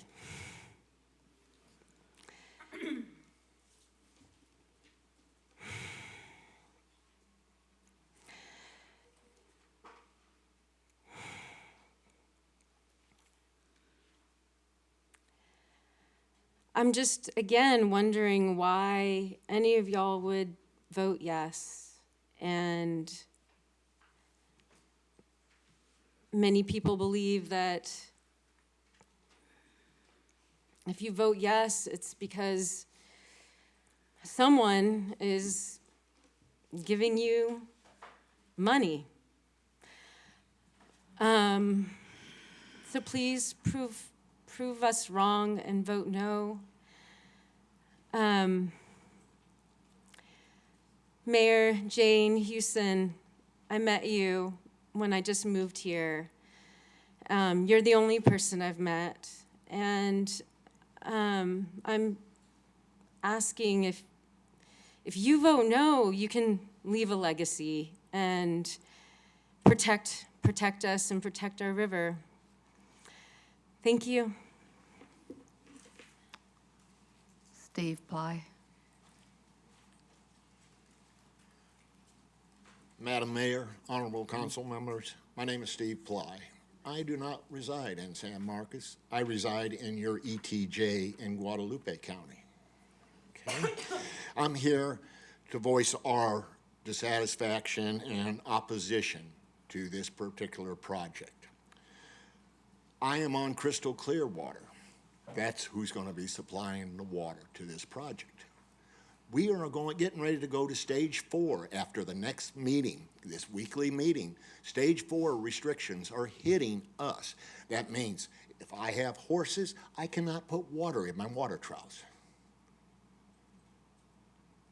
If you have cattle, you can't put water in your cattle troughs. This is going to devastate the area around us. Let's look at the deal. Guadalupe County Judge and County Commissioners Court, totally against it. Your own Hays County, against it. Crystal Clear, begging us to conserve to the best of our abilities, and yet you're going to take water from that. Energy rates. Here is a statistic. Energy rates with a data center being put in, on the average, go up 25% for the local consumers, on up to a maximum of 287% for some people that have had data centers put in. This is public knowledge. Central Texas water facts. Canyon Lake, 60% full and falling. San Marcos River, normal flow, 180 CFM, now at 80 CFM. Edwards Aquifer at record low levels. Let's look at the benefits of the project. A windfall of tax for the city of San Marcos. Temporary construction jobs. Negatives, water usage, energy usage, no permanent jobs. There's what, 25, 50 people maximum that's going to be employed? All right. The perception from Guadalupe County residents. You annexed us for this. This is the perception that we have in Guadalupe County. You have put us into your ETJ, which this project is in. Parts of this project is in Guadalupe County. So we are totally against it as the members there. And obviously, your own residents are overwhelmingly against this project. So my question is how can you vote against your own constituency and everyone around? And also, what would be your opinion of the project if it wasn't Crystal Clear furnishing the water, and it was the city of San Marcos that had to furnish the water and all the power? Your time is up. Okay, thank you, ma'am. I'm going to go through these names one more time. Jasmine Castellanos. If I call your name, come into the chambers. Dante Ellis Thomas, Cecilia Osterhaus, Hannah Jagiello, Idalia Garza, Jordan Moser, Chloe Brown, Reagan Gray, Camille Busby, Bethany Gay, Athens Taylor, Sarah Carl, Carmen Rumbot, Nadia Ramirez Palafox, Daya Seifert, Carondale Crane Denver, Matthew Reed, Matthew Medina, Javier Martinez, Peter Bain, Coy Rocca, Brianna Campbell, Brian Campbell, Trista Godert, Jordan Oliver, Randall Rule, Flor Lopez. So if any of these are y'all, if you'll step forward and give me your name, and you'll have your 3 minutes. Good evening. My name is Hannah Jagiello. I'm a resident here in San Marcos. I'm here to share some concerns about the proposed data center. My biggest concern is the water usage. We are obviously facing a water crisis and a severe drought, and our county is now under stage 4 water restrictions. We must safeguard our most precious resource. Water is life, and without it, we have nothing. Spring Lake, the headwaters of the San Marcos River, has continuously flowed for over 12,000 years now.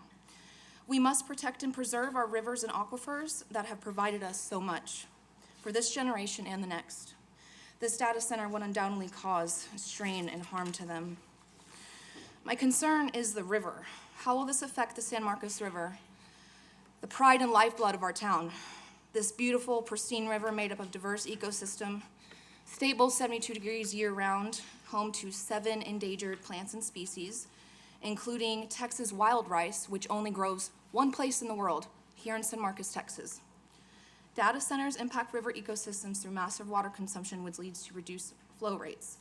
They are using a closed-loop system of water, which claims to be more efficient, but requires cooling chemicals to be added to the water. These chemicals are undisclosed under the guise of proprietary information, and therefore it is impossible to know how they will impact wastewater filtration. How will this affect our river? Will it be safe to swim, fish, tube? My next concern is going to be the impact on our grid and our utility bills.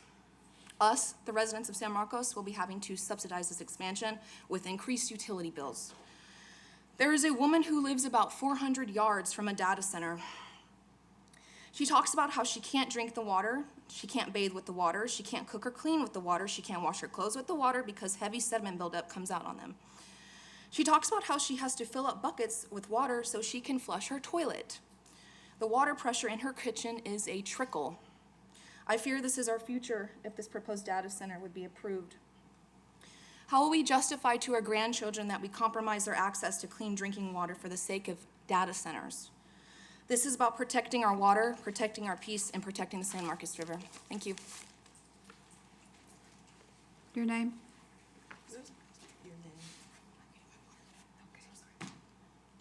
Your name? Did you get her name? I did. Okay. Carondelet Crane Denver. Okay. So I'm going to read some lyrics by Bob Skaggs. Well, I got a senator over in Texas, got me a judge down in New Orleans, bought me a senator over in Texas and a judge down in New Orleans. Sometimes I call the world my oyster, sweetest little deal you've ever seen. Well, the one kid's high on God knows what, and the other one smashed the bins. Between the bank and the boys and the lawyers, I don't know where it ends. Sometimes I gotta wonder about living high in the hog. There's times I wish I married me a woman instead of buying this fierce old dog. Can't say the old man didn't warn me when he's bringing me judgment day. And one little thing I forgot to remember. There's a matter of some hell to pay. And then here comes Shifty in his new 150. He wants to take me for a ride. Say, hey, little mama, how about a little drama? Why don't you just hop inside? Said I might look like a yokel, but I'm a high-tech mogul with a tiger in my tank. I said, oh my goodness, you're a real smooth talker. I believe I'll take that drink. But first thing, buddy, better cool your jets before you make your play. You gotta feed the kitty. And oh yes, there's a matter of hell to pay. Well, now you got your devil in the details, you got your devil in the cake. You can't look around most anywhere that the devil ain't on the take. He's waiting on down at the end of the aisle. He's waiting at the pearly gates. I'd say the man's about everywhere, ambiguous, some might say. Truth is worn out. All of us fools ain't no one left to play. He's bored, he's mad, he's all shook up, and there's gonna be hell to pay. Well, we've dirtied up the waters. We pretty much trashed the earth. And we've taken it for all it's worth. Saying, me oh my, it was a big old pie, and I'm sure as hell fill my cup. That senator's big coming on a big white horse, and the judge is gonna fix me up. But if you complicate this moment, it's time to fight and pray. because now it's time for the money shop baby. Time's up, and there's hell to pay. Eli Doyle, I'm glad you stepped in. I'm sorry I missed calling your name on this last round. I did call it earlier, but it's your turn now. Hello, my name is Eli. I've been a San Marcos resident for 13 years now. I am here to speak and ask you to vote against the data center. You've heard hours and hours and hours and hours of comments, of statistics, of arguments, poetic and striking. There's nothing additional that I can say that you haven't already heard, other than to say that the reason that this is happening here tonight is because some of you are still voting yes. And you have reasons why you are voting yes. You know what those reasons are far better than I do, because you know your heart. You know what's in your mind. And so I ask you to reflect on what and why your yes is yes. Because we all die when the land dies. We all die when the water goes away. So if your yes is about protecting you, if it's about protecting just here, this present moment, not all of us, not the future, reckon with that in yourselves. We will know. We don't survive without each other. And we have everybody out here showing you that we are here fighting for each other. You can choose us and choose everyone, or you can choose yourselves.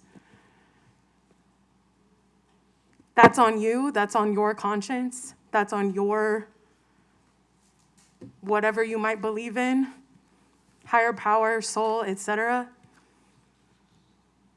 So I just ask for you to be honest with yourselves and be honest with us.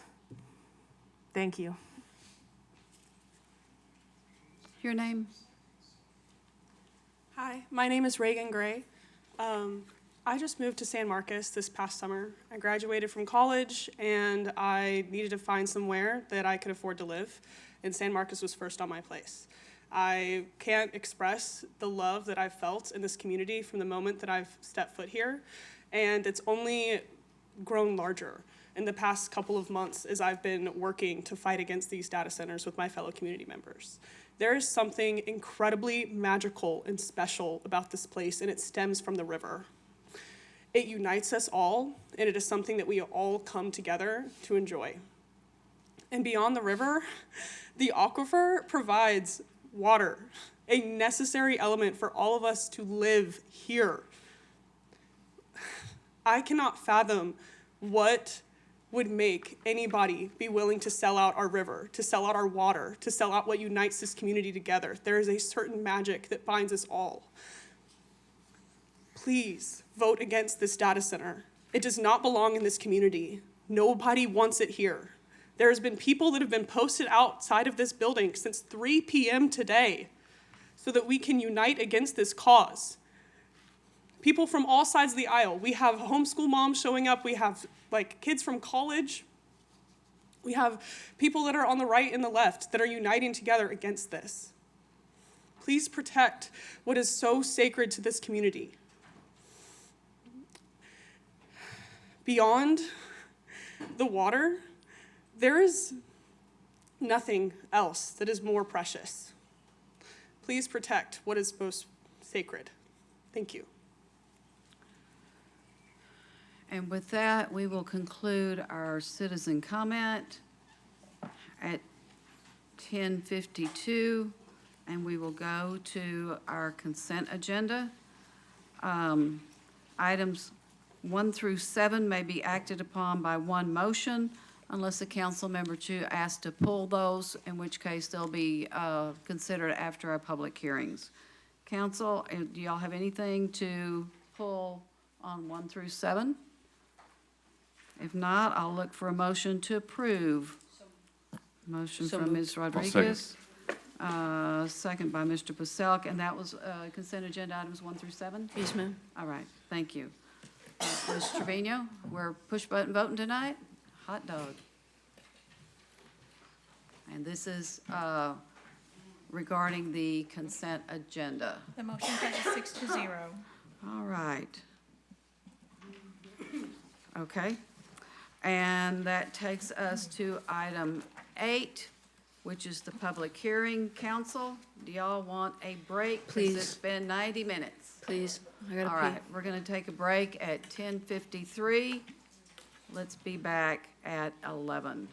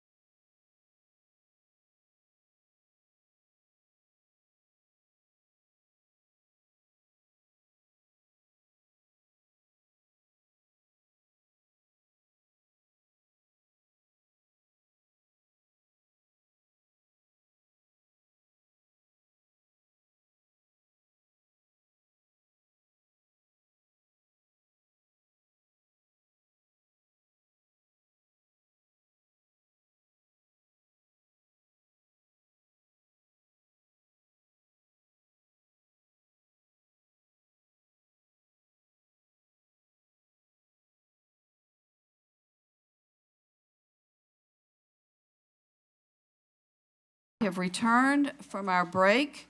It is now 11:02. Ms. Trevino, I believe we are on item 8. Would that be correct? Yes, ma'am. All right, if you will read that one into the record, we'll roll on here. Receive a staff presentation, hold a public hearing to receive comments for or against ordinance 2026-04, amending the preferred scenario map of the city's comprehensive plan to change the designation from conservation cluster to commercial employment low for approximately 199.49 acres of land currently located on the western side of the 900 block Francis Harris Lane, south of the intersection between Grant Harris Road and Francis Harris Lane in Hays County, Texas, including procedural provisions, and declare an effective date, and consider approval of ordinance 2026-04 on the first of 2 readings. Presentation. Would you, There we go. thank you. Good evening, Mayor and Council. Terry Floyd, Director of Planning and Development Services. And this item before you tonight is a resubmittal of the Preferred Scenario Amendment PSA 2501 for a proposed data center, which was brought to council in August of 2025. The site itself is approximately 200 acres. It's located on Francis Harris Lane. The majority of the site is within the city limits. However, approximately 60 acres is still in the extraterritorial jurisdiction, or ETJ. And so there is a pending annexation case that will be considered separately by council at a future meeting that accompanies this. In terms of surrounding land use, there's a rural residential along the northern boundary of Grant Harris, agricultural to the south and east, and the Hays Energy Plant, of course, to the southeast on the other side of Francis Harris Lane. And although the property on the eastern side of Francis Harris Lane is vacant, in June of 2025, the council did give initial authorization to negotiate a development agreement for a separate data center site with Saby. There also is a cemetery surrounded by the wider site. However, that's not owned by the applicant, and it's not part of this development request. There are 2 associated cases with this, a zoning case, which was a resubmittal of a previous zoning case, and of course, the annexation case that was previously mentioned for the 60 acres, which was approved on first reading in August 2025, and of course, the second reading was deferred at the request of the applicant until they received their preferred zoning district. Just a little bit of history of the property and the timeline. As stated previously, in March of 2025, the planning, I'm sorry, Hayden, next slide. I keep forgetting. I know. In March of 2025, the Planning and Zoning Commission voted to recommend denial of the PSA 2501 per city code. If the Planning and Zoning Commission recommends denial, as you know, a 6-1 vote from council is required for the item to be approved. In August, council voted 5-2. In August of that, in 2025, council voted 5-2 in favor of the request. However, the motion failed because it did not have sufficient votes for the supermajority that was required. Then again, in October of 25, the applicant resubmitted a new request for this PSA 2502, and the nature of the request is the same. Next slide. So this is kind of a brief overview of the existing context of the site, a site everyone's very familiar with. It shows the existing site for context, and this is taken from Francis Harris Lane looking south. As noted, it's across the street from the Hayes Energy Power Plant, and per staff's understanding, the existing infrastructure along the power plant is one of the main draws for the data center request in the area. Next slide, please. The request we're discussing this evening is to really change the place type and the comprehensive plan from conservation cluster to commercial employment low in order to facilitate the construction of the data center. This would match the designation of the adjacent power plant that's shown in pink on the map. Next slide, please. Objective of the current place type is, and as you can read there for conservation, a cluster is really just to identify areas to conserve and reserve for the future development as a means of focusing more on the intensive development in other areas of the community. And this place type typically in character districts, they really allow for manufactured housing, commercial, future development, low intensity planning areas. The applicant is requesting a light industrial zoning district to enable the data center development.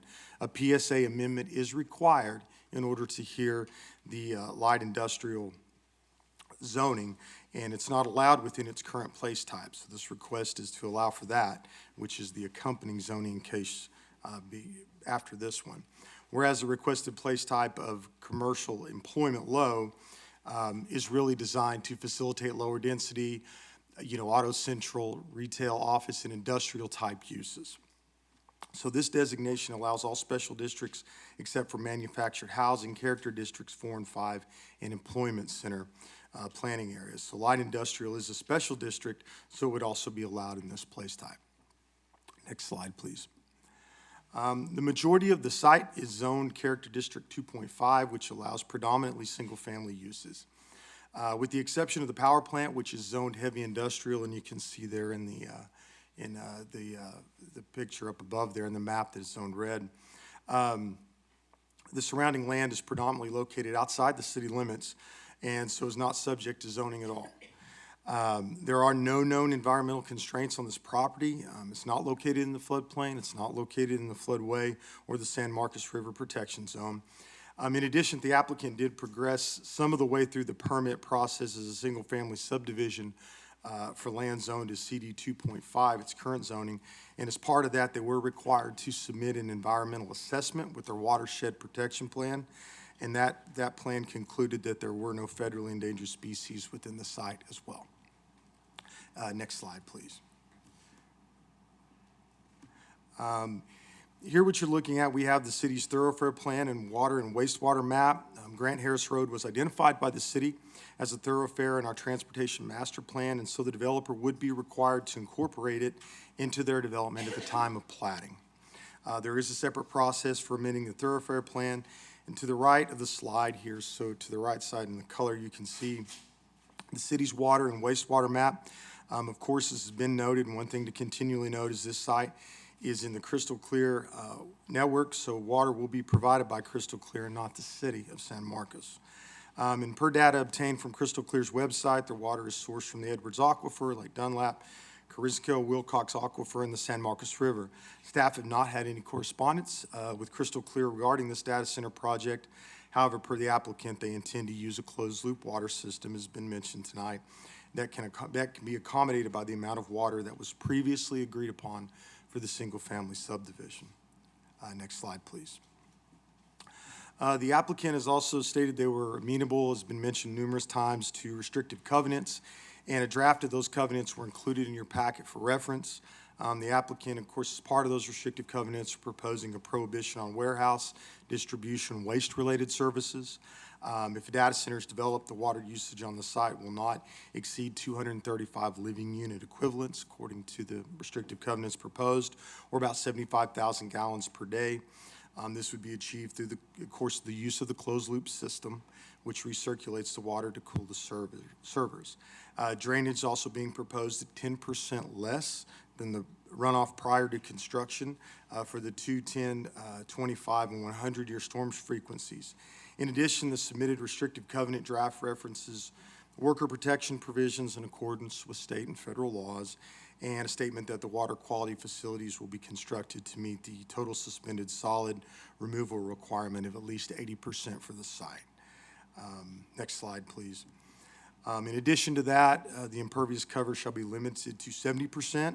In the proposed covenants, the building shall be LEED certified, and at a sound property, the line shall not exceed 75 decibels.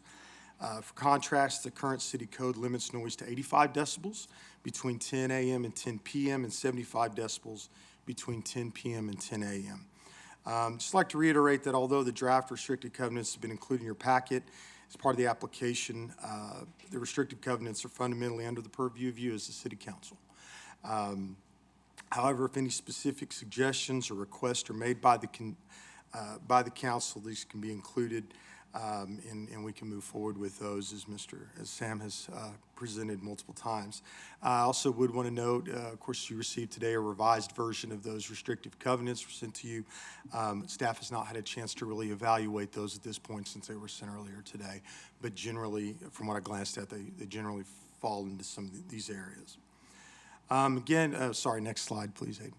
Of course, tonight, looking at the timeline moving forward, after tonight's first reading, the second reading is scheduled for March 3rd. The PSA was approved at the January 13th Planning and Zoning Commission, and so that was also approved by the council, by the commission on a 6-2 vote. And so with that, next slide, please. Staff is recommending approval of the item as presented. The recommendation for approval is predominantly based on the fact that the majority of the property is currently zoned for single family, and the proposed light industrial zoning in the associated zoning case is considered to be more compatible with the adjacent heavy industrial power plant than a single family neighborhood. And just as a quick reminder, as you know, this item and the following item will require a supermajority vote, 6 votes of the city council based on the signed petition by the property owners that staff received on January 26th. And so with that, this concludes my presentation. Staff is available for questions as we move forward in the public hearing.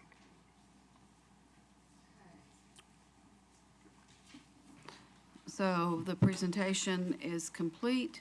I will now open the public hearing.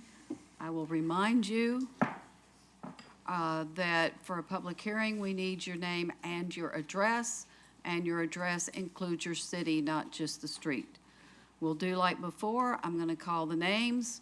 If you hear your name called, please come in. You do not need to sign up if you've already signed up. I'm going to call those names first.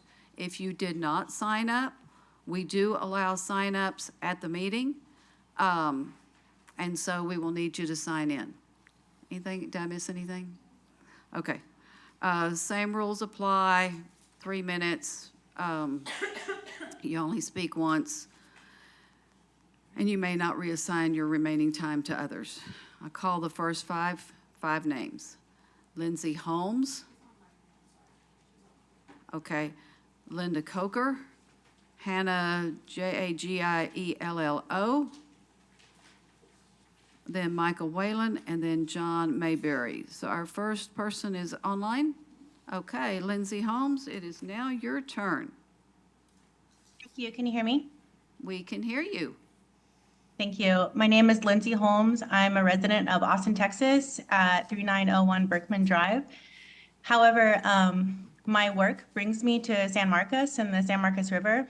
I'm an eco tour guide, and I lead people physically in the river with swimming and snorkel touring. And let me tell you, you guys have a great asset over there in San Marcos.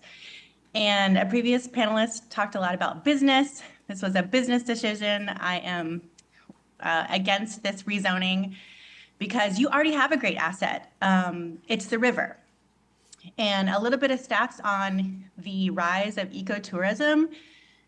The valuations are set to skyrocket, and the market of ecotourism is expected to reach almost $500 billion by 2029. What's driving this growth is that people are becoming more and more environmentally aware. There's a rising demand for authentic, sustainable, and nature-based experience and supportive government policies that back up this market.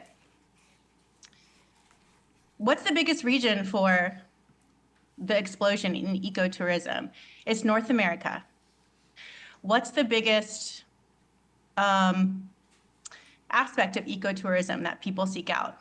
It is land-based activities, so hiking or trekking, often near significant water features. That is San Marcos. So there's been a lot already said about the sacredness of this water. I urge you to not approve this rezoning and to not approve this data center. Thousands of years of inhabitation is coming to a head at this meeting right now.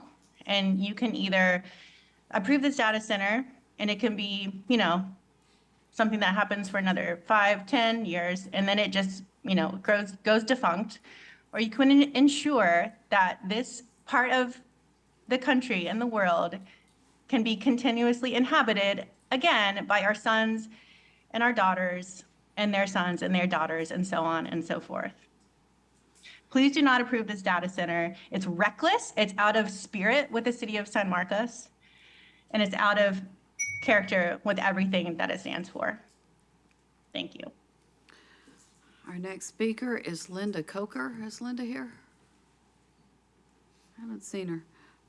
Hannah, is she still here? Jagiello? Okay, then it's Michael Whalen is next. Thank you, Mayor, council members. Michael Whalen, 100 Congress Avenue, on behalf of the applicant. This project represents a major commitment to the city of San Marcos. During construction, it brings significant union construction, people earning solid wages over a multi-year build and spending those dollars locally. And, as you heard, developing the local workforce for future city projects. This project adds value without adding service demands. It doesn't increase school class sizes, it doesn't strain neighborhood services, and it doesn't require the city to expand day-to-day operations in the way residential growth does. That matters because the city still has to fund the essentials residents rely on, maintaining roads and utilities, keeping community facilities running, and supporting the basic services such as public safety that make daily life work. When revenue doesn't keep up, those costs don't disappear, they get shifted onto residents through higher taxes, delayed maintenance and infrastructure, and the inability to fund programs that are crucial to San Marcos citizens. This is a private technology and infrastructure investment in San Marcos designed to support everyday computing needs for companies, hospitals, and universities. This project is structured to deliver lasting value, not just during construction, but year after year through stable revenue that supports city services and infrastructure. Approving this project doesn't mean saying yes to everything. It means guiding growth where it already makes sense, with clear boundaries and enforceable conditions. Environmental and social uncertainties have been raised from all sides. Those risks have been directly addressed through binding enforceable commitments written directly into the restrictive covenant. This is the exact type of commitments that jurisdictions all over the state are trying to gain over these projects. Approval tonight by you does not weaken oversight or limit enforcement. It does the opposite. The city's authority continues, because we'll now be annexed, the other half, a portion of the other half of the property, or 60 acres of it, after approval through the site planning process and the building permitting process, and ultimately the agreement, the restrictive covenant, preserves the ability to ensure compliance over time. Voting yes tonight locks in the city's control through commitments that have been months in the making. Voting yes memorializes the control, you heard that, I think, from Mr. Levinsky, you have exerted through this process and that you'll have with the restrictive covenant. A vote no effectively removes the city from a seat at the table and puts the city in the position of asking for a future project in the ETJ to reach these standards with no leverage to do so. Our next speaker is John Mayberry.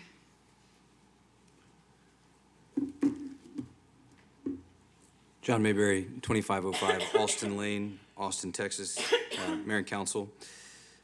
I'm the applicant for 904 Francis Harris. On February 3rd, weeks after the in-city data center was approved at Planning and Zoning Commission, a decision which meant a simple majority vote at council would be sufficient to ratify the zoning change. A petition to protest the zoning was triggered by Carson Select Properties, LLC. This petition could have been filed at any time in the last year, but Carson waited until after the Planning and Zoning Commission vote. Why is that? I recommend that everyone concerned about this, everyone in this room, read the draft development agreement submitted by Carson on June 3rd, 2025. There's a lot in there, but here are the highlights. They're doing a data center across the street on a similar sized parcel to our project. Are they offering the environmental commitments that we are, or any water restrictions? No, they are not. In fact, quite the opposite. They have outlined over a dozen variances and modifications in section 1.04B, exempting them from city code. But the heart of the matter that confirms everything we've said all along is section 1.08B on annexation. The Carson Data Center proposes to remain in the ETJ, untaxed, for 15 years after receipt of certificate of occupancy for each data center building. The next question is, why does the Carson ETJ Data Center care to protest the in-city data center across the street? Isn't there enough demand for both? The answer is yes, there is enough demand, but there is not unlimited near-term power availability from current grid generation. There is a separate process from this zoning case going through ERCOT right now, determining the queue for that available power. The applications are being grouped into what LCRA is calling clusters. The first cluster represents the projects that will get the first available power. We are in that first cluster. Carson is not. By protesting the in-city data center project and potentially derailing its zoning, they are positioning themselves to move up in the queue for the available power. By approving the in-city data center, you would be pushing the Carson's power availability out years, at a minimum, delaying the ETJ data center, but in all likelihood, making it economically unfeasible because of the delay. Approving this project uses the existing power in this corridor for a real committed project. Once that power is spoken for, it doesn't magically reappear. Any future project has to wait for new infrastructure and new generation to be built. What happens if the ETJ one succeeds? It's simple. All of the controls, all of the commitments, all of the restrictions, and all of the immense tax revenue that would have accrued to the city will evaporate and move across the street. This is the reality of state law as it relates to both the city's ability to control property in its ETJ and the city utility's obligation to serve property within its service area. The choice is stark and before you. A vote no on the Highlander in-city data center is a green light without a vote for the Carson ETJ data center. And the decision is upon you right now. The results of this will immediately affect the next steps taken by the data centers outside your city limits. As you're well aware, the state is very aggressive about limiting city authority. This is the way to exercise your authority. Thank you. Our next speakers in this order are Michael Martinez, Mario Jimenez, Abigail Lindsay, Lorena Salinas, and Amber Lunsford.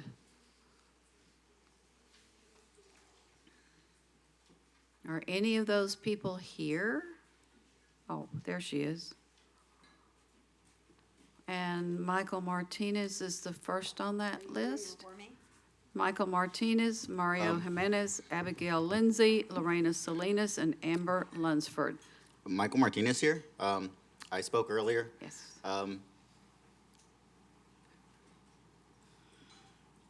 I could go more into my work experience. Working for land development or engineering firms, talking about stuff that I built, the reality of how jobs work at this place after it's built. I feel like all that doesn't really matter as much. Aren't y'all just asking how we feel? Is there any question? If so, were you not listening? Were you just on your phone? That's it. That's all that there needs. That should be it. Thanks. Is Mario Jimenez here?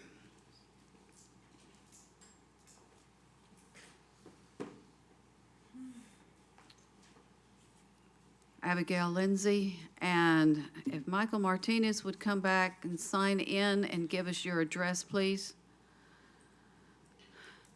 Abigail You just want me to Lindsay. go? Okay. Abigail Lindsay, 308 Valley Acres Drive, New Braunfels, Texas, but that is in Hayes County. I got to be quick because I wanted to address Mayberry John's statement. John, you were told at the last meeting that I did that petition to have the supermajority. I did it. Abigail Lindsay did it. Called it the Abigail Lindsay petition because I did that. I went out to every single house. I got those signatures. I brought it in to the chief clerk's office and got it notarized, okay? So I did that. And Carson had every right to sign that. He's within 200 feet of that property. He has every right to sign it. Also, the Carson, they're going to be in the city limits. They're not going to stay in the ETJ. They're going to get into the city limits. They have a development agreement with you. It's in the process. I don't know where it is, but they are going to annex into the city limits, So anyway, he won't be the only one in the city. And the whole thing, like the levels and who's applying and all that, that's not true. That's not true. ERCOT will approve everyone. Okay, so get back to my speech. I want to speak out against items 8 and 9. By approving this land to light industrial, it will cause a ripple effect that can't be undone. My neighbors and I do not support this, neither does the community at large. For an entire year, we have provided you with evidence based on facts to back up our claims what a data center does to a community. There have been numerous local experts explaining that the limited water and power grid resources are going to leave current Texans in a deficit. The city has no obligation to make this change. Councilmember Mendoza, concern over people living next to a power plant is understandable. But if people choose to buy homes there, they are making a choice based on all available information. Changing the proposed scenario to light industrial because you don't think people should live next to a power plant is contradictory. People already live adjacent to the power plant. So your solution to keep people away from living next to a power plant is to make current residents live next to a data center. How can you care more about theoretical people than you do about the people standing in front of you? Yes, the city gave approval to build the 470 homes, but that doesn't mean it has to be that number. Build 200 homes closer to Grant Harris Lane, which would allow for more green space in line with the comprehensive plan.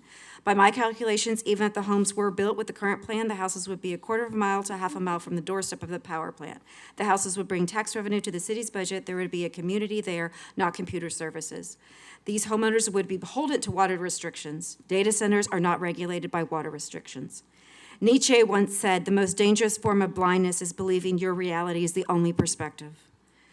Some of you are not actively listening to those of us who are telling you the truth.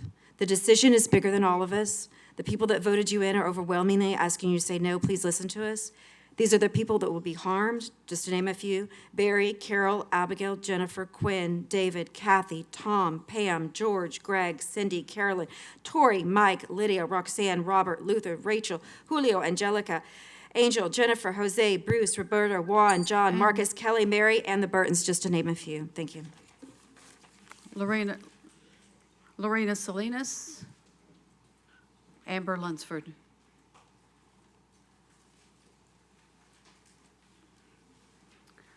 Okay, I'm going to call the next 5. Sean Jones, Corinne Loperfido,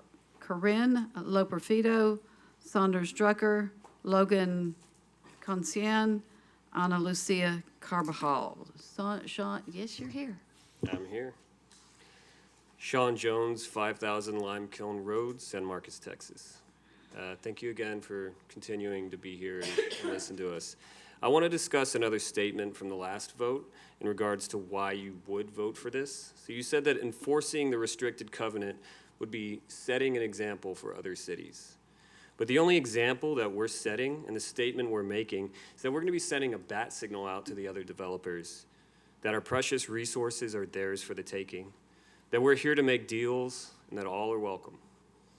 in the city and the county. You see, this isn't an either-or proposition. If you vote yes tonight, it is a yes and proposition. And when we open the news tomorrow, do you think it'll read, San Marcos City Council approves yet another data center in the state of Texas? But dang, that restricted covenant was good. Do you think that in these articles, the sentiment of the residents here will support the example that you're making or the statement that you're making? I think not. Making a statement does not look like a restricted covenant. That is a minor measure for a major danger. The state currently can't keep up with regulating the development demands of these data centers. And while we continue to speak to state reps in order to gain more control over the counties, in this room tonight, in our last place of control and power around the rampant development, you have the opportunity to make that statement. You want to make a statement? Stand your ground while the states catch up. Vote no. Tell developers at big tech that they can't bully us into development, hiding behind NDAs, and that any further development requires answers to our questions. Tell the community that you hear our concerns, and that when we hear our concerns, and that we will halt any data center development until further studies and answers can be found.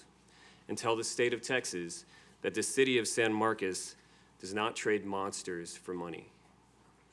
You want to make a statement tonight, council? You want to set an example? Vote no. Still looking for Corinne Loperfido, Saunders Drucker, Logan Conscien.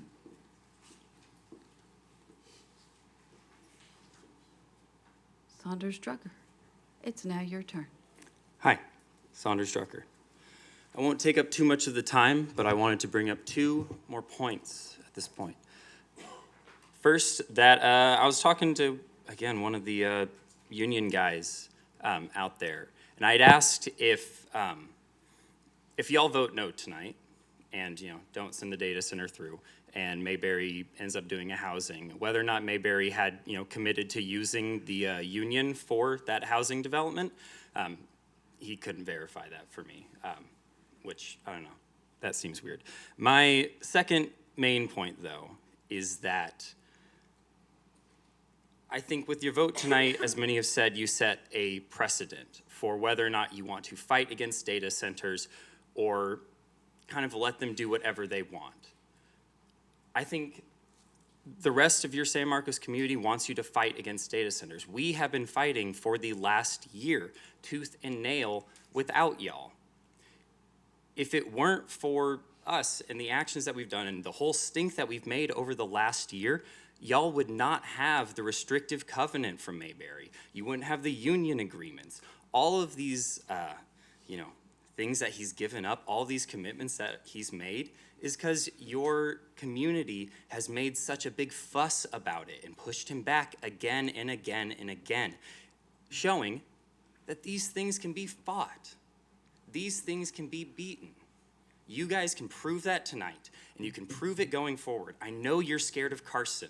Carson's coming either way, and we know about him. We're watching him. DCAC, data center creeps, all of the different groups that are popping up in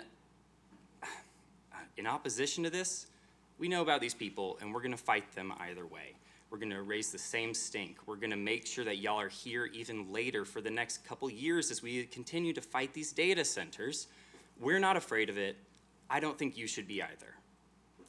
Again, we are looking for city officials who are tired of having their hands tied when it comes to developments forced on them by the state or by national injunctions. San Marcos could be something different rather than going down the same hole that every other town has gone down, I'm sure that you have felt something wrong with the world these days. I think it's because we keep making the same decision over and over and over to say yes to those that want to exploit our communities rather than saying no and making them fight for our approval. Thank y'all. Ana Lucia Carbajal. after Ana Lucia, I have on the list, so if I call your name, come on in the chambers. Jordan Moser, Mike Harper, Mary Littlefield Devine, Catherine Rogers, Crispy Polanco. Go ahead. Hi, my name is Ana Lucia Carvajal. I think Saunders said it great. You have a whole community that is willing and has been putting in so much energy and time and efforts to get together and really wake up this town to see what's happening. You have our support. If you say no to this, we are a team. We work together, and there's so many people that have the expertise and know how to really fight for this. And there is so many people already fighting across the country. You see so many towns and counties coming together. Central Texas is coming together. There's so many counties right now that are connecting. In the town hall, there's so many people from Caldwell, Lockhart, so many people coming together and sharing their stories. And that is what's making us so much stronger. There's so many people out there really seeing the reality that we're all having to face. And so I believe that if you trust the people that you're supposed to represent, us, the residents, we can go so far. And how Saunders said, there's so much power behind community. And everyone's waking up to these huge powers, these evils that are coming towards what we have that is a gold mine. We have so much in this area. That's why they're coming here. Central Texas, there's nothing else like Central Texas. People come to this area because of our water, because of our nature, the hill country, the prairie. And I understand there's probably so much fear and pressure on y'all, but as we put y'all in those positions to represent us, hear us, and trust us that we can fight it, we can. There's so much power behind all of this, and the community really stands for something. So please vote no for these data centers. Thank you. Mary Littlefield Devine. Okay, and, Ms. Carbajal, would you come back and give us your address, please? All of you, name, address, that street and city. 715 Barbara Drive, San Marcos. Thank you. Mary Littlefield Devine, 2545 York Creek Road in New Braunfels, Hayes County. My back gate is at 1470 Francis Harris. I'm a neighbor to this proposed change, and I urge the council to postpone the vote because you do not have the authority to vote on it. The year that was prescribed was not held, and planning and zoning should not have voted on this either. We should not be here, and we're now 5.5 hours in. So please postpone the vote, and please recognize that we are in a stage 4 drought. Judge Becerra has asked the water districts to change over to a stage 4 drought demarcation, and Martindale has done that. Really, he has also proposed that there be no industrial permits at this time. We are in a stage 4 drought. You are not supposed to be voting on this. This is being proposed for light industrial, and the data centers are actually more heavy industrial or their own designation. So it's like we're on this field of dreams or house of cards. It's based on lies. Mayberry cannot provide the technology that he is proposing. This is not supposed to be voted on at this time. We are in a stage 4 water restriction. I'm reiterating this because it's like an imaginary game, except for that we are all going to lose, especially those of us who live out there, because we know that the data centers are going to put forever chemicals into our land. I'm raising livestock, and so are my neighbors. We know that the air pollution is going to put things deep into our lungs. We know there's going to be an increase in mental health issues like insomnia and anxiety, cognitive dissonance in the community from the conflicting ideas and viewpoints and what's actually true or what can be known or what can not yet be known about these data centers. I am urging you to reconsider. I feel that you do not have enough information and you're just sort of skating on this thin ice or this slippery slope or this tidal wave of lies, and it's putting all of us and our community at risk. So please postpone. And in the future, if this comes back in a timely way, please vote no. Thank you. Our next speaker is Crispy Polanco.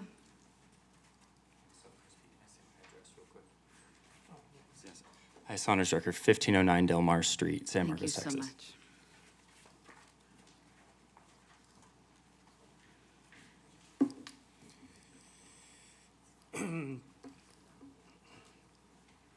Crispy Polanco, 669 Bandera Street, the Saddlebrook neighborhood here in San Marcos. I really love how John Mayberry and Mr. Wayland Yutani come up here and they talk about all the great things that this data center is going to do for San Marcos, as if they actually care about any of that, as if that is the reason they want to build this data center in our community to be our benefactors and help us in any way. That's not what it's about. It's about cult of Milton Friedman, hyper-capitalism, profit for the sake of profit, at the expense of all else, including the lives of everybody that live out there. Abigail listed a bunch of names, but Abigail, Jennifer, and Tori are the only three I can remember off the top of my head. I at least try to make the point that if you think 3,000 signatures is not enough opposition, because it's not a large enough number of people from San Marcos, I try to make the point then that none of you really need to be sitting up there on the dais, because none of you really did any better. I was going somewhere with that. Actually, yeah, the signatures, the 3,000 signatures, I think I proved that the silent majority is on our side. I got something like 100 people here tonight, plus the thousands more signatures on that petition. I've asked you guys, what would you do if I was able to get a general strike? I'm still going to work on it. I'm still pushing for it. JJB on KZSM is pushing for it. The local branch of Party for Socialism and Liberation, PSL, has been talking to people about general strikes. I think we can do it. We can shut this city down, and some of you might balk and say, that's going to hurt the city. Well, it's not going to hurt the city any worse than building this data center will. The data center is going to do far worse. Everybody here has told you how. They've debunked every one of those talking points Wayland and Mayberry have come up here and said. None of it is true. Some of it is outright lies, like the Carson petition. Mayberry knew that wasn't Carson's petition. He knew it was Abigail's. But he still got up here and he lied about it. So I'm not under any illusions here. I haven't hid the fact that I'm pretty pessimistic about this, and I think I know where you guys are going to vote on this. But just remember, we're going to come after you if you vote for this. We're going to try as hard as we can to replace you, all of you.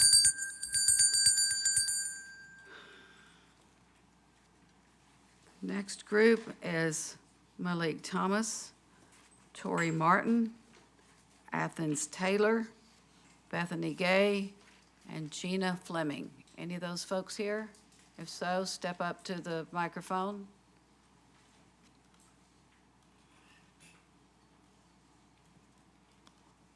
Let's see. Malik Thomas? No. Mike Tor- Harper. Oh, yeah, you should have been here a little while ago, but better late than never. It's right there, Mayor. Yeah, but I need you standing up here to know that you're I'm here here and now, ready ma'am. to speak, and now would be fine. Mike Harper, 4806 Sendero Drive, San Marcos, Texas. Mayor and council members, straight to the point.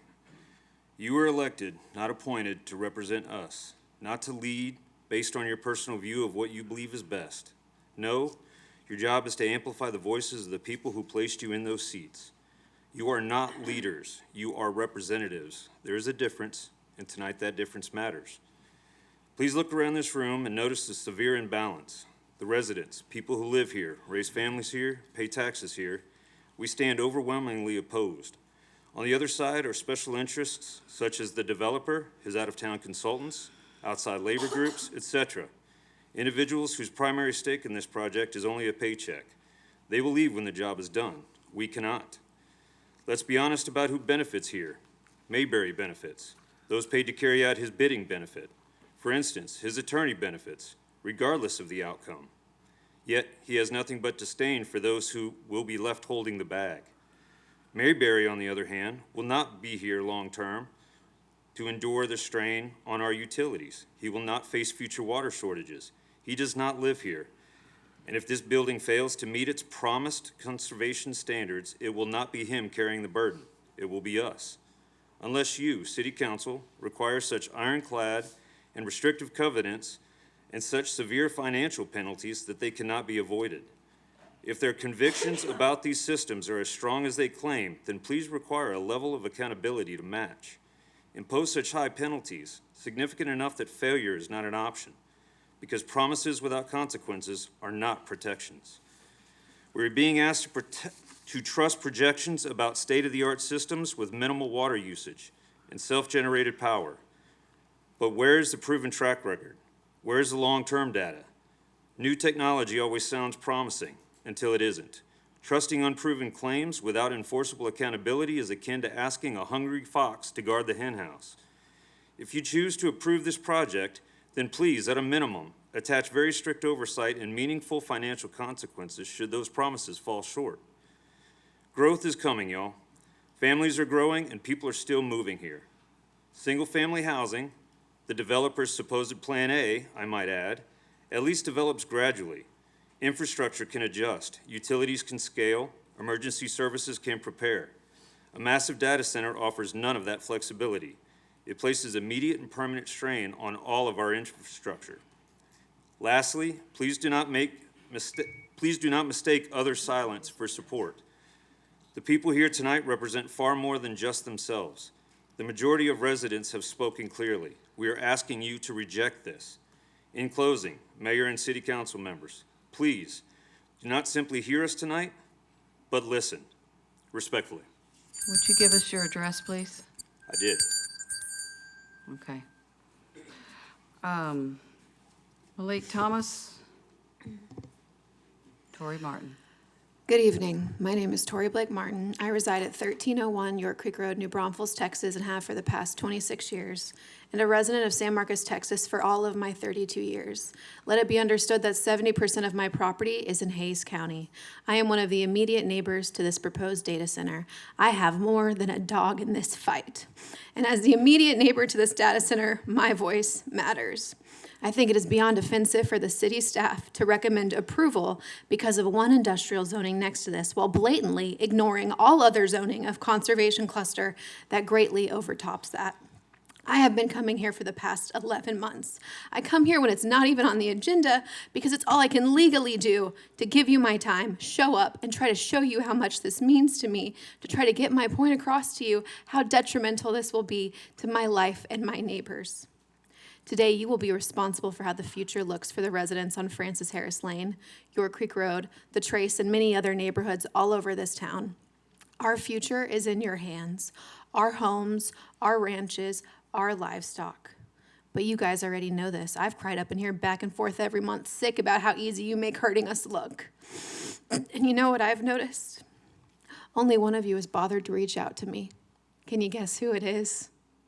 Not a single one of you could be bothered to reach out to me. Not a single one of you in this room. And if you truly, deeply down inside believe that this wasn't going to be so bad for your residents, then why hasn't a single one of you come up to me and tried to comfort me?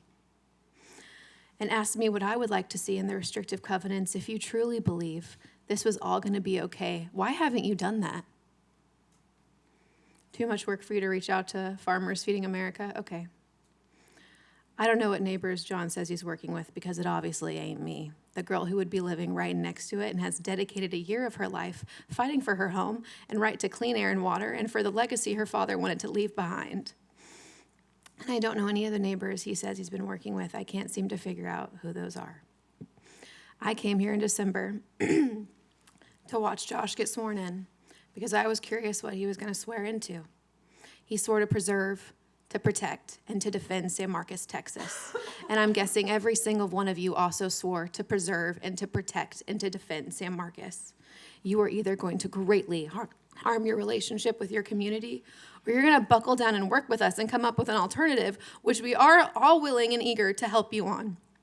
If you are so desperate for money, you are willing to make a life-threatening, unreasonable, unresponsible development decision for 90,000 citizens, also impacting 2.5 million other residents in Texas, maybe you should reconsider. Lastly, don't you dare tell us we don't know what we're talking about and that this community isn't educated on this subject. Don't insult us. And don't you dare blame this community for what you are considering doing. Don't you dare use us as an excuse for your own very personal decisions.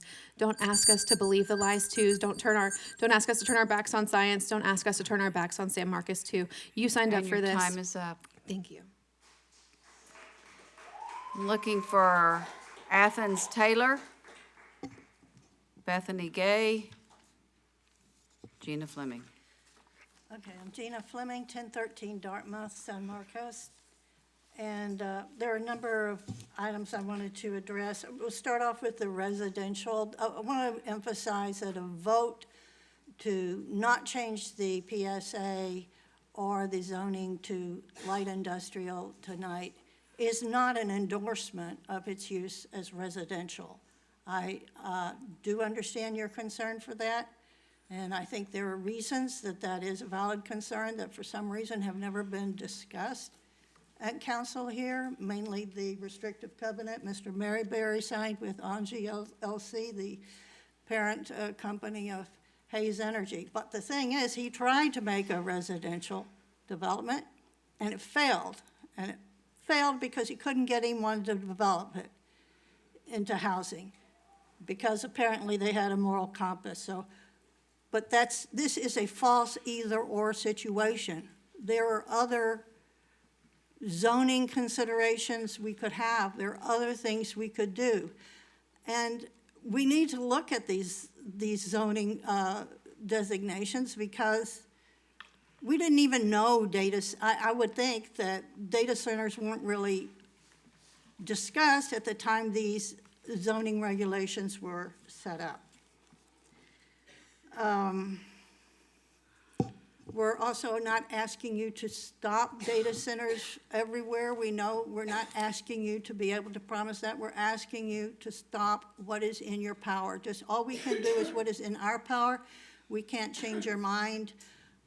We're doing what's in our power. We're asking you to do what's in your power. And there are few opportunities for this city to say no.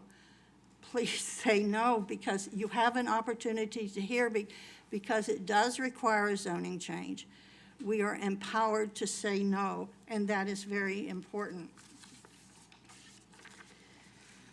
The other thing I wanted to discuss is the constant confusion about the water use on-site versus off-site.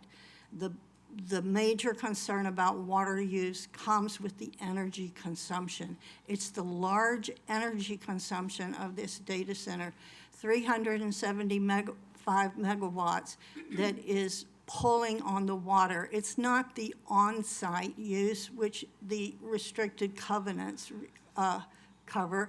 Even Cyrus 1, it was through Cyrus 1 that I understood that connection, that by going to closed loop, it was going to take more power, because that closed loop system requires more power. And because it requires more power, it requires more water. The water is required to convert the natural gas to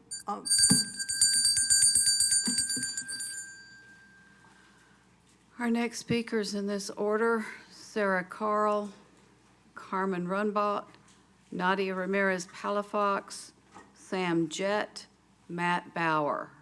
Any of those folks here? If so, come on inside. Continuing on, Lydia Rodriguez, Maxfield Baker, Matthew Reed, Kristen Beloso, and James Nelson. Your name, please? Matt Bauer.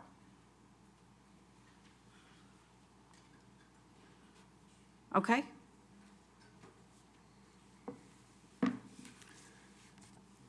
Council members, I'm Matt Bauer. I live in San Marcos at 1404 Hamilton Street. I'd like to speak in opposition to the measure facilitating data center development in San Marcos off Francis Harris Lane. My comments will explain why you should not count on this development for job growth specifically.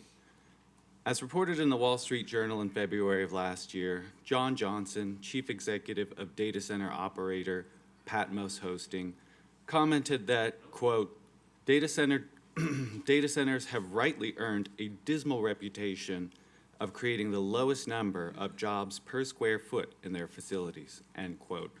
Johnson, mind you, is a proponent on the front line of data center development. An analysis reported in June of last year by Business Insider of construction permits, economic development deals, and company disclosures found that, quote, even the largest data centers generally employ fewer than 150 permanent workers, and some have as few as 25, end quote.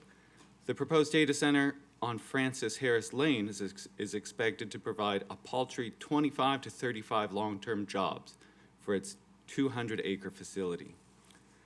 The data center would have to be built, of course, and that demands labor. The much reported on Stargate facility being built in Abilene calls for about 1,500 construction jobs. The data center we are talking about is less than a quarter of that size, so we can expect far fewer than that. In a report from late 2025, the Labor Department relates that of the 28,000 jobs added in the U.S. economy last November, a number driven by data center development, 19,000, or about 2/3, were for non-residential specialty trade contractors. That tells us two things. Construction jobs for building data centers go largely to non-residents. In our case, they would mostly not go to San Marcos residents. It also indicates that jobs left for San Martians would tend to be non-specialty jobs.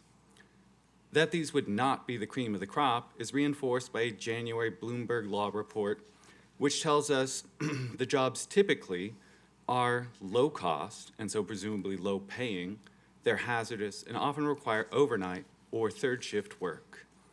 The report emphasizes, moreover, the rising and very real threat of child labor that comes with these jobs, since the current data center boom has coincided with a 31% increase in child labor over the period of 2019 to 2024. So what sorts of jobs could this data center bring for San Marcos residents? A negligible handful of permanent jobs, plus maybe a couple hundred temporary, low-paying, low-skill construction jobs.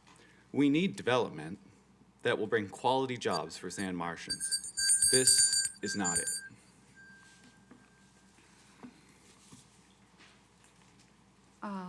In the maroon sweatshirt, what is your name? Kristen. Beluso? Okay, Mr. Baker's in front of you, and then you will be after Mr. Baker, okay? It's the eye of the tiger, it's the thrill of the fight, rising up to the challenge of our rivals. And my name is Maxfield Baker. I live at 314 Shady Lane. Are we under oath? Are y'all under oath? Is staff or the developers under oath? Anybody have to tell the truth here? Or even say why you're gonna vote what you're gonna vote? I don't know, we'll see. This is being painted, this development by Mayberry, as the consensus between us, the environmentalists, and the developers, but it's not. The environmentalists and others do not trust the developer or the city who will be the ones inevitably to report these violations and take them to court. But how can we trust you to shut off the flow of these tax dollars that you seem so desperate for? Issues like this have brought together the community, which is literally the only good thing that has come out of this. Some of the lessons we've learned is that you all could change the policy that allowed this to come back so quickly. It'd be great if there were some conversations at the dais to address that. The mayor, you can put that on the agenda by yourself. 2 council members can put it on there as well. And Mr. Passel, as you've talked about community dialogue stuff, I think that this would be a great agenda item for you to pursue as a first thing to bring to council, if you haven't already brought stuff I don't know about. Also, you need to iron out the transparency around water and energy. This is just like the classic case of, well, you just don't know what's best for you. Like, quite literally, it's being, the nanny government that I think some conservative coded folks are constantly arguing and frustrated with, not to mention all the other AI weird stuff. The concern about John David Carson, at least he lives here, right? At least he goes here to quote, what does that mean, girls? So, you know, when we look at like what all we can do, this coalition's growing. You know, people across this spectrum and on the spectrum, we're all here. We're all here to weigh in and hope that this matters, right? And you know, when you've tried so hard for so long, it really doesn't make you want to stop, right? It just makes you pursue more and more, as the phrase is, malicious compliance, right? Like what else is it gonna take? If you vote for this, do we need to do a recall on city council? People do that. People unelect entire bodies for school boards and councils, but that also costs our city money. Do we have to sue our city? No, that's gonna also cost us money. Like, the path of least resistance is not to approve this, right? You know, and to the extent to which like our own city attorney and city staff and other appointees have pushed for this is really frustrating. And maybe there needs to be some cleaning house there as well, right? Like, there's a lot that needs to change, and that's pretty evident. Kristen Beloso. Good evening, Mayor and council members. My name is Kristen Beluso. I currently reside at 951 Moore Street, San Marcos, Texas. This is my first time speaking at a city meeting, and I felt it important that this, what we are discussing today, be my first. I'm speaking today to advocate that you oppose items 8 and 9, the rezoning of land and editing of other documents for a data center in San Marcos. I concur with a lot of my friends and colleagues here, and I would like to offer a different perspective. I've lived in San Marcos for the past 3 years, a short time comparatively to a lot of people here, but I absolutely love it here. I love the river, I love our parks. Amongst other things, I am a student at Texas State University, studying geography, urban and regional planning, and computer science. As a computer scientist and aspiring researcher, I recognize the need that generative artificial intelligence has served to populations across the world, and yes, at Texas State and in San Marcos. At the same time, in all my work and learning as a computer scientist, I've never operated under the assumption that I have unlimited resources when coding software or designing solutions. In fact, through various of my electives and math courses, I've been taught to always think about how to optimize software and hardware metrics. This, in my opinion, is not what the generative AI industry is working towards. It's aggressive. We've all seen this. The integration of things like Gemini, ChatGPT, and Copilot on our daily work tools, even when it serves little to no use. And it seems that there is no benefit to this aggression. There are stories coming out from across the country of people's water being poisoned. I think I saw a YouTube video of a family in Virginia whose sink straight up does not work after having a data center be built next to their house. It seems that there's also an imminent economic burst happening for the AI industry that's imminent in general as well. Leaving empty infrastructure with a large footprint on our land and resources and with no apparent use. We already see this with highways, malls, things of that nature. The AI industry needs to be told no, and as the engineers that we are, we need to learn how to use the resources that we already have, and especially not build these resources, if needed, in environmentally sensitive zones, as we have in San Marcos with the river and aquifer. It is for these reasons that I urge you all to oppose these motions and change this zoning. We can be that no. I urge you to say no to AI. Since I have extra time, I would like to speak on behalf of my friend Joe Oliver, who was unable to speak today. I'd like to speak directly to Mayor Houston. You told Joe that the vote on this data center was not for the tax revenue.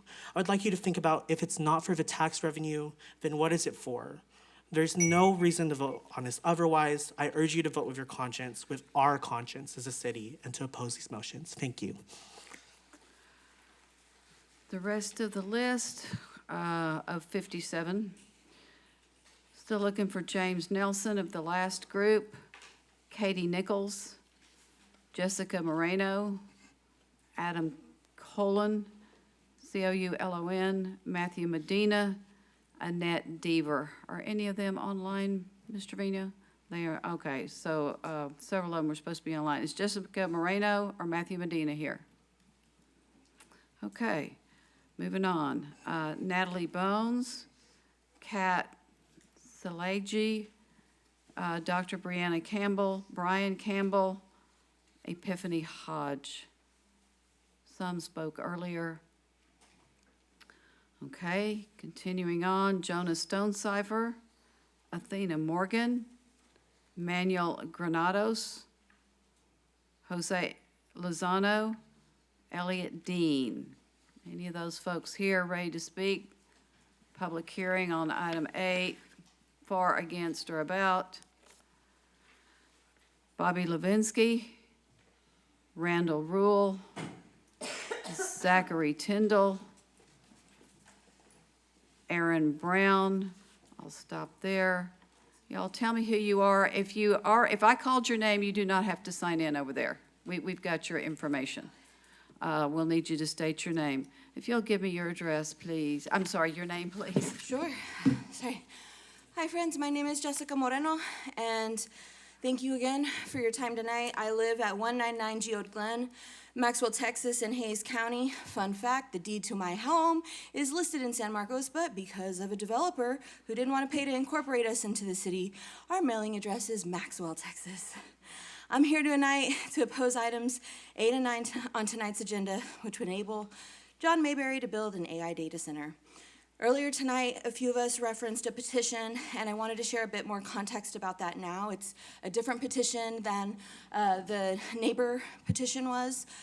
This is a little bit different, so I want to share some of the language of that petition with you. It states, "We, the undersigned residents of San Marcos, Crystal Clear Special Utility District, Hayes, Comal, Caldwell, and Guadalupe counties, and the greater area affected by impacts to the San Marcos Springs, Edwards Aquifer, Carrizo Wilcox Aquifer, and Guadalupe and San Marcos river systems, call on our public officials and governing bodies to exercise their authority and discretion to protect our communities, water resources, and planning priorities from the harms of data center development.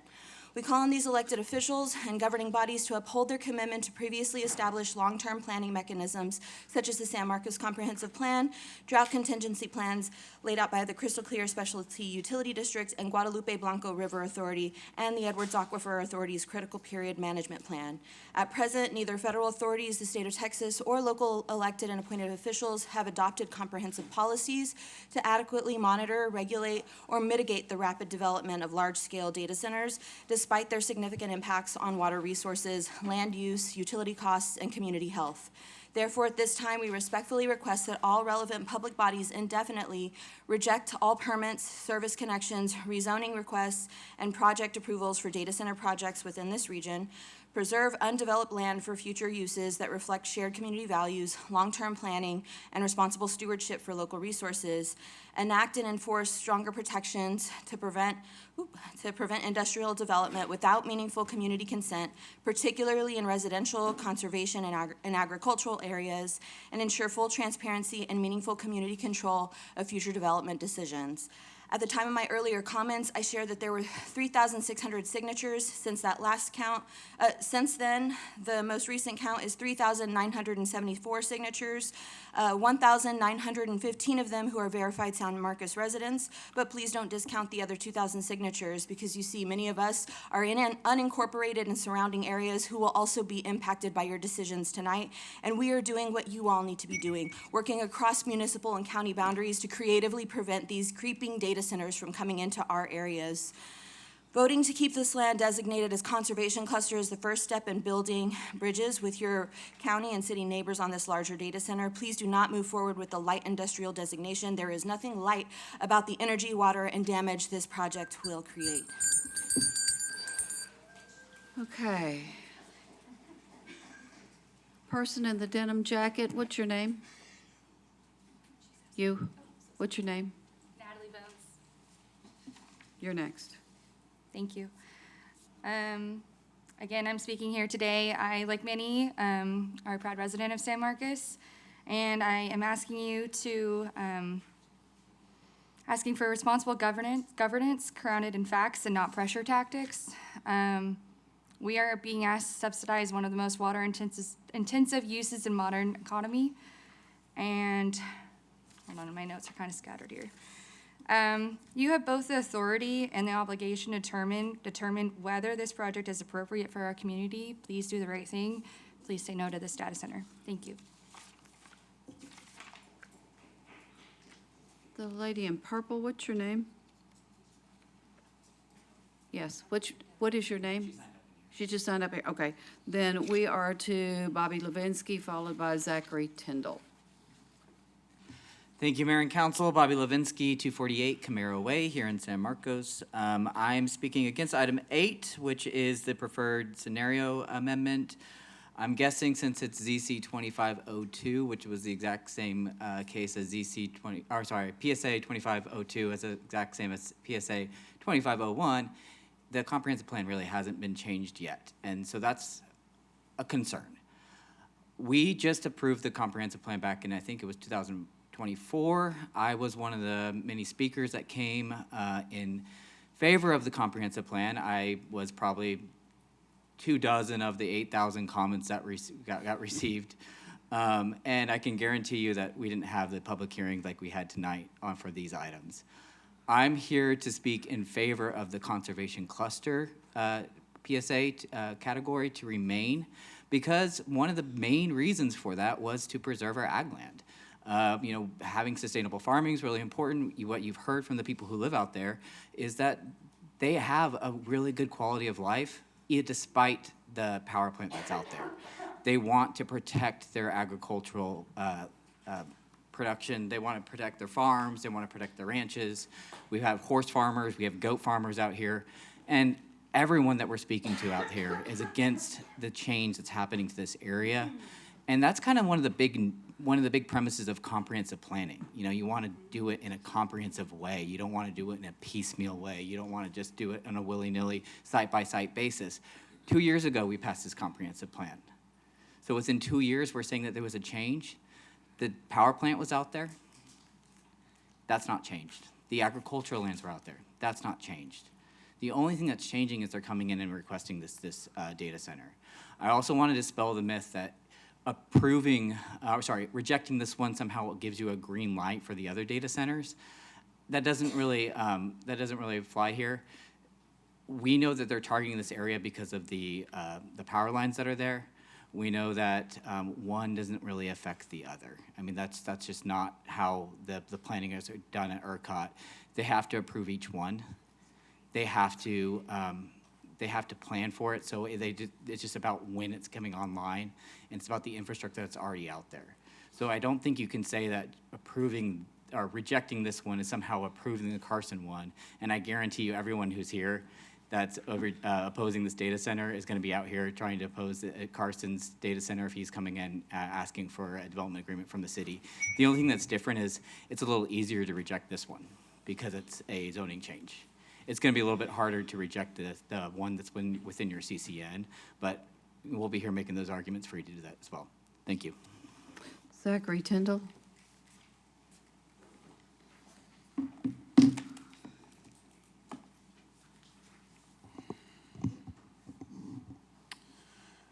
My name is Zachary Tyndall, 614 Martin Luther King Drive. Let's see, first of all, once again, if you haven't had a chance to review my emails, plug yours and do that right now. That email again was ZMTYNDALL.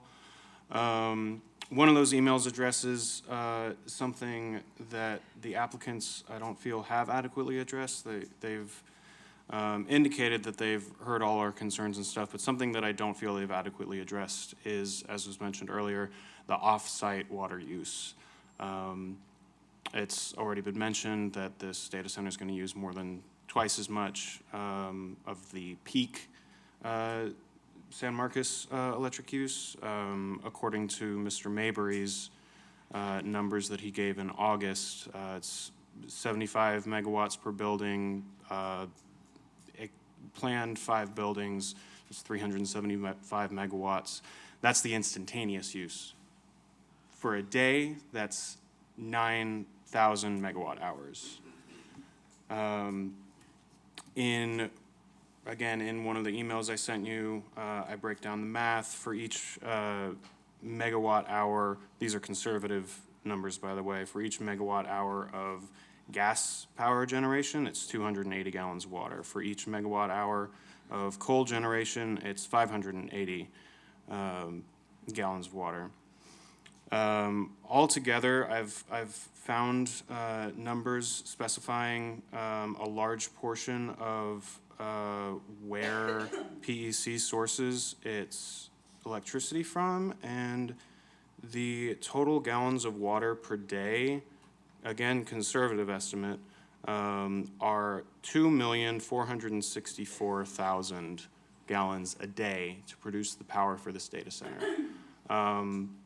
In figuring that number, I could only directly account for the types of sources for 65% of that power. So I just assume that that other 35% doesn't cost any water, that it's renewable or something like that. So again, conservative estimate, that's a lot of water. That's more than 30 times what they're talking about in the restrictive covenant. And it's not covered by the restrictive covenant because it's off-site. What else? I'm opposed to the, no, I'm out of time. I guess I'll save it for next time.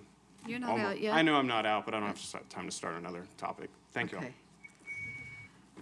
The next four speakers in this order would be Aaron Brown, Flora Lopez, John David, and Ben Torres. And I see Aaron Brown is at the podium, and it is your turn. Aaron Brown, 343 Hunters Glen Drive, San Marcos, Texas, 78666. Where to start? I'm going to steal a couple of quotes from a couple other people here.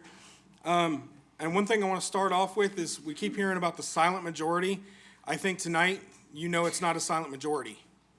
You had over 500 people here. All 500 out there are out here to speak against this. They're telling you with their voices, they're telling you by showing up, they're telling you, we don't want this, right? Next, I'm gonna take a quote from Mr. Mayberry where he said, right now you have the choice to control this. You have the choice, and I'm sorry, I'm a little bit off on the quote here, but you have a choice to stop this or approve it right now in 8. Because if you don't approve 8, 9 doesn't come. And I just got my other thunder stolen just a second ago, but it was a very poignant point. We're only a few years into this preferred scenario map, which was something that was brought through this council, something that was talked about with the people of San Marcos, and yet we're already looking at changing the preferred scenario map.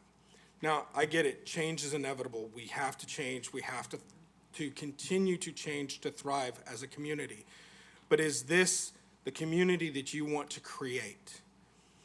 Is this data center the hill that you're going to stand on and say, this is the way we want to go? That's y'all's decision right now. But these people out here, they're going to remember that, right? We all know this. We know that they're going to remember this. They're not going to give up on this. When we start talking about the actual cluster and we start talking about commercial employment low, we have a ton of commercial north of us. We have a ton of commercial south of us. And for those of y'all that have been around long enough, you remember when this was all green space. We're eroding that green space. We are eroding our conservation in this area. And that's one of the things that this town has always prided us. I can't talk at this point, it's too late. Sorry. That is one of the points of pride that this town has always had since I've moved here, has been conservation. Are we going to speak out against that tonight? Are you, as a council, going to speak out against what the city is telling you it wants? Relate my time. Let's see. Flora Lopez, John David, or Ben Torres here.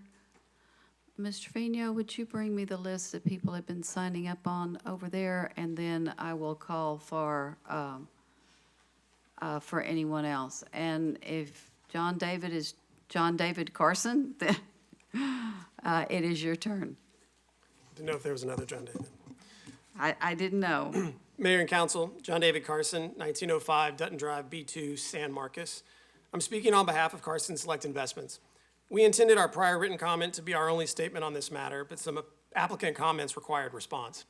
Our ranch is in fact in the ETJ. That is notable because we could have opted our entire 800 acres out of the ETJ and city regulation, as allowed by a 2023 state law, and sold it to one of multiple suitors for a gigawatt-scale data center. We have rejected that option.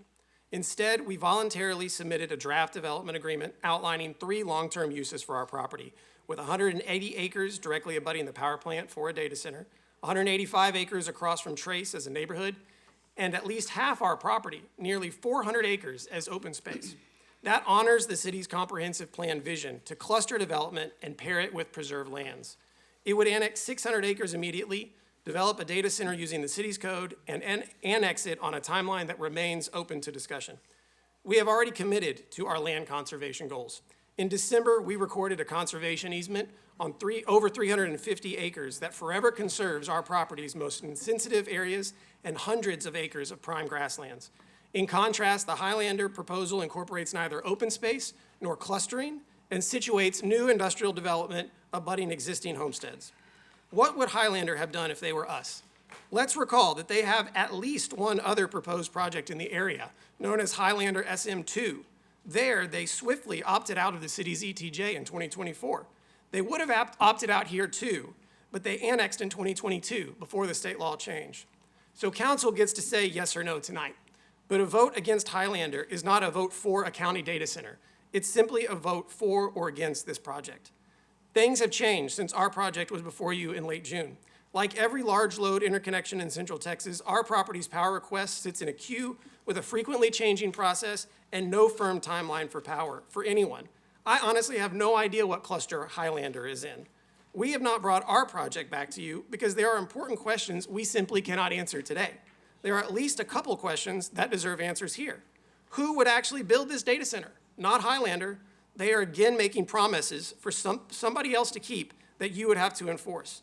Can Highlander give a firm timeline with a real date and not a cluster grouping to you?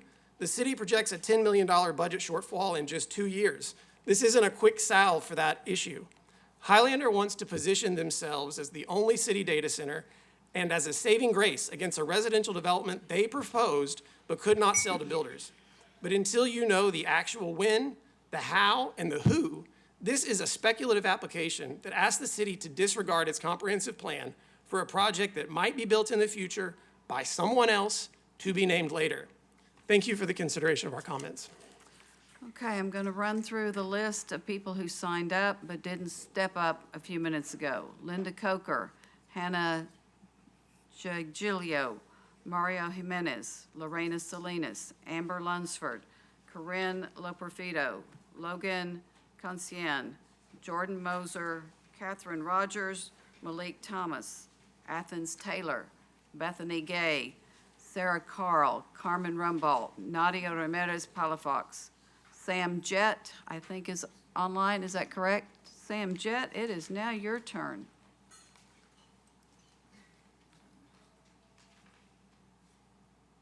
Sam Jett, are you on?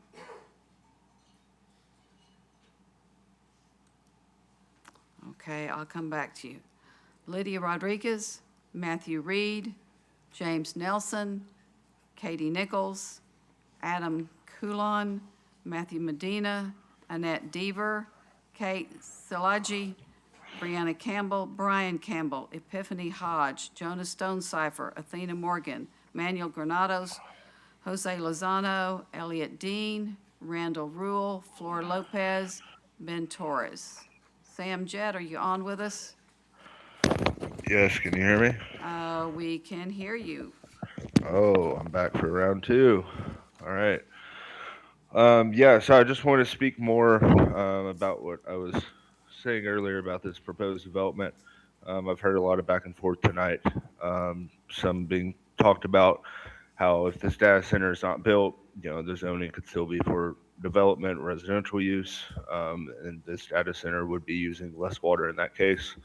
I'm a developer myself. I think that is a skewed outlook on this situation because not all developers develop land like other developers. You know, there's still developers who go out there and develop land more sustainably with much less density of houses on land, requiring much less water. So to sit there and say that this data center is a good example for that. I don't think that they're necessarily looking into all possibilities for development of that land into the future. Again, going back to what this development is going to do for the community as far as tax incentives, I don't think that we can really put a price on our water in the future. Again, these are all things that are very hard to quantify on their impact in the future, what it can have on people, the landowners in the nearby area who steward the land. You know, all the blood, sweat, and tears that they put into this, what that impact can have on them. You know, it's just really hard to put that into perspective. But if we just think into the future, if we don't have any water, how we would all kind of feel. I hope y'all can sit with those thoughts tonight when y'all make y'all's decision, and really think about that. Because again, this is a legacy hearing tonight. We have a moment and an opportunity to actually put a stop to this, and then, you know, get ready for the next ones that are coming down the road. But I hope you all do the right things and everybody keep hanging in there. I know it's a late night, but we're fighting the good fight. Thank you for your time. Okay. These are the names that I have here. Beans Yimpa, Lily Kit, last name starts with BR, Zane Porterfield, Callie Rose, Diane Emily Weiss, Benny Rice, Lucas Kraft, Lauren Romero. Any of those folks here? What is your name? Who's at the podium? Hello. What is your name, please? Hello. My name is Beans Yimpa. Okay. I live at 141 Rustic Glen Drive in San Marcos. Good evening, City Council members, and thank you for your time here. Mayberry said that they're offering water regulations and to be transparent. I would like to remind y'all that this is the bare minimum, but people should always come first before profit. I'm 23 years old and I'm against data centers. Texas is currently at a level 4 drought. Data centers depend on fresh water, which is crucial to our survival. Without getting into the insane amount of electricity these data centers needs and how it'll raise our utility prices, in my culture, we say agua es vida, meaning water is life, and those who control water control the masses. Water, electricity, and funding should always prioritize the people first. Hearing the opposition side with the union, it sounds like we have a minimum wage and the lack of job problems. Minimum wage hasn't been raised for over a decade and people are living paycheck to paycheck. I personally sell my plasma just to afford rent and to have food on the table for my family. I've been homeless due to rising inflation. I have PTSD, autism. Life is hard, we all know this. But still, I don't give up. Every day, I show up and do my best. I work 12-hour shifts.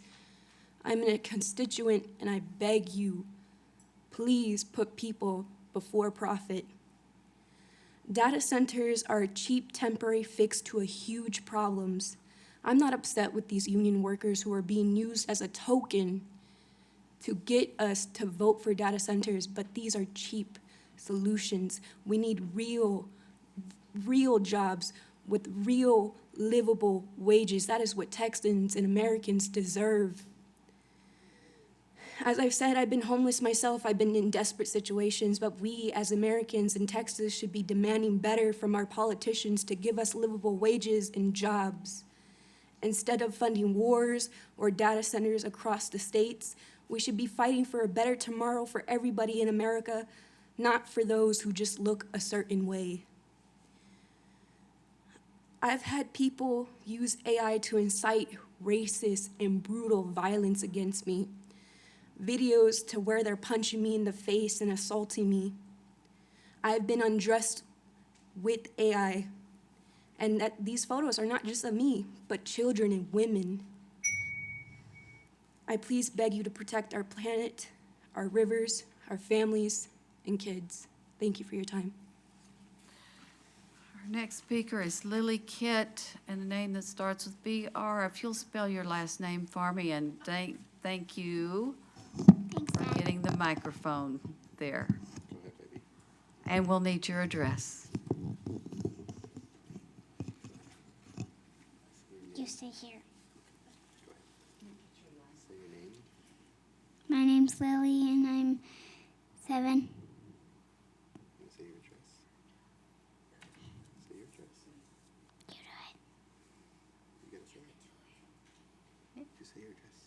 Just start with your name and your address.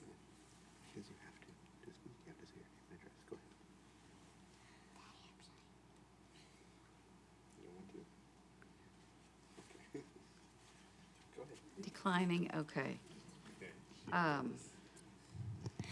Hi, my name is Collie. I live on Hazleton Street in San Marcos.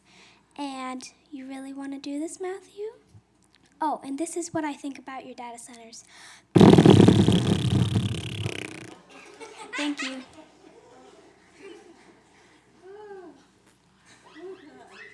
Okay. Zane Porterfield?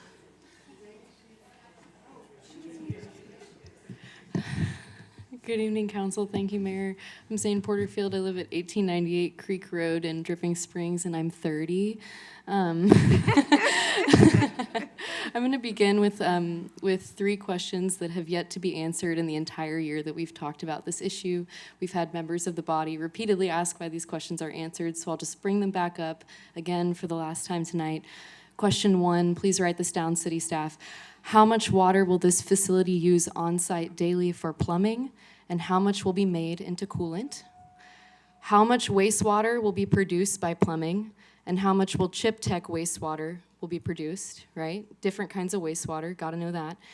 Where will the wastewater go, and where will the hazardous materials go? Another question that has never been answered in the last year. And third, how will this impact ratepayers in San Marcos for water and for power? Another performa that hasn't really been run. Well, I can answer the third question for you, and that is that it already has. So Mayberry has said outright that it would have no impact to the water users of San Marcos, to their rates. However, in 2023, Mayberry actually filed a complaint to the PUC to try to remove themselves from the CCN of Crystal Clear. And in that litigious process from 2023 to 2024, Crystal Clear already incurred legal fees. So in the process by which he tried to remove himself from the CCN and then eventually negotiated to have the so-called permit that he claimed that he had here, Crystal Clear ratepayers have actually already paid for a project that didn't exist on this property. The rates have already gone up in relation to this. So when he claims that he has no impact, that's a bit of a false start. Ultimately, the rates are sort of a gray area in Texas. Senate Bill 6 attempted in the last legislative session to put in a kind of operational capacity to put the burden onto these heavy users. However, this hasn't been test trialed. So we don't actually know what those numbers are. Those numbers are decided by the utilities themselves. They have to have a legal team that's strong enough to know what the impacts might be to mitigate, and they need assistance on that level to figure out how to mitigate those impacts. And finally, I want to talk about the governance problems that we have here. The Comprehensive Plan Oversight Committee told you guys 3 months ago that you were directed this year to create a tool to analyze the fiscal sustainability of projects here, focusing especially on development of infrastructure, utility capacity rates, and environmental cost. So the Oversight Committee for the Comp Plan told you to create a tool to answer these questions before you made these decisions, and you have not done that yet. I beg of you and I urge of you to establish a committee to help you make these decisions in the meantime. Thank you. Our next speaker is Diana Emily Weiss. Hello, Diana Emily Wiebe, 917 Haynes Street, San Marcos, Texas. Thank you so much for being here still and so late.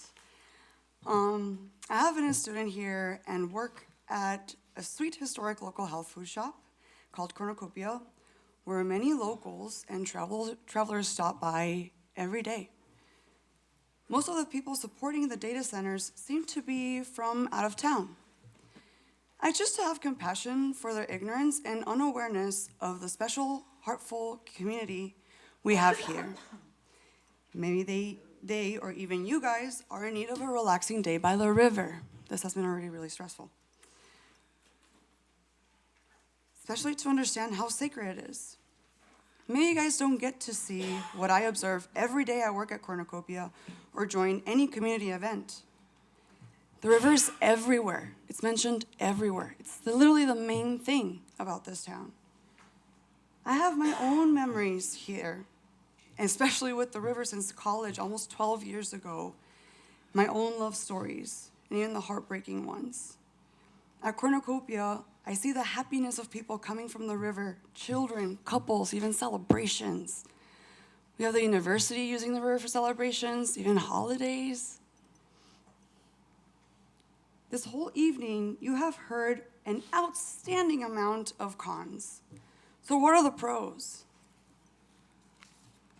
What is our town even getting out of this? How is San Marcos benefiting from this? Customers that are travelers always comment about the river. Students that have left miss the river. This data center supposedly bringing money to town is a lame reason. Looking at this unity out there, look at what the people are willing to do for this town, and with fun and love, not with hate. The money is in the richness that this town can offer tourists, the personality that local businesses bring, and people wanting to live here. If you approve the data center, what will you do when the water runs lower and lower? Will you then create fake protection laws and not let people in, or have people use less water and suggest to boil it while you allow the life of it to be sucked out slowly? It's not that much water. Do the math of the day, the weekly, the monthly, yearly, a decade from now. Think long term. Do you guarantee you would not build more and more of these later on? Or is this just the start? Why are you not concerned? Is there something you know that we don't? Look, peacefully, I stand here before you, happily, simply asking to not touch the sacred river. Your time is up. Okay. Our next speaker is Benny Rice. Need your name and your voice and address, please.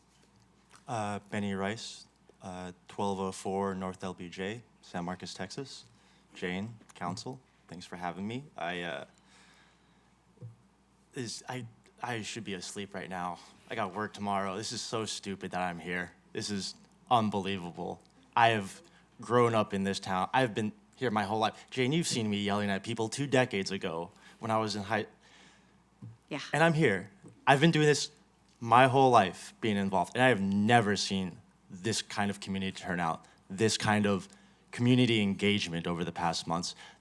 500 people outside, and I'm like, and I'm here, and we're here because we care, and I'm here agreeing with people I despise because there are so many people. It's so clear to everybody. There are people I can't stand, and I'm like, oh, he gets it. How is it this hard? How are we still here right now? Like, what are we doing? Oh, man. Oh, I got a lot of time.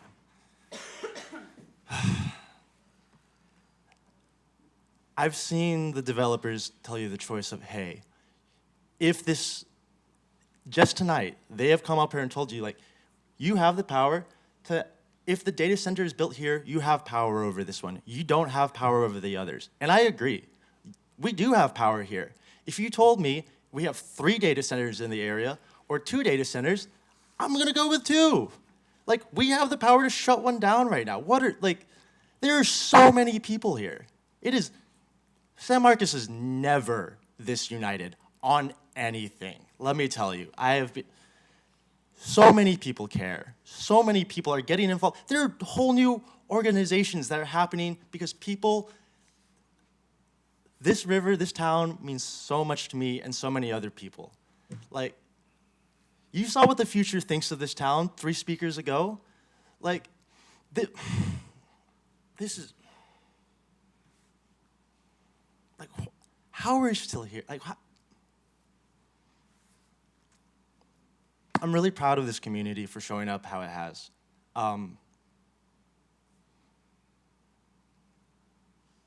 It gives me a lot of hope. It shows that we care, we're making our voices heard.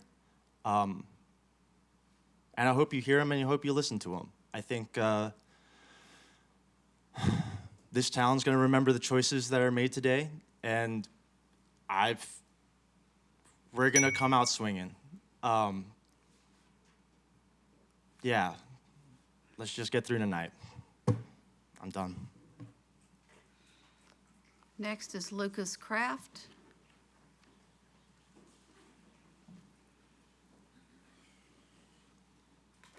Lucas Kraft, 306 Craddock Avenue, San Marcos, Texas. At the beginning of this meeting, Mayor, you said you didn't know how this was going to turn out. I hope that everyone knows how it will turn out now, from the amount of people that have spoken here today. And the only people in opposition, or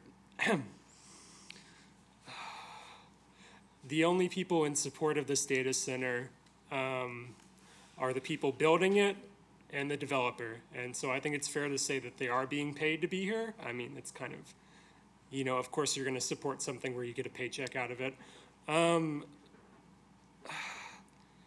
You know, what I was saying earlier, throughout Texas, small towns, Granbury, Sweetwater, Odessa, Amarillo, all of these towns, Round Rock, Lockhart, they're all against building these data centers. And I mean, are we all just stupid? Do we all just not know any better? You know, are all of these people collectively just psychotic? And it just doesn't make sense at all. And you know, Mayberry says that he's going to like write you a blank check pretty much. I don't know what he quoted, like was it in the millions or billions of dollars that the city will receive? We're not going to receive that money. You know, that's not how it works. That money's going to the state and then it'll trickle down into San Marcos in a decade or so.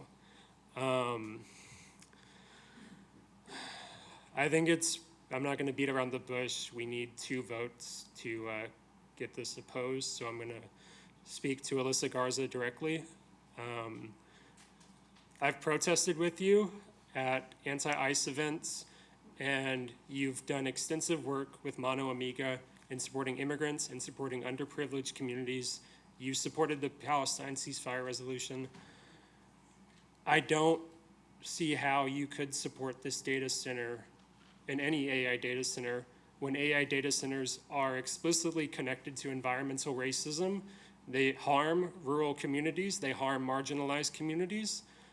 And, you know, there are Mano Amiga members, activists in this crowd, or there were earlier, who don't support this AI data center. And I just don't understand how, when there are Republicans and there are Democrats, when there are people on the far right and the far left who are equally opposed to AI, you have to really mess up to still support it when this is such a unifying hate for AI. So I think I just want to make it clear that if you do support this, the left wing of San Marcos will vote you out. Our next speaker. Not stop. Our next speaker is Lauren Romero. That's me. Hi. I'm Lauren Romero. I live in Wimberley, Texas. Street address withheld for safety reasons. Okay. I've been up here before. I got my MBA from Texas. Madam Mayor? And then for 30 years, What? Our speaker hold on refused a to give her address, and it's my understanding that she must give her address before she speaks. I will accept Wimberley. as I repeated, for safety reasons, I will not give my street address. I will take Wimberley. Please Okay, continue. thank you. Can we restart the clock? Thank you, please. Okay, hi. Council, this is what public service is all about, and it's great. It's great that you're listening to your people in your community. Here we are, late at night. This is what public service is about. I have spent 30 years advising Fortune 500 companies, and just lately I'm working with $84 billion global corporations. I am an economic development professional. And one of the key things that you understand when you're an economic development professional is that just ugly, blight, industrial blight, kills a community's economic development choices.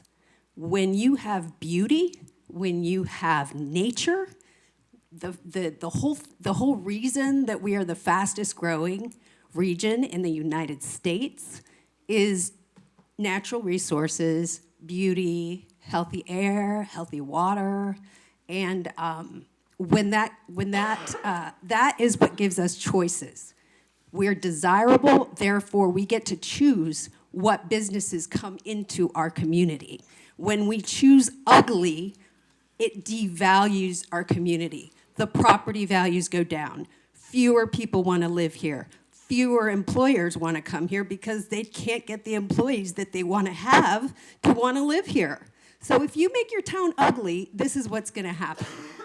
It's simple as that. Now, I am also a Texas real estate agent, license holder, and I'm a fiduciary. And I take very seriously my fiduciary duties. Unfortunately, poor Mr. Mayberry's fiduciaries have not been serving him very well because the AI industry is in a huge bubble. Every single analyst organization all over the world, Deutsche Bank, Moody's, S&P, they're all saying the same thing. We are in an AI bubble. We're in a data center bubble. It's about to explode. There's $3 trillion in the pipeline. CoreWeave, the sector's poster child, carries $14 billion in debt at 9 to 15% interest. Deutsche Bank is lending money for these, and they're simultaneously hedging because they know that this bubble is about to burst. So what do we get left with? We'd get left with, you would lose all your money. The city would be stuck with a really ugly piece of nastiness, urban blight. And, you know, where do we develop from there? When it's ugly, we don't have choices. We just invite more urban blight. So you're not being well served, sir. I think that if you had a good fiduciary, they'd tell you that you're making a bad investment. And your time It is is up. the truth. Is there anybody else who wishes to speak on this item? Now's the time to step forward. Otherwise, I'm going to close the public hearing. Go ahead, speak first and then sign in afterwards, please. We need your name. We need your address. My name is Justin James Bridges. I live at 1318 Hazelton Street, San Marcos, Texas. And I'm just kind of appalled that we're still here having this conversation. I'm really disappointed that we're still having this conversation. I'm disgusted of greed taking the floor in our town and taking up all our town's time, wasting our energy. And that's really what it comes down to. One greedy individual wanting to force something. And I know it's been said, but no good person would try to put 500 homes next to a power plant. And no good person would use that as an excuse to put something that this community has come out in full force and say that we are against. Why are we even having this discussion with this man? This is disgusting. This is absurd. We've already voted on this. We've been through this. The community has spoke loud and clear on this over and over and over again. Why won't y'all listen? I mean, I've been watching and seeing the disrespect of not paying attention, not making eye contact, computer open, staring at the computer the whole time instead of connecting with the people that are up here speaking and putting their hearts out here, that's a disgrace on this city. It's absurd. I've been watching. There have been whole testimonies where not a single one of y'all have made eye contact. There's a lot of y'all taking notes. I get that. There's note-taking going on, but there is a whole lot of ignoring these people when they're up here speaking, and that is not okay. That has to change. Every person that comes up here and speaks deserves your respect. We put you up there. We deserve your respect. I'm really sad that we're still having this conversation. I'm going to go ahead and end it with the verse from Mr. Finley. I think he said it best. Well, they call it the hill country. I call it beautiful. I'd call it progress. It could be saved. They call it the hill country. I call it home. Well, what will they call it when it's leveled and paid? Please make the right choice. Please make the right choice. Are y'all in the room to speak? If you are, come up to the podium. I guess you weren't here when I called your name earlier. I called it a couple of times. Oh, okay. Go I ahead. guess we missed it. Thank you. Yeah. Um, Just be sure and sign in over there because we need your address in addition. Okay. Thank you. My name is Jonas Stonecipher. You know, And we need your address verbally too, please. yes, that would be 1504 Ocarina Springs Drive. Thank you. Yeah. So, this spring is just the most important thing that this town has. It's so important. It's the most beautiful thing that I've ever seen, and I've been all over the world.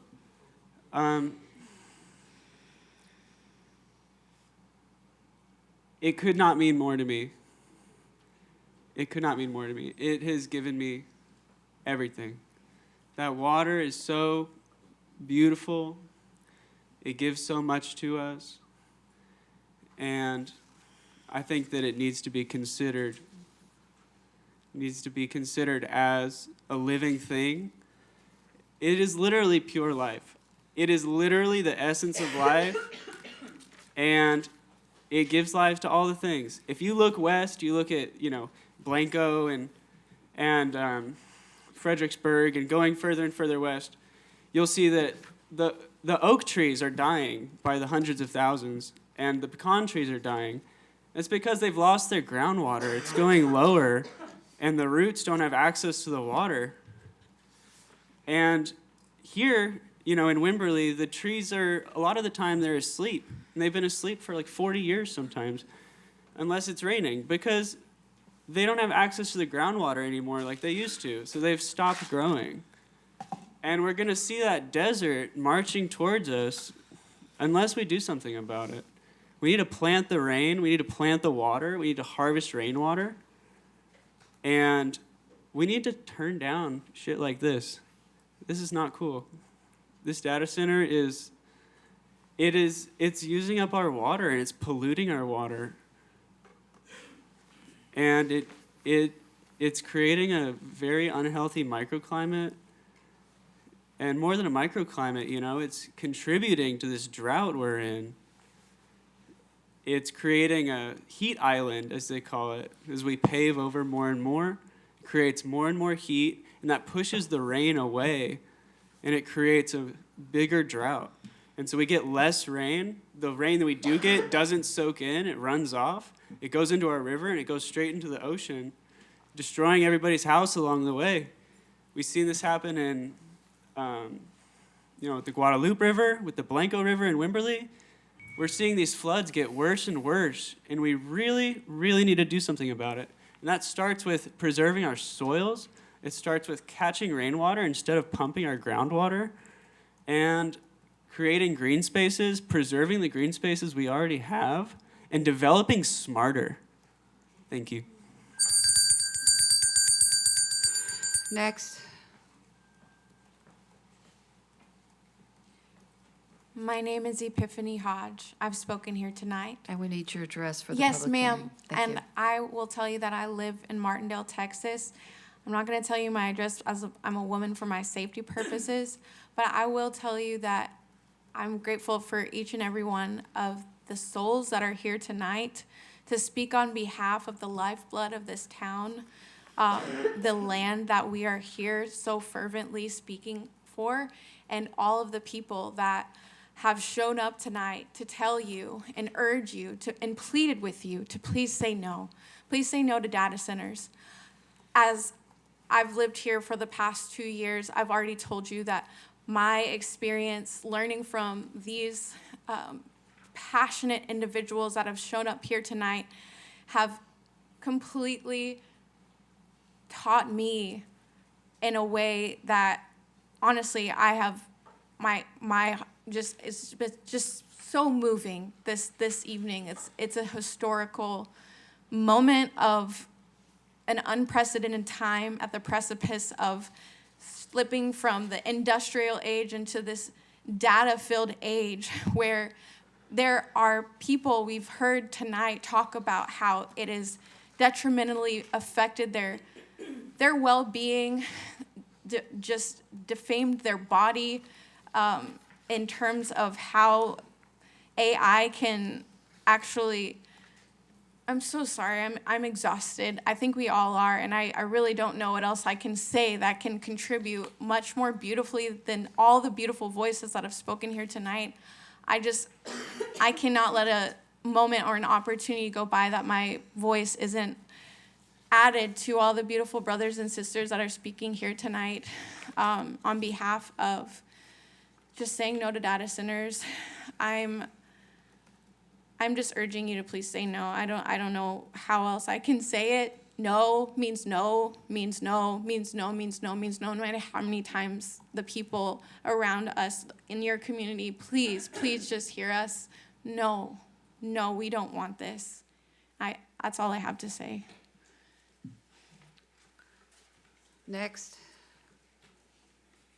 And make sure that you'll either sign the list before or after you speak, and when you start speaking, we need your name and your address because it's a public hearing. Yeah. Blake Coe, 109 West Avenue. I spoke before. I didn't write anything down before. I definitely don't have anything written down at this point. I just want to reiterate that even if you vote no, all of the people that were here, we're going to be back. This is only the beginning of all of these various data centers, and I urge you to vote no on this one as well. Thank you. Next. Good morning, council. My name is Evan Sykes. I live at 222 Ramsey Street. I only have 3 points. I'm going to make them pretty briefly, just so I can go sit back down. I'm sure y'all all have heard, but we are actually in a water bankruptcy, so obviously should not be doing that. Not only are we in stage 4 drought, but the entire world is in a water bankruptcy, and y'all will be contributing to that if you allow this to pass. My second point, y'all are setting a horrible example for not only the children that are here, but the children of this town. If you allow this to pass, you are essentially just letting them know that they cannot trust the adults in this town or elected officials to provide a foreseeable future for them. So just horrible example all around. And finally, I would like to say, not only have y'all been disrespectful to your constituents by not paying attention and looking at them, y'all have also been addressing your constituents incredibly rudely. And I understand it's very tiring being here. It's been a long night. Y'all have heard the same things over and over. However, this is a self-inflicted problem. Y'all allowed this to be brought back to council, and y'all wouldn't have to be listening to us if y'all had just completely shut this down the first time. That's all I have to say. Thank you, council. And do we have someone else signing up to speak? Hi, hello. And since this is a public hearing, we need your name and your address, please. Of course. My name is Diego Molina, and I live in 6633 Tara Drive, Austin, Texas. Well, I don't have anything planned. I just kind of wanted to see y'all's faces and look at y'all in the eyes, especially the Hispanic representation up here. I see my black brother over there. hell yeah, it makes me feel good.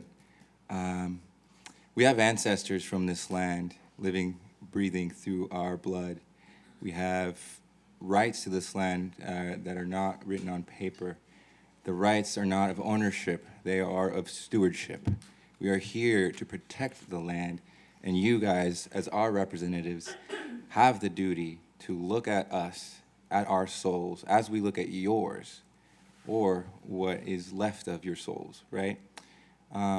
Working in tech is a very soul-sucking job. Politics, same thing. But we need people in there, and I'm very, very proud of the people that have shown up and have voted for the people time and time again. Yo soy de Juárez, Mexico, de Chihuahua. I come from a place where war is all we know, where policies have destroyed us from the ground up. I come from a place that has been torn by the fake war on drugs, and I've survived things that most people in this room can't even dream of in a nightmare. But I'm here today as a representative of the indigenous community, coursing through my veins, speaking to you in your language, learning your ways, so that I might find some sort of reflection in your humanity, in the humanity that we have here. Somos un pueblo unido, somos una gente, y si nos separamos no tenemos chance para decirles no a los poderes que están destruyendo nuestro planeta. If we don't have the ability to say no to powers like Israel that are sucking up our soul, that are invading our country, that are making the tech industry inflated to places we can't. This isn't profit, my friends.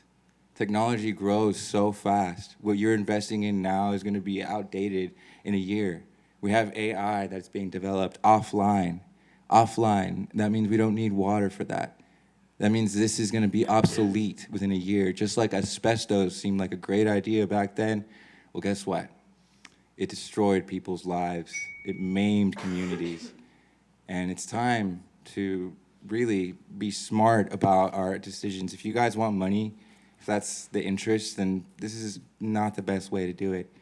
It really is not. It's just destroying and reaping the planet for something that's going to be outdated next year, because that's what tech does. Thank you again for allowing me to speak and for your presence, and I hope that these words find you. Your time is up. Thank you. Our next speaker.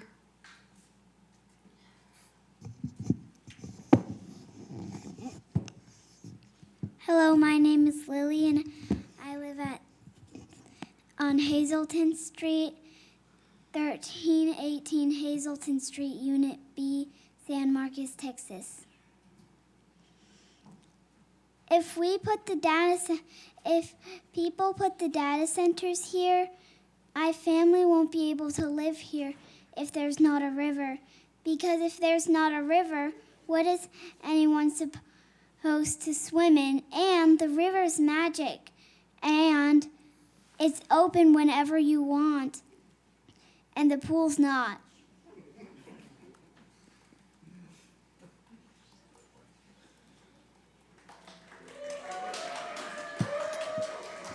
I know it's getting late. That's and a tough we have act to another follow. speaker. It is. It really is. Good evening, Ryan Patrick Perkins, 727 West Hopkins Street, former chair of the Historic Preservation Commission, former member of the Hays County Historical Commission, and member of Preservation Texas. My family migrated to Mexican Texas in 1830, and in 1844, my ancestor, whose bust is in the lobby of City Hall, purchased land above the Headwater Springs in 1851. He and two others platted 640 acres to establish the settlement or the official city of San Marcos at that time.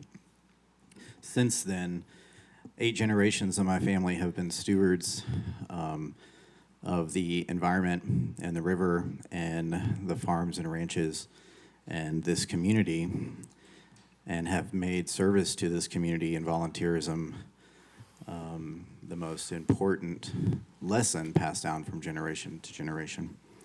One thing that I'm here tonight to remind the City Council is of the preservation plan that this body adopted 2 weeks ago. On page 2 of the preservation plan is the vision statement that this council unanimously adopted. Using the power of preservation to save our cultural landscape. Cultural landscapes would include farms and ranches, and living heritage, that would be farming and ranching. Create a sense of place and protect and promote the unique identity of San Marcos. On page 3, about historic preservation, it lists conservation, adopted by the City of San Marcos, this body unanimously. Conservation involves the responsible management of natural resources to prevent the exploitation, destruction, or neglect. It focuses on the sustainable use and management of resources to ensure their availability for future generations. It can also apply to easements that protect both landscapes and above-ground resources. Conservation benefits from historic preservation, which encourages reuse of existing cultural resources and infrastructure over development of open land. Furthermore, under environmental compliance, it states a process that ensures proposed projects adhere to environmental laws, regulations, and standards designed to minimize harmful effects to the environment, including natural resources, archaeological sites, and historic properties. And your time is up. Thank you. Seeing no one else, we do have someone else. Hi. Okay, name and address, please. Cy Freedy, 528 Harvey Street. I was going to read something a friend wrote, but I'm reconsidering. After a year, I'm still not super comfortable with the public speaking. I want to say something. I'm not sure what all has been said tonight because I've mostly been outside. I don't do great around lots of people in buildings. But I think there are a ton of people. The opposition movement has swelled and includes people of all sorts, as that has been mentioned. But what I think has not been mentioned is that the very small number of proponents aren't actually proponents of a data center per se. They're proponents of jobs with dignity and the city services that we need. There are myriad, multiplicitous and intersecting so many reasons to be opposed. There are many of our friends who aren't here tonight because they went to Dallas to support the Prairieland defendants, for instance. As I think about it, sorry, this is kind of all over the place. The known knowns, which are terrible, and the known unknowns, which are worse. Zane mentioned some of them. One of them that I think maybe hasn't been brought up a lot is the diesel generators. I talked with Jane a bit about this recently. There's some very recent research coming out of Virginia Commonwealth University. It was published this year that said that living next to data centers can be worse than living next to a gas-fired power plant. And Jane and I had an exchange about this where she was suggesting that those generators must be old and perhaps they've gotten better since the 90s, but this is data from 2015 to 2023. And anyway, that's scary. We don't know how many, I did some math and I can't remember what number I sent to you, Jane, but I think this project would have a good many diesel generators. And I was gonna read some testimony from my friend who works next to the largest Cyrus One, I think the largest currently operational Cyrus One in Texas, and he and his coworkers get sick whenever they test their generators. But with this huge AI build out, this huge boom, and SB6, which I think that Austin American Statesman article was kind of misleading in its title, No Data Center Worries, but if you read that article thoroughly, you would see that it says the transmission overhaul will be passed off to us. That's gonna cost billions and billions of dollars. Hopefully it won't, because hopefully the AI boom will burst and all these large loads won't come through. But I I just think the scale of these things is not really being talked about in a coherent way. Mayberry's project is larger than all the currently operating projects in the Travis County, for instance. And just thinking about those diesel generators running and the elementary school a mile away should be weighing on all of y'all's conscience. Thank y'all.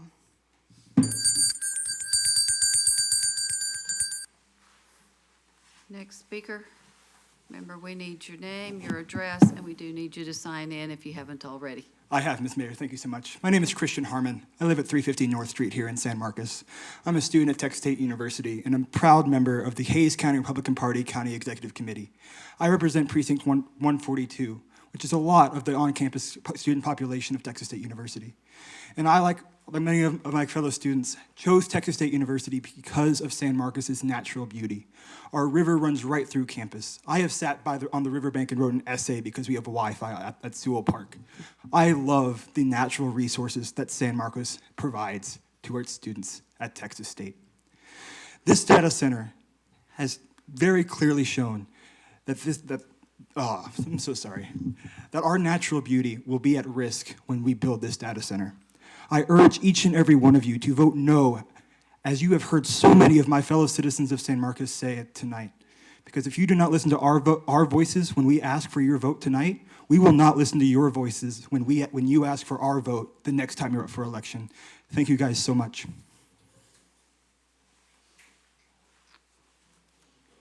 Step forward now.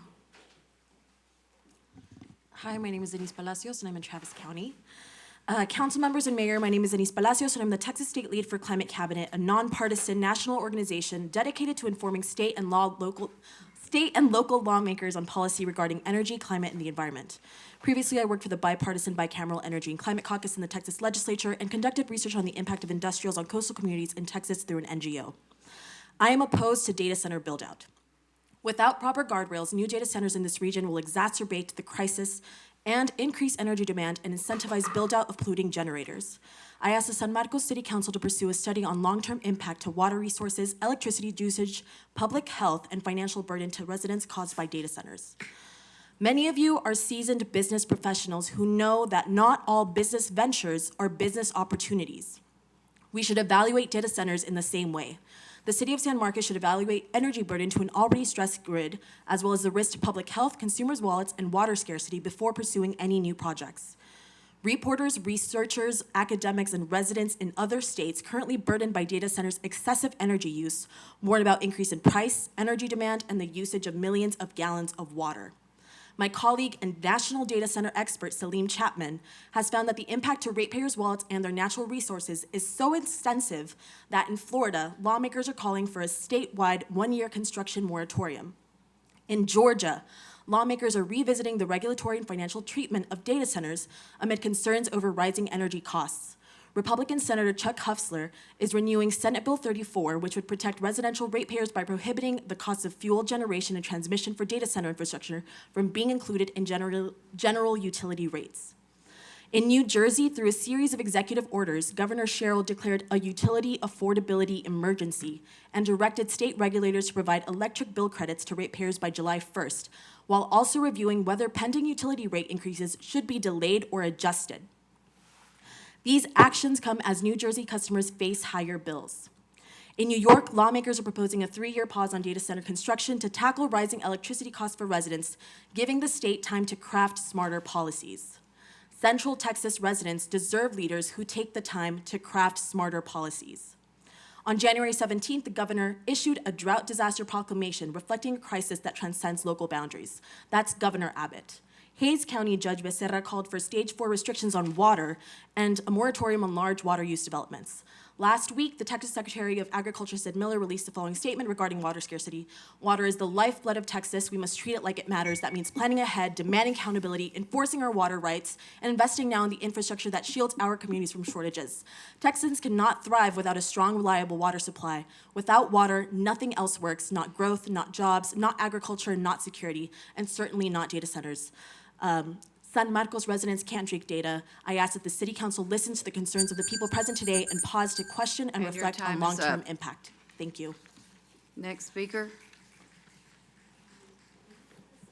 We need your name and your address. And if anybody else wishes to speak, can you come on in and let us know? Because we need to take another break, and I was thinking we could wait until all the speakers were there. So if you plan to speak, please come on into the chambers where the sign-up table is now. Your name and address, please. Thank you, Mayor. My name is Nadia Douglas. I live at 1741 Herbalin Road in New Braunfels, Texas.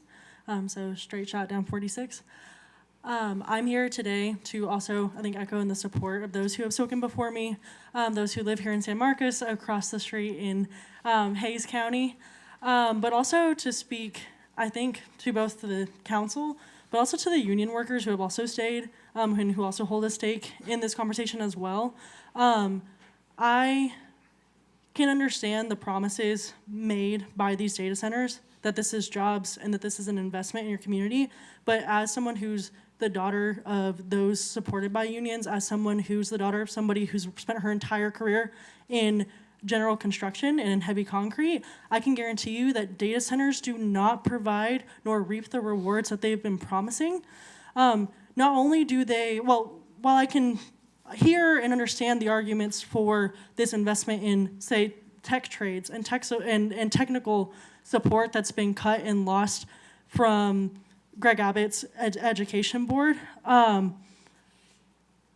believe that turning or putting hope in these data centers to bring that technical skill set or that technical knowledge back here and to bring back power to trades is just an unfounded argument. Not only are these, as you've heard from many people before me, not only are these short-term kind of boomtown effects, but who's to say if they'll actually hold their promises to unions? Who's to say if they'll hold their promises to you? Aside from that, as someone who resides in New Braunfels, as someone who frequents Canyon Lake all the time, my partner lives there, we have seen the effects. We have come kind of from this future perspective, just as those El Paso residents who spoke earlier said, where you don't have those same resources anymore. So not only are you not getting the actual technical investments that those who have been sitting here all night have rightfully pointed out that there's this investment to their own careers, to their own families, to their own trades. There's no guarantee that that happens. You also end up with drought, with a drained lake, with drained rivers, with drained resources. So I found that kind of an interesting perspective, maybe one to kind of reinforce, especially being somebody who comes from a background in construction, concrete, heavy highway, that it just doesn't seem to, at least in my head, add up, make sense. And that rightfully so, these union guys do deserve other opportunities, trades, jobs. That's a question for another time. But when it comes to this question in particular, maybe pause, refrain, and consider those effects. That's all. Next speaker. And there's going to be two more, and I'm closing the public hearing because I've given you notice. Your name and your address. Hi, Caleb Huddleston from Texas State. I live on North Edward Gary Street at Sterry Hall. I'm from the Texas State College campus, and it's a wonderful opportunity to be here. Now, I'd like to thank you all for having this. I'd just like to say, during the whole talk, there's a lot of talk about the AI bubble and how that might collapse and be a big problem for this data center. And I'd just like to ask, when that does happen, how exactly does the city council plan on keeping that business afloat when it does? Because if you look to the federal government, that's a real smart idea, up until it shuts down for the third time this presidency. Are you going to try and raise taxes? Well, you can say goodbye to all your political campaigns right then and there. Are you going to look to Venmo for trying to get political funding? This ain't no political campaign for Josh. So you can't look to Venmo either. Are you going to try and receive dues from that labor union right outside? I don't think the San Antonio labor union has any right of paying for San Marcos bill. I don't think you're going to find them arguing for us to take that bill either. When you look to the citizens here, they don't want to pay for this. Looking to that union outside, they're from San Antonio. They're based in San Antonio. Them arguing for this isn't going to help you. And the people here aren't going to help you either because they don't want this. I'm asking for you, why are you trying to vote for this? No one wants it. No one needs it. Vote against it. Thank you. Our last speaker. Name and address, please. My name is Danielle Kitt, live at 1318 Hazelton Street in San Marcos. I also am here to oppose both the changes to the comprehensive plan and the zoning on Francis Terrace Lane. I just wanted to point out one more time that the estimate for the power usage for this data center is 2.5 times a peak day of the entire city of San Marcos. So on the hottest day, when everybody's running their air conditioning, these data centers are going to use 2.5 times that electricity. For an average usage, we're looking at 3.5 to 4 times the entire city of San Marcos. That's a lot of power. Would you approve building 100,000 new homes, 3 new hospitals, and the tripling of the university? Because if you wouldn't approve that, you shouldn't approve this. Also, I just want to point out that the lawyer talks about conversations that have been months in the making, but how long did you guys spend on the comprehensive plan? How much time was put into that? How much effort? How much feedback from the community went into that? Please vote no. And with that, I will close the public hearing at 1:20, and we will take a break until 1:30.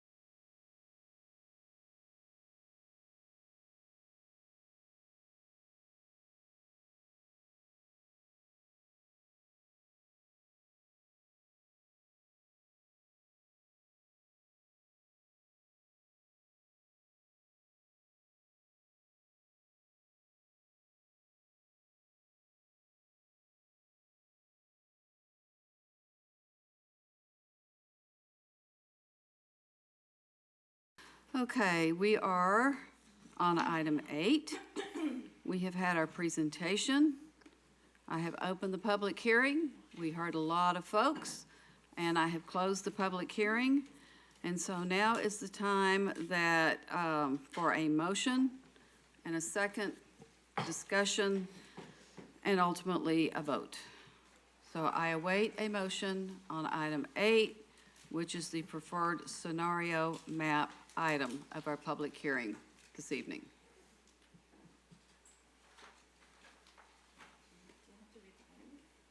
No, Ms. Trevino already read it. We're into the record, we're good. Anybody? Don't all speak at once. Mayor, I move to postpone action on this item to the March 3rd council meeting. I'm sorry, until when? March 3rd, so the next meeting. I believe it's March 3rd. So you want to postpone first reading to March 3rd? Correct. And Mr. Scott is seconding for discussion. So would you like to provide some reasoning and our discussion now? Mr. Gary, I believe I'm correct that right now our discussion should only be on postponement, not That's correct. merits or whatever, what we're doing, but it's a postponement and why we should have a postponement. Yes, ma'am. Okay, so that's what's on the table. Mr. Gonzalez, this was your motion. Let's hear your thoughts. So essentially, there's been a lot of questions asked tonight, and frankly, a lot more questions that remain unasked. The decision we're being asked to make tonight does not stand alone. There are other data center conversations happening around us right now. Some are inside the city, some are outside, and some are still taking shape. The scale of those unknowns matters in tonight's decision. I'm asking for my colleagues to consider a 2-week postponement so that we can do our due diligence, ask more questions, and ensure we are transparent about the trade-offs of all the various possibilities so the public understands what a yes or no vote could actually mean for the residents of San Marcos long-term. Are you sure we will have that information? No. In 2 weeks?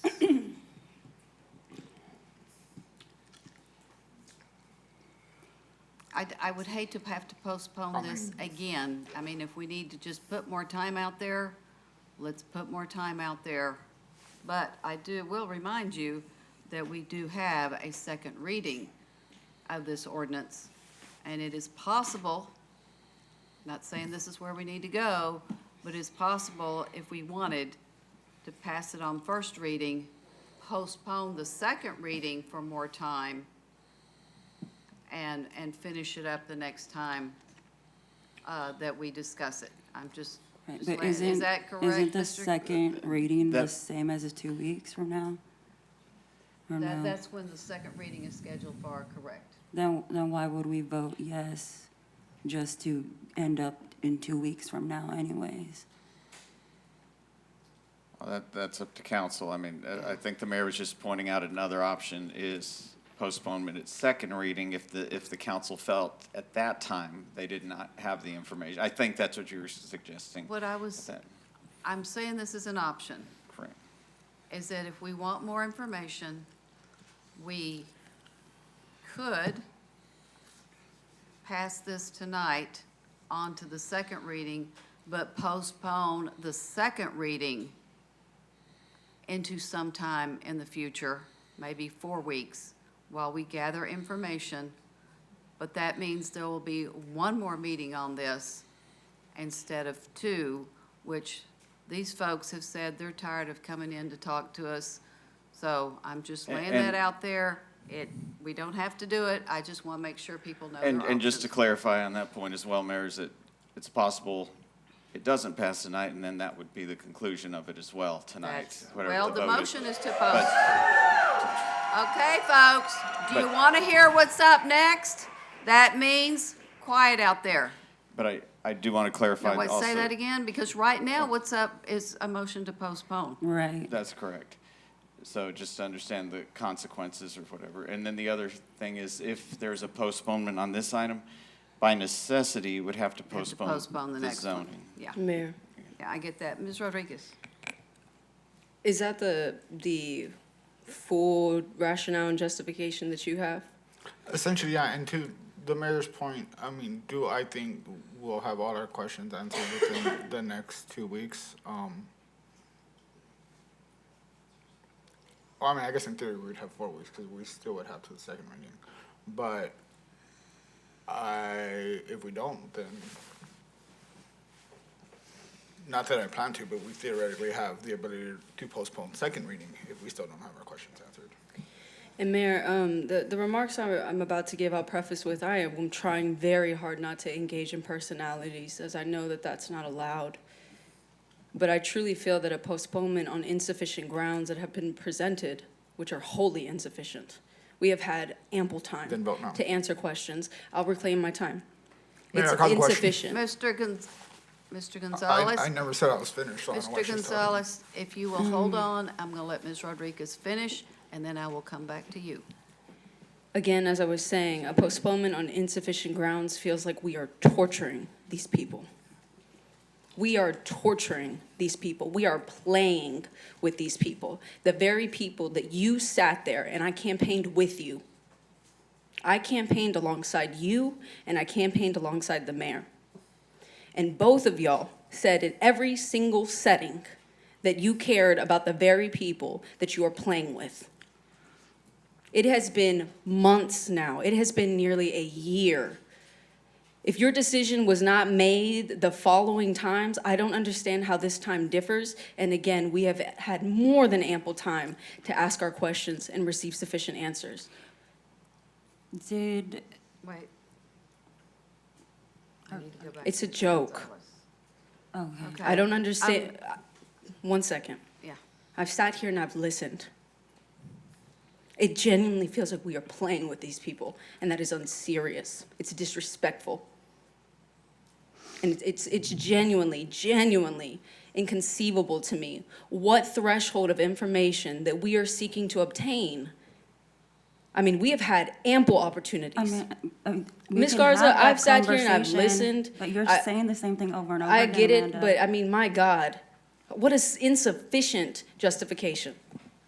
Okay, I'm going to go back to Mr. Gonzalez, and then I'm going to state Ms. Garza what can I speak. would still like more information on. Mr. Gonzalez. Ms. Garza could speak if she has something to say. Well, I mean, no, you can, if you had something, that's fine, I can wait. I have a question for staff, and this is why, I guess this would help me better make the decision about postponement. The restrictive covenant document that we were emailed today, and also the updated, this packet, was this uploaded online and disseminated digitally for everybody to see? Because it's very different from the February 3rd. Councilmember, that was handed out by the applicant today. That did not go through staff's Is your hands. microphone on? It is. Yes, Okay. ma'am. Joe Pantaleon, Assistant City Manager. Don't think it's picking up very well, but okay. Okay, And oh, go so ahead, finish. this, I don't know, this document. But what about the updated restricted covenant? That document was submitted to staff earlier today, Somebody fall down. and that was provided to council and placed on the message board in What in a time? digital format. At what time was it placed on the message board? I would have to check on that, but I think probably around 2 or 3 o'clock today, so. Today, Today, yes, today. right? Because I noted that staff during their presentation did say that they haven't had the opportunity to like thoroughly look through that as well. That's true. We received it today. Yeah, and that to me, a lot of our emails had specific questions, and I flagged them, and they had also specific requests for like that document. And so while I understand that my colleagues, several of my colleagues, worked really hard to negotiate for that up until the last minute. Like, I still think that it's kind of weird that that wasn't put online until the day of the vote. You know what I mean? Like, if these are the questions that they're asking up until today. And it was put online as soon as staff received it. I mean, Okay. Okay, I'm going to talk about something that actually has come up more recently. We talked about the water usage, and we now have it nailed down in the new restrictive covenants. It's not water usage of data centers of old. It's the closed-loop system. It's defined on how often they fill that up, and then what the daily usage is. But it's the water from the power generation that's a huge question.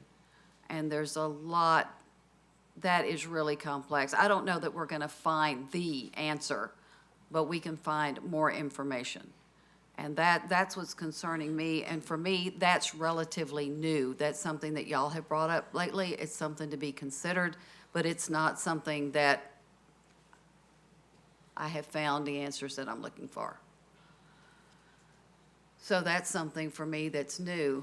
But in order to not keep putting these nice people through this over and over again, to say, well, we could just postpone the second one too. Now we're here 4 times. It's got to. And so I'm again just going to state, if we postpone first reading, then we've got to come back and do this twice more. if we pass it through on first reading, if we really are looking for more information. If we're not, we're gonna vote no, then just vote no, and let's be done with it. But if you truly want more information,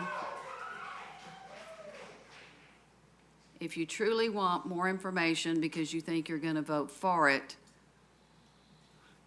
I would say let's say yes to reading one if there's enough votes to even get that far. And then we postpone the second reading. That still leaves the two that we've had, but we put the second one further into the future to have the time that you're looking for, Ms. Garza's looking for some more time. I want some more information also. So that's what I'm asking y'all to consider, because they're tired. I mean, I get it. So are you making another motion? I'm confused, like, what are you No, saying? Mr. Gonzalez's motion is still on the floor. There's a motion and a second, and the way to take care of that is to vote. Right. And see if the motion to postpone passes. Mr. Gary, this is a motion to postpone, so this only takes 4, correct? That's correct, Mayor. Okay. And I should clarify something, because I didn't want to create the wrong impression. By necessity, I had mentioned that if this is postponed, depending what the vote is, by necessity, action on number 9 would also need to be postponed. Right. But that does not mean that the public hearing has to be postponed. Since it has been noticed, it's of course up to the council. And we noticed it for today. Well, actually, yesterday. So that's, again, up to the council, but Yeah, you're right. I just wanted to make that clear. I didn't want to mislead anyone on that option. Yeah. So council, where are we going? Take the vote. Well, I was gonna say if anybody else has any thoughts on it before or if not, we can just take the vote. Comments, questions, concerns, burning Okay. desires? No? Okay. If there's no more conversation, then Ms. Trevino, we will take a vote. But hold on, let me back up.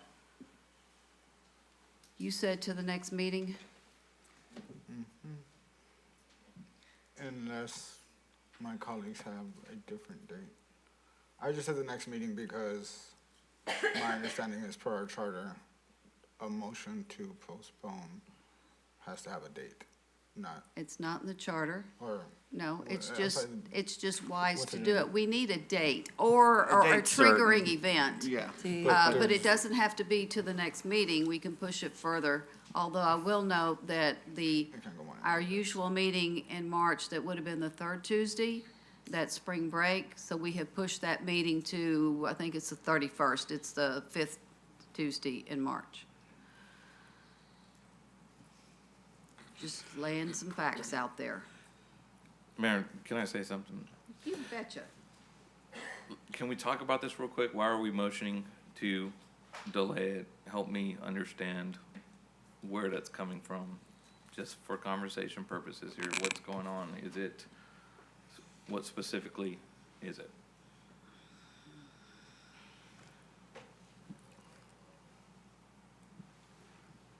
so me personally? You're the one making the motion. Okay, so frankly, since my colleague brought up campaigning, the one thing I campaigned on was not bringing more single-family houses to San Marcos. So up until tonight, I was under the impression that it's not a data center, but rezoning or 550 new homes. Y'all have convinced me that there is alternatives. I want to discuss with staff what those alternatives would be. If this isn't delayed, I will vote for what's agendized tonight. Did you say you campaigned on not having more single-family homes? Right.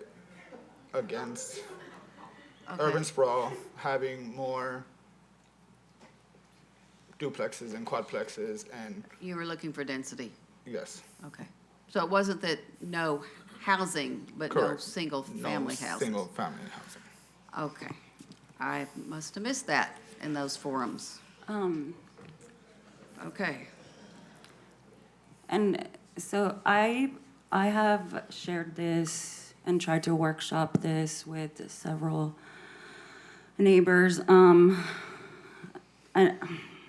we keep hearing that like the decision that we're making tonight is like paramount and that's gonna change everything. And I agree that it's like super significant, but it just doesn't sit well with me to like treat this like it's a simple up or down zoning vote without naming that this application doesn't exist in isolation.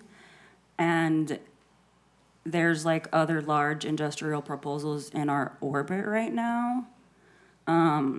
Like I'm also a little bit confused, and I'm trying to tie this back to the rationale of the postponement so as not to stray too far from what we're agendized to talk about today, but I am a little bit confused why we haven't had that conversation. I feel like we're all just like pretending that's not happening. So like we have a project that's like inside the cities versus outside, and like that changes like, or that influences like what authority we have. And it also, the conversations that have happened in private council committee meetings that only 3 members are a part of, or I guess 1. Like we haven't unpacked the implications of comparing both projects that have come in front of this body in one capacity or another publicly. And I just think that's weird. I'm not following. Mayor, we talked about this. It's late. If there are assertions and different thoughts regarding how one project voting yes or no impacts the other, Oh. I don't know what the appropriate space to unpack that would be. I did get really helpful information about one of the assertions that have been floating around, which is regarding like this alleged lineup, like race to ERCOT. I think that I appreciate the folks who emailed us earlier and who have gone above and beyond to like secure that information. I just think that we haven't, as a body, like unpacked that. And again, I feel like I'm trying to be careful as to like not get pinged by the city attorney. But that is Yes, our discussions on postponement. right. So but realistically, I don't know if 2 weeks would give us that information, like to really unpack how one project ripple effects into the other, or vice versa. I don't know.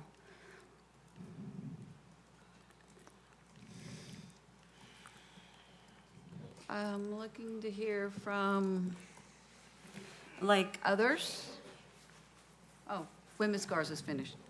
Well, we have concerns from both sides that talk about. No, I'm gonna deviate from the posting. Like even the whole water situation, right? Like, have we unpacked whether or not we would even have to like give the other project water? It's like stuff like that where people were like, they're totally separate, but it's like kind of not really. But I don't know. Aside from the questions that I have already posed via email, I don't know what else is like missing because I haven't had a chance to read through all this. Are you thinking about postponing this one until the other one is complete and we've done the development agreement? Is that where you're going? So I don't know because we haven't compared or analyzed both projects like simultaneously. Well, we can't. Right, that's why but it does influence my vote for postponement. But we need, we're gonna need to vote. And Right. I still want to make sure I give the others who haven't spoken an opportunity. Mr. Passelt, did you have anything else? I say if that's what's on the, up for vote, let's just call for that vote and get that out of the way, see where we end up after that. Okay, let So- me check with you guys over here. If you have something, you're not required to say anything. I want to make sure you have the opportunity if you do. Making sure I understand it, well, I kind of drew a side-by-side comparison between the two data centers. Is that what we're looking at? And we're, not so much as the merits, I guess what I'm hearing is you're trying to get a comprehensive understanding of how the two potential projects interact, and that may influence your decision, but at the end of the day, it's still we have the criteria, for approval, and that's, if you feel you have enough information based on the criteria for approval to make your decision, that's what you have to rely on. Still going to need to vote on this. Yes, and so it's, that's the yeah. basis I'm hearing, is that you want more information, And that may be part of the more information. Anything else, Mr. Scott? Mr. Mendoza, if you have anything to say, now would be a good time. Thank you, Mayor. You can all pretty much guess. You kind of knew where I was going to go with this, where I was going to stand on it. Things have changed. I heard some comments today. I'm not 1,000% where I was before the meeting started. The main issue I have here is something that wasn't brought up. Of course, it was the building itself using water, but I didn't even think, and my apologies for not even thinking about it, is how much water is being used to produce the power that's going to go to this building. That's getting to me here. It really is. I can let you know, okay, so breaking it a little bit further here. My concern is, And we're talking about the yes, postponement, or that's the not. thing. I don't want to keep messing with you guys. At the end of the day, it's whether we're going to vote yes or no, just get it done now. But crap, again, because I was swaying back and forth, I want to give this a real shot at this one. I'm apologizing for maybe just accepting, doing yes on the first reading here and having the power to say whatever I need to later, but I don't know yet on this one, guys. I can't sit there and promise you that I'm going to vote yes or no because crap has changed. I need more information. I'm concerned about what's going to be happening on the state level. They're doing a lot of talking here, and I'm wondering if that's going to The other part about the power is Senate Bill 6. Yes, And ma'am. anytime legislature passes a bill, you don't really know what's in it until people start using it or trying to use it, and then sometimes they figure out there's unintended consequences. I don't know what they'd be, but often with something that complex there is. That's part of my quandary. I get Also- fearful that we're going to say okay to this project, and the state comes in and just changes their mind or adds something else that we just really don't have. Yeah. Say for. I'm still just really. I'm sorry. I just have to say that. I'm just. Well, that we're not going to know in 2 weeks Mayor. about Senate Bill 6. Ms. Rodriguez. Mr. Mendoza, I'm completely blocking out everything when I'm about to tell you this. You and I fall typically on opposite ends of many things, right? We have public and private disagreements on things, just to be frank. Yes, ma'am. But both in my time serving as a council member and my time watching you prior to serving on council, I have never seen you come to an item with such humility. And I would very much enjoy the opportunity to talk about what the state is doing and what they can't do and what they don't have the capabilities, which is why I'm asking that let's just get into the item. I know you've probably spent considerable time prepping for this meeting, as I'm sure other of my colleagues has, as I have and have lost sleep over the last 3 days. That is why I'm asking to not postpone this, and let's just do it. Let's have the conversation, and let's just get on with it. I say that because genuinely, I've seen some of these people, and the person I saw at the beginning of this, and I'm sorry for getting emotional. You can see the souls depleted from their bodies. I've seen people age because of the stress. So let's just get it done. I don't want to cause more stress to these people than what's necessary. Okay, so what we have before us is a motion to postpone. And Mayor, just the uncertainty is it to the next meeting? I was just gonna, sorry, Mayor. next words out of my mouth, but thank sorry, you I for got making ahead of sure you. that My was going to apologies. happen. I My just want to make sure, are you still for 2 weeks, I'm not sure 2 weeks is gonna give me enough time to find out what I would like to know. Well, if I don't have to give a certain date, Yes, you do. I thought you said it just has to be, I'm sorry, I couldn't hear because of the So- folks in the audience. can I postpone until we have a public discussion debating the pros and cons of all AI data center projects or proposals before the city? And not give an actual date? That's a little vague to me. I think that's Well, because. it's until something else happens, but I don't know when the something else would happen. But if you really want to have, what would that look like? That discussion, would it be a council discussion? And do you need more information before that happens? I mean, I don't necessarily need it to be a council discussion. I have questions about the specifics of both projects, or at least the proposed development agreement of the other project, that if I can get staff's answers, I would be comfortable moving forward without it being a public discussion. But I also think that for transparency purposes, the public should know the information that we're being told. So I wouldn't be opposed to it being a public discussion. And my only comment there, Mayor, is that we cannot get into the merits of the other matter as a debate, because that is a separate case. Well, we could if we posted it that way. You can have factual information about what the impacts and how the two might relate. I can understand that, but the merits of that case, standing alone, so when you talk about pros and cons, I just would be reluctant to go there, because, you know, each case has its own ability to have a process, right, independent of the other. So just it's semantics maybe. Pros and cons, I'm reluctant to go there, understanding Discuss the details dynamics. of all proposed AI data centers that are at some level in the process before this body.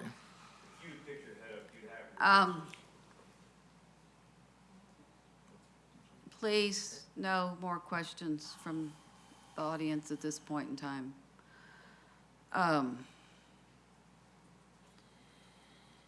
So where are we on your motion? We can put a time certain on it.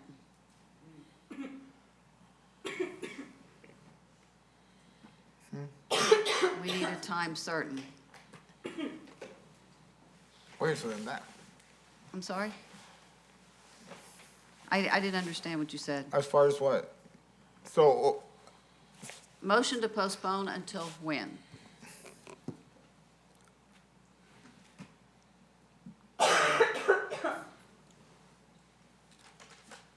Because for me, 2 weeks isn't enough.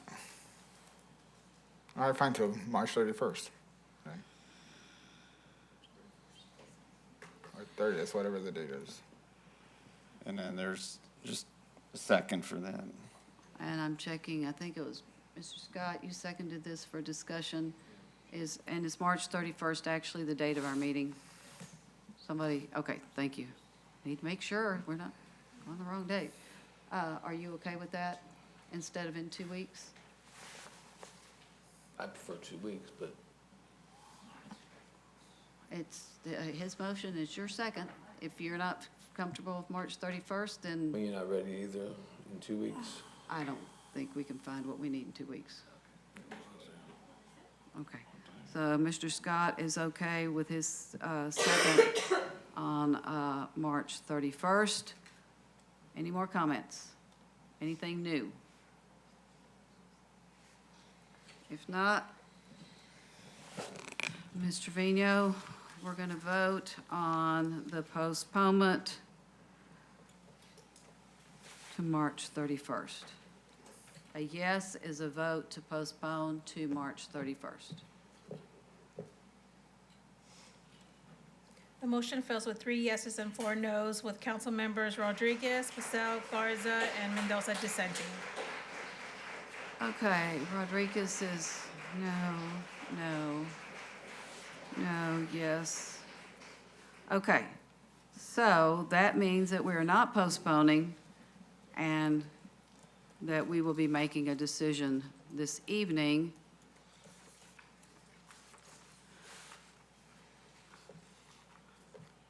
And I've got a lot to say while they're thinking. I really am happy to see how many people are paying attention to water in Texas and to see the passion that people have. I would encourage you to talk to state legislators across the state about that. Quickly, and I'm buying time for some of y'all. Yes, I ma'am? just wasn't sure if we had made a motion to open discussion. Wait a minute, hold on. You're right. Motion to deny. Second. Hold on. I was thinking, because we had, I was thinking that was an amendment. It's okay, Because ma'am. usually that's the way we do postponements, is it's an amendment to a main motion. Yes, ma'am, and Or it's instead. 2:02 in the Okay, morning. you're right. I'm sorry, are you making motion to deny? Okay.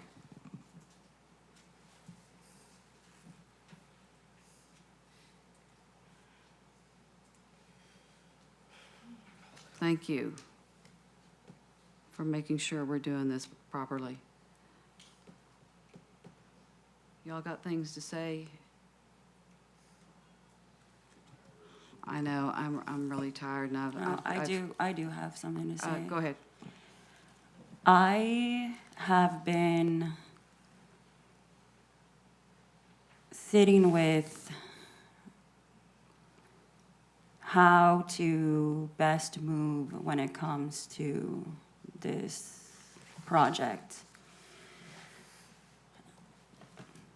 Because I'm still not convinced that we have the information that we need to have a genuine conversation about the implications of data centers generally.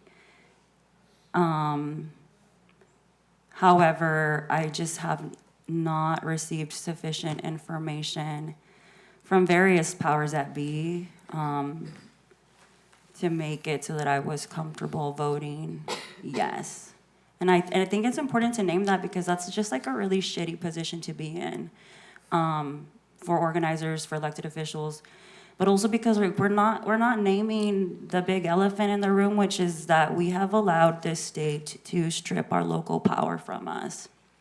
And until us as elected officials and organizers start really getting serious about fighting against preemption, we're gonna keep ending up here. And I feel like that's not a partisan issue. Like, we are being screwed over by the state time and time and time again.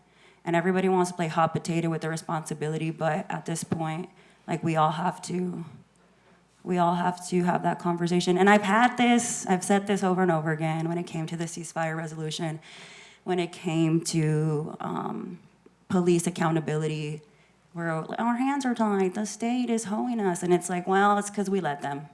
So I felt like that was important to name, and I hope that everybody involved is going to start taking local control issues more seriously. If not, then what's the point of any of this? Like, why have a city council?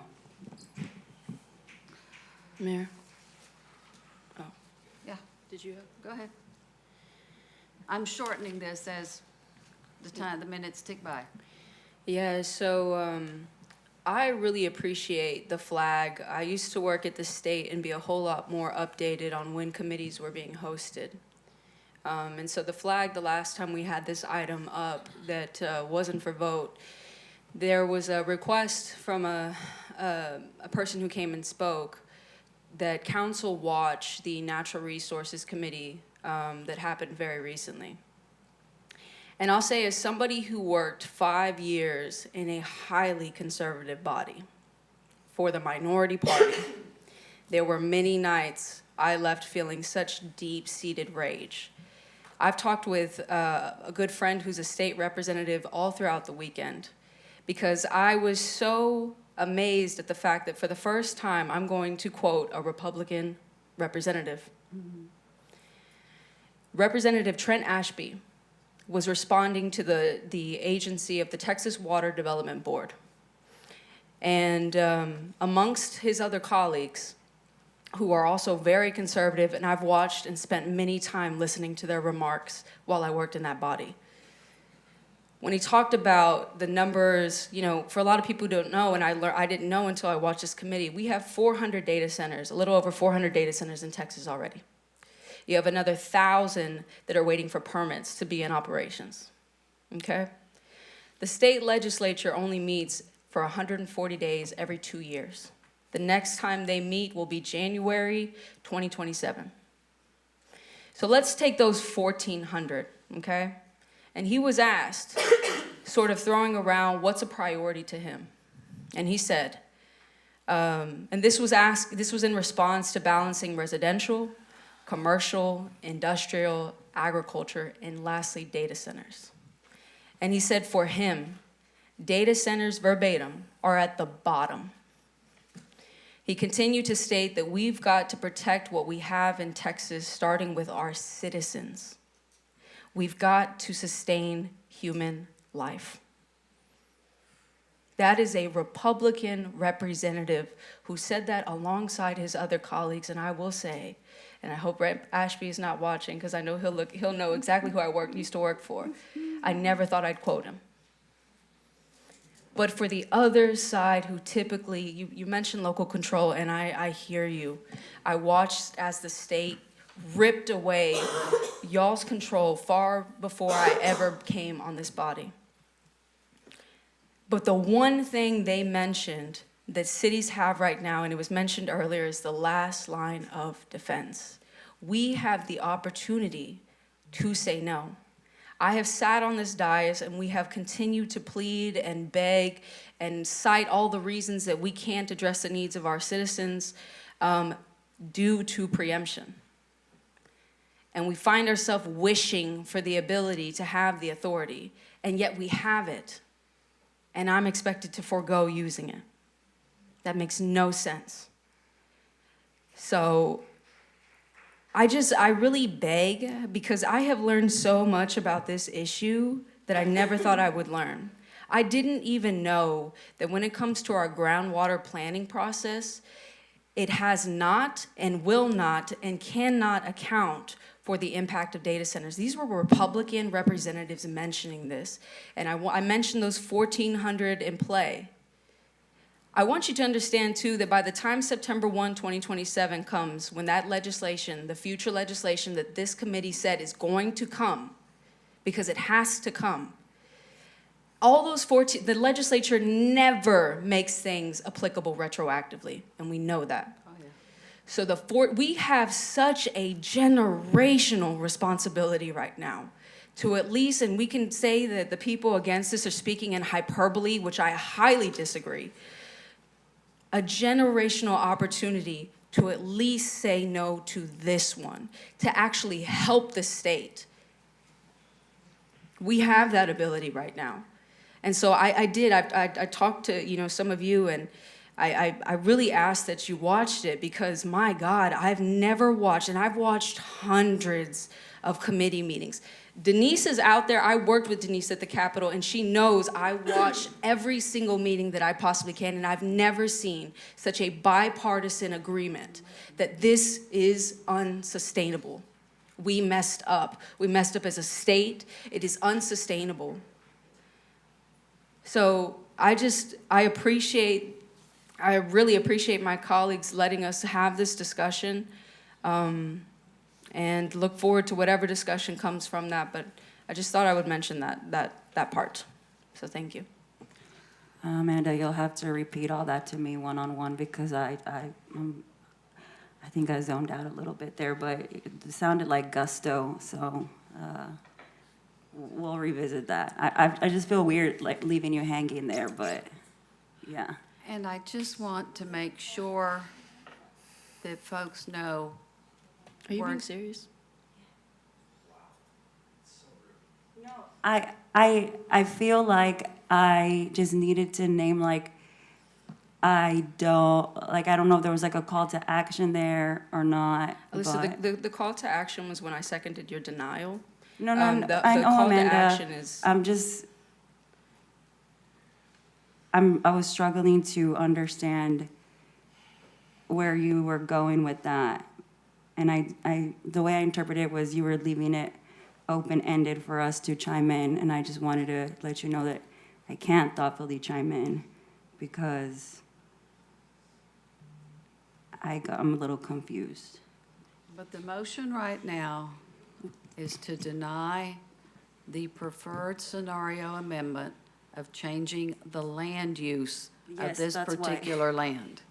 That's what I was confused about. If that were to pass, then we're talking about zoning for light industrial.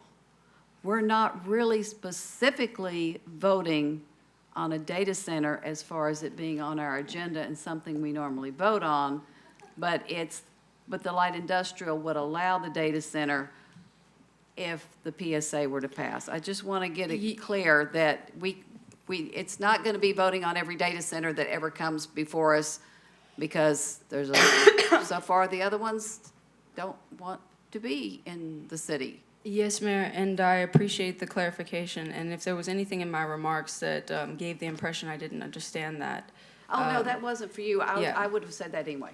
Yeah. Okay. I'm going to say that before a vote anytime. Yeah. So I wasn't, no, it wasn't anything about what you said. Okay. At all. Others? Ms. Mendoza? Obviously, we have a motion to deny, but before we make that vote, I wanted to ask staff a question about this particular development. Do they have the ability to de-annex themselves through the process that the state has allowed? Mr. Gary? There's a process that any landowner could ask to disannex. It would come before the city council. Normally, there has to be a showing of failure of the city to provide services. I'm not sure that could be demonstrated or not. You know, police, fire, utilities within our CCNs that touch that property would be made available. But that's a whole process, and I can't speak to the merits of it, but they would be allowed to seek that. And But then- it takes a vote by this body. It's not Correct. like the ETJ where That's you correct. just say, I don't want to be in Takes the a vote, ETJ. and It's a then- vote by the council. Yes, and then there are potential, they could file, legal action following that vote to challenge that as well. There's a whole process, but yes. Depending on how that vote went. Yes, and they could request it, yes. With the knowledge you have now, and I understand if you're not wanting to say it without all the information, but as it sits right now, do they qualify for hitting those little check marks? I think that's an Yeah, unfair question. We'd have to see yeah. Okay. That's really what I had. That's about. Is that it? Anybody else? I had a whole lot to say, but I think I won't. We're ready to vote. The motion is to deny. So as a former mayor used to say, yes means no when you vote. Y'all Mayor, ready? I'm sorry, one more quote. Oh. I didn't realize that in college, it's quick. I didn't realize up until recently, College Station was faced with a similar situation. Their city actually unanimously rejected theirs. And I want to quote the mayor, actually, and what he said. He said to the developer, even though you may not be drawing on our water or our electricity, you're drawing on somebody's water and somebody's electricity somewhere. And that is a thing that we don't want to see our city participating in. That is Mayor John Nichols of College Station. I'll leave with that. Council, are we ready to vote? Okay. Motion to deny. Yes means, and we only need 4 for that. Okay. Okay. Ms. Trevino, would you get us lined up? There we go. Now it's blinking. Okay, the motion passes 5-2 with 2 council members saying no, with Councilmember Mendoza and Gonzalez. Denied. So, Hold on a second, hold on just 1 second, let's get clarity. So, Mr. Aguirre, this means the PSA has failed, which means the zoning item, hold on, y'all. Hold on.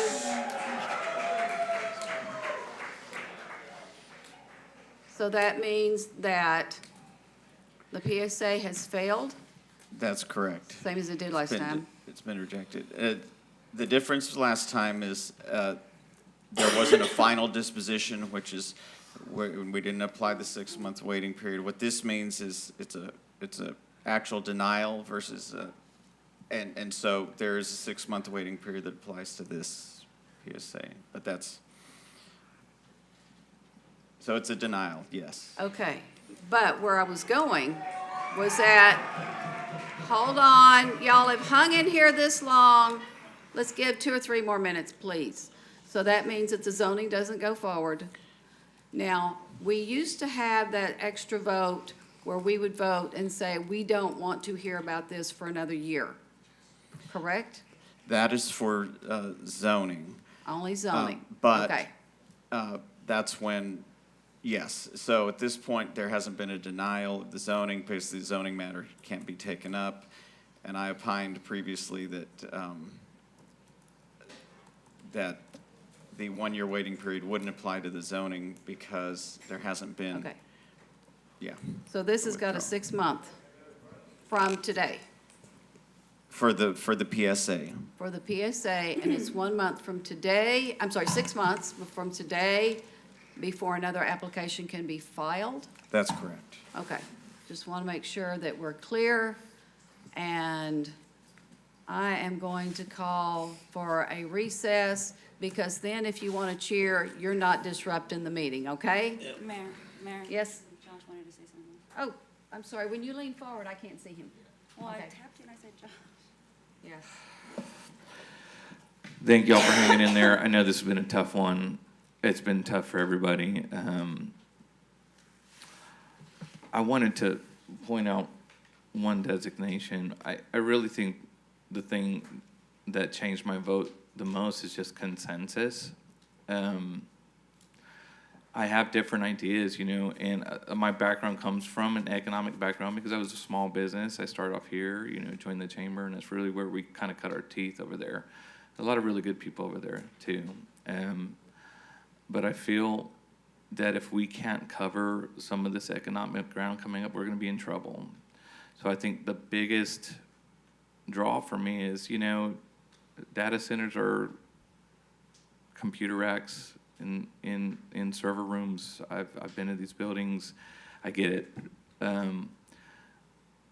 We have like this golden goose egg here, though, that could have solved a lot of economic stuff. And I want to say that out loud because I don't want to be disingenuous. I really feel that I know that there's other data centers being proposed and come across the way, and man, if we get one that goes right across the street, and we had an opportunity at really a good option for us. I understand all the drawbacks that have been painted out here, so I'm not trying to discredit that, and thank you for your time for bringing that to our attention. But the economic piece of this is very important. So that being said, everybody, I'm just using this as an opportunity to educate everybody, and be nice to these people up here. I mean, this is not easy. If you could wrap it up, it's late. Yeah, I get it, but it's also important. So, anyway. Okay. Y'all don't have to be nice, just be honest. I don't take any of it personally. Just me personally, yeah. Okay, I'm the new guy, so I take some things personally. We still have a long agenda in front of us. So 1 minute, I'm going to do a recess. You can cheer or whatever you want to do. And if y'all want to go on home, you're more than welcome to stay for the rest of our meeting. But if you want to go on home now, I wouldn't blame you. So I will call for a 5-minute recess.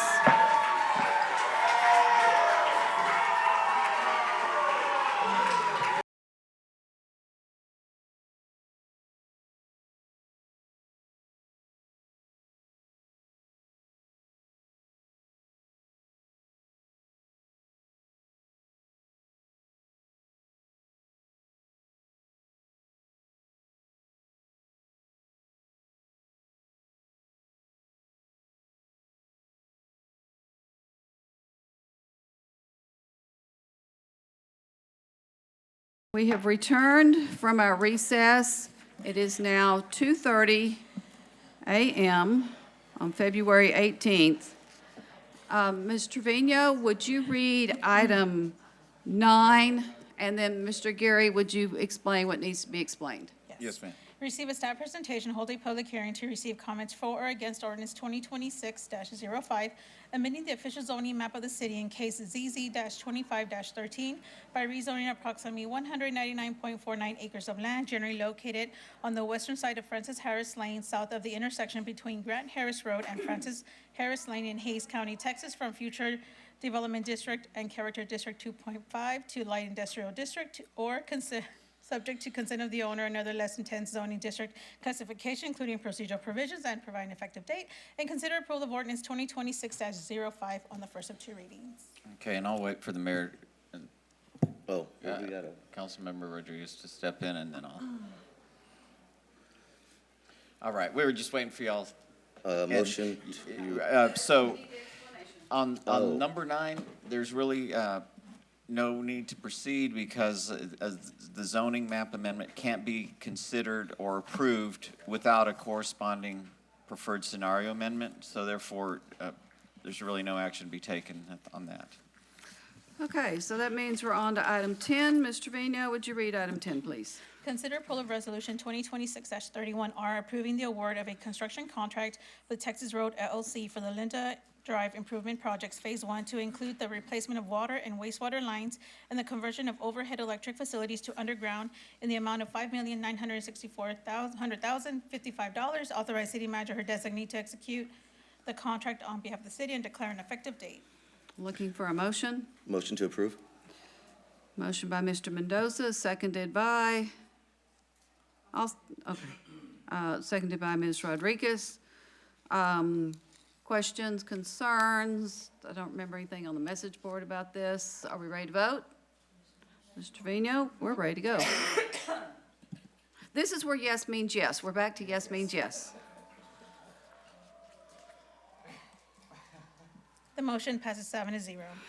Item 11, please. Yes, consider approval of resolution 2026-32R, authorizing proceeding with issuance of certifications from obligation and further directing the publication of notice of intention to issue City of San Marcos, Texas combination tax and revenue certificates of obligation for certain projects for improving, constructing, equipping, acquiring, or designing the city's airport, parks and recreation facilities, streets, alleys, and sidewalks, public safety facilities, stormwater management for flood control and drainage, technology infrastructure and facilities, electric utility system, and the payment of professional services in connection therewith, including fiscal and engineering fees and costs of using issuing the certificates of obligation related thereto in amount not to exceed $15,255,000. Second. Okay, motion to approve by Mr. Scott, seconded by Ms. Rodriguez. Ms. Reyes, is there something that we need to do, approve a rate, something, we've had that before with bond council, and there's nothing we need to do special today? No. Really? Okay, usually we do. Council, do y'all have any questions for Mr. Locke? If not, if y'all will cease your conversation over there and pay attention, it would be appreciated. And we are voting on item 11.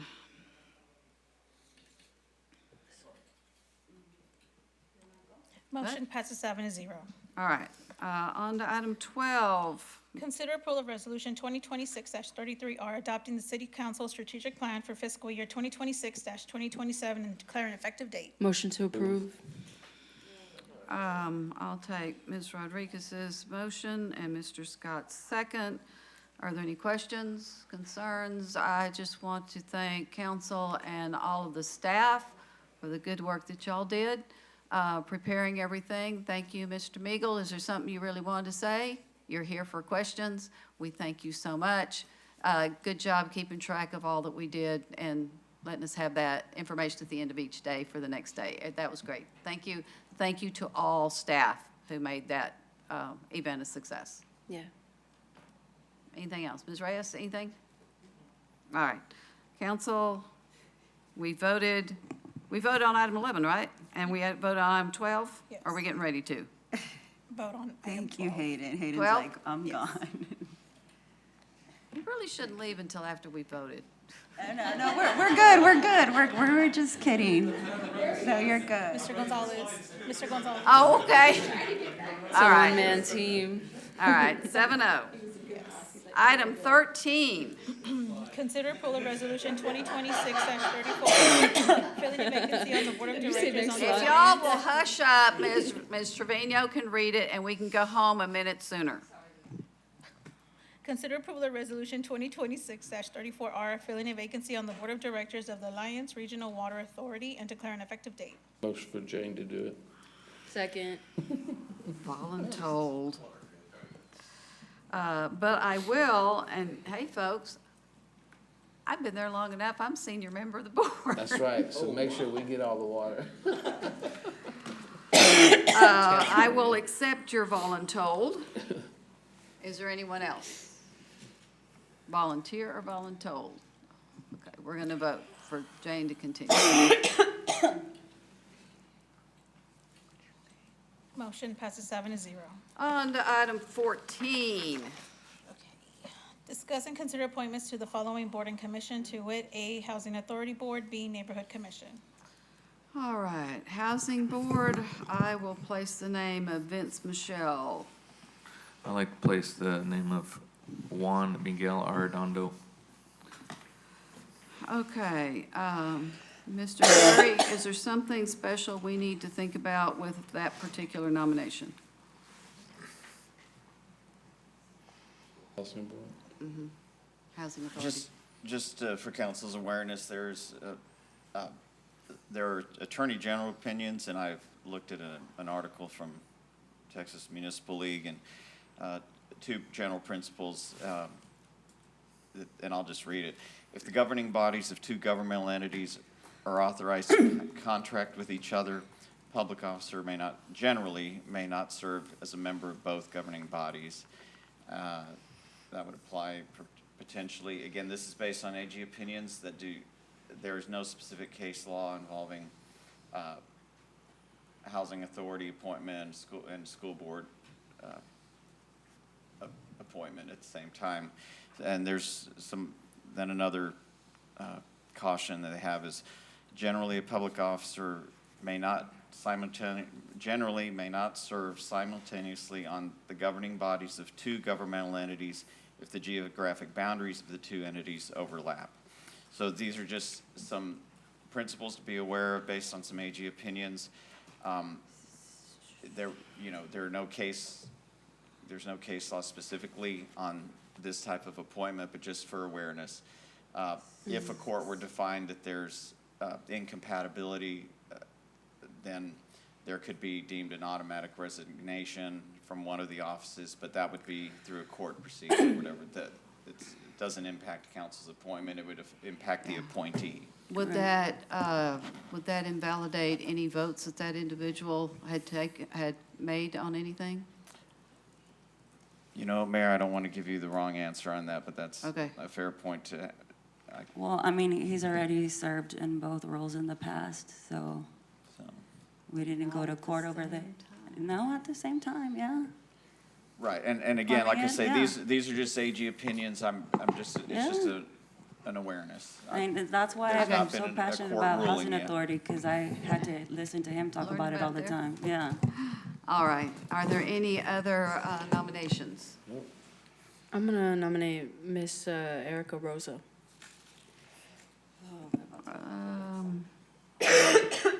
Okay. So, it is, there's only one vacancy, and just making note, this is a partial term. This is filling a vacancy, so this is going to be a 1 year instead of 2 years, is that correct, Ms. Trevino? Because we already appointed the 3-year ones at our last meeting. 2 years. 2 year, you're right, thank you. Mayor, real quick, Mr. Aguirre, just for clarification, when were those AG opinions written? I think you actually sent us an email, so apologies for. Yeah, I provided them well, I didn't give you the dates of the opinions. So from what I'm looking at here, I mean, they're a bit dated. There's some early 2000s on as far as the ability, you know, if, let's see, the 2000s regarding the two entities that the officer serves on being able to contract with each other. The most recent case I'm seeing there is 2003. Regarding the overlapping boundaries, let me see here. Some cases, I see one from 2002, potentially. But that's, yeah, nothing real recent. I don't think it comes up too often, but. Okay, so we have one-year term, and what you will need to do is to give, when Ms. Trevino calls your name, you will need to give her one name. Sorry.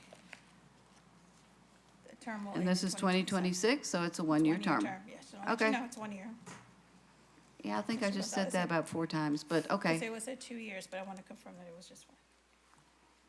No, that was that they are 2-year terms. Oh, yes, I'm sorry, yes. That's, Okay. because I said 3, and I was wrong, and Mr. Gonzalez was right, and that's what I meant by 2 years. Sorry, I It's thought a you meant the 2-year terms. term. No, Okay. 1 year of a 2-year term. Okay.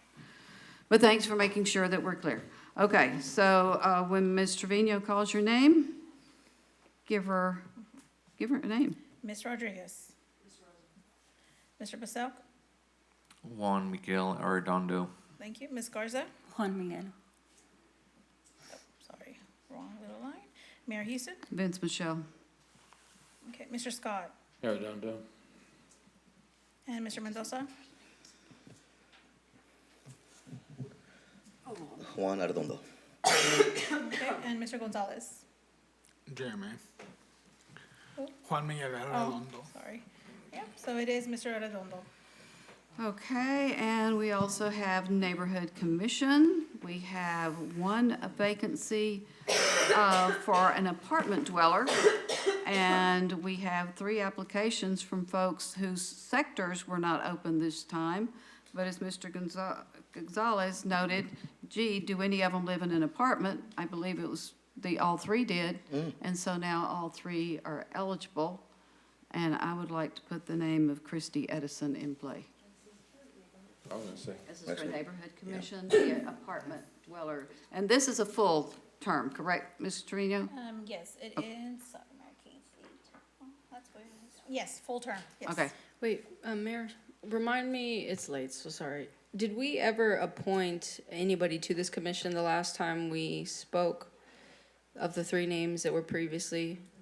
We Or was filled, it, we were coming back for the 4th one? We were coming back for the apartment complex. yeah, So just the The 4th one? resident, So we already had appointed the other 3? Correct. Okay. yeah, Yes. yeah, it's Okay. just the apartment one Okay. is still open. And Mayor, I'm sorry, you said the name was what?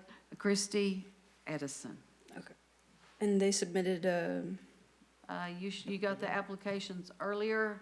If you were in your system here, you would have access to the folder that has the applications in okay. it. There were 3. that's my fault, I asked y'all to pull the computer out, so, yeah. There's You did say I would have regrets, disadvantages. yeah, Yeah. okay. So that's the name that I'm putting into play.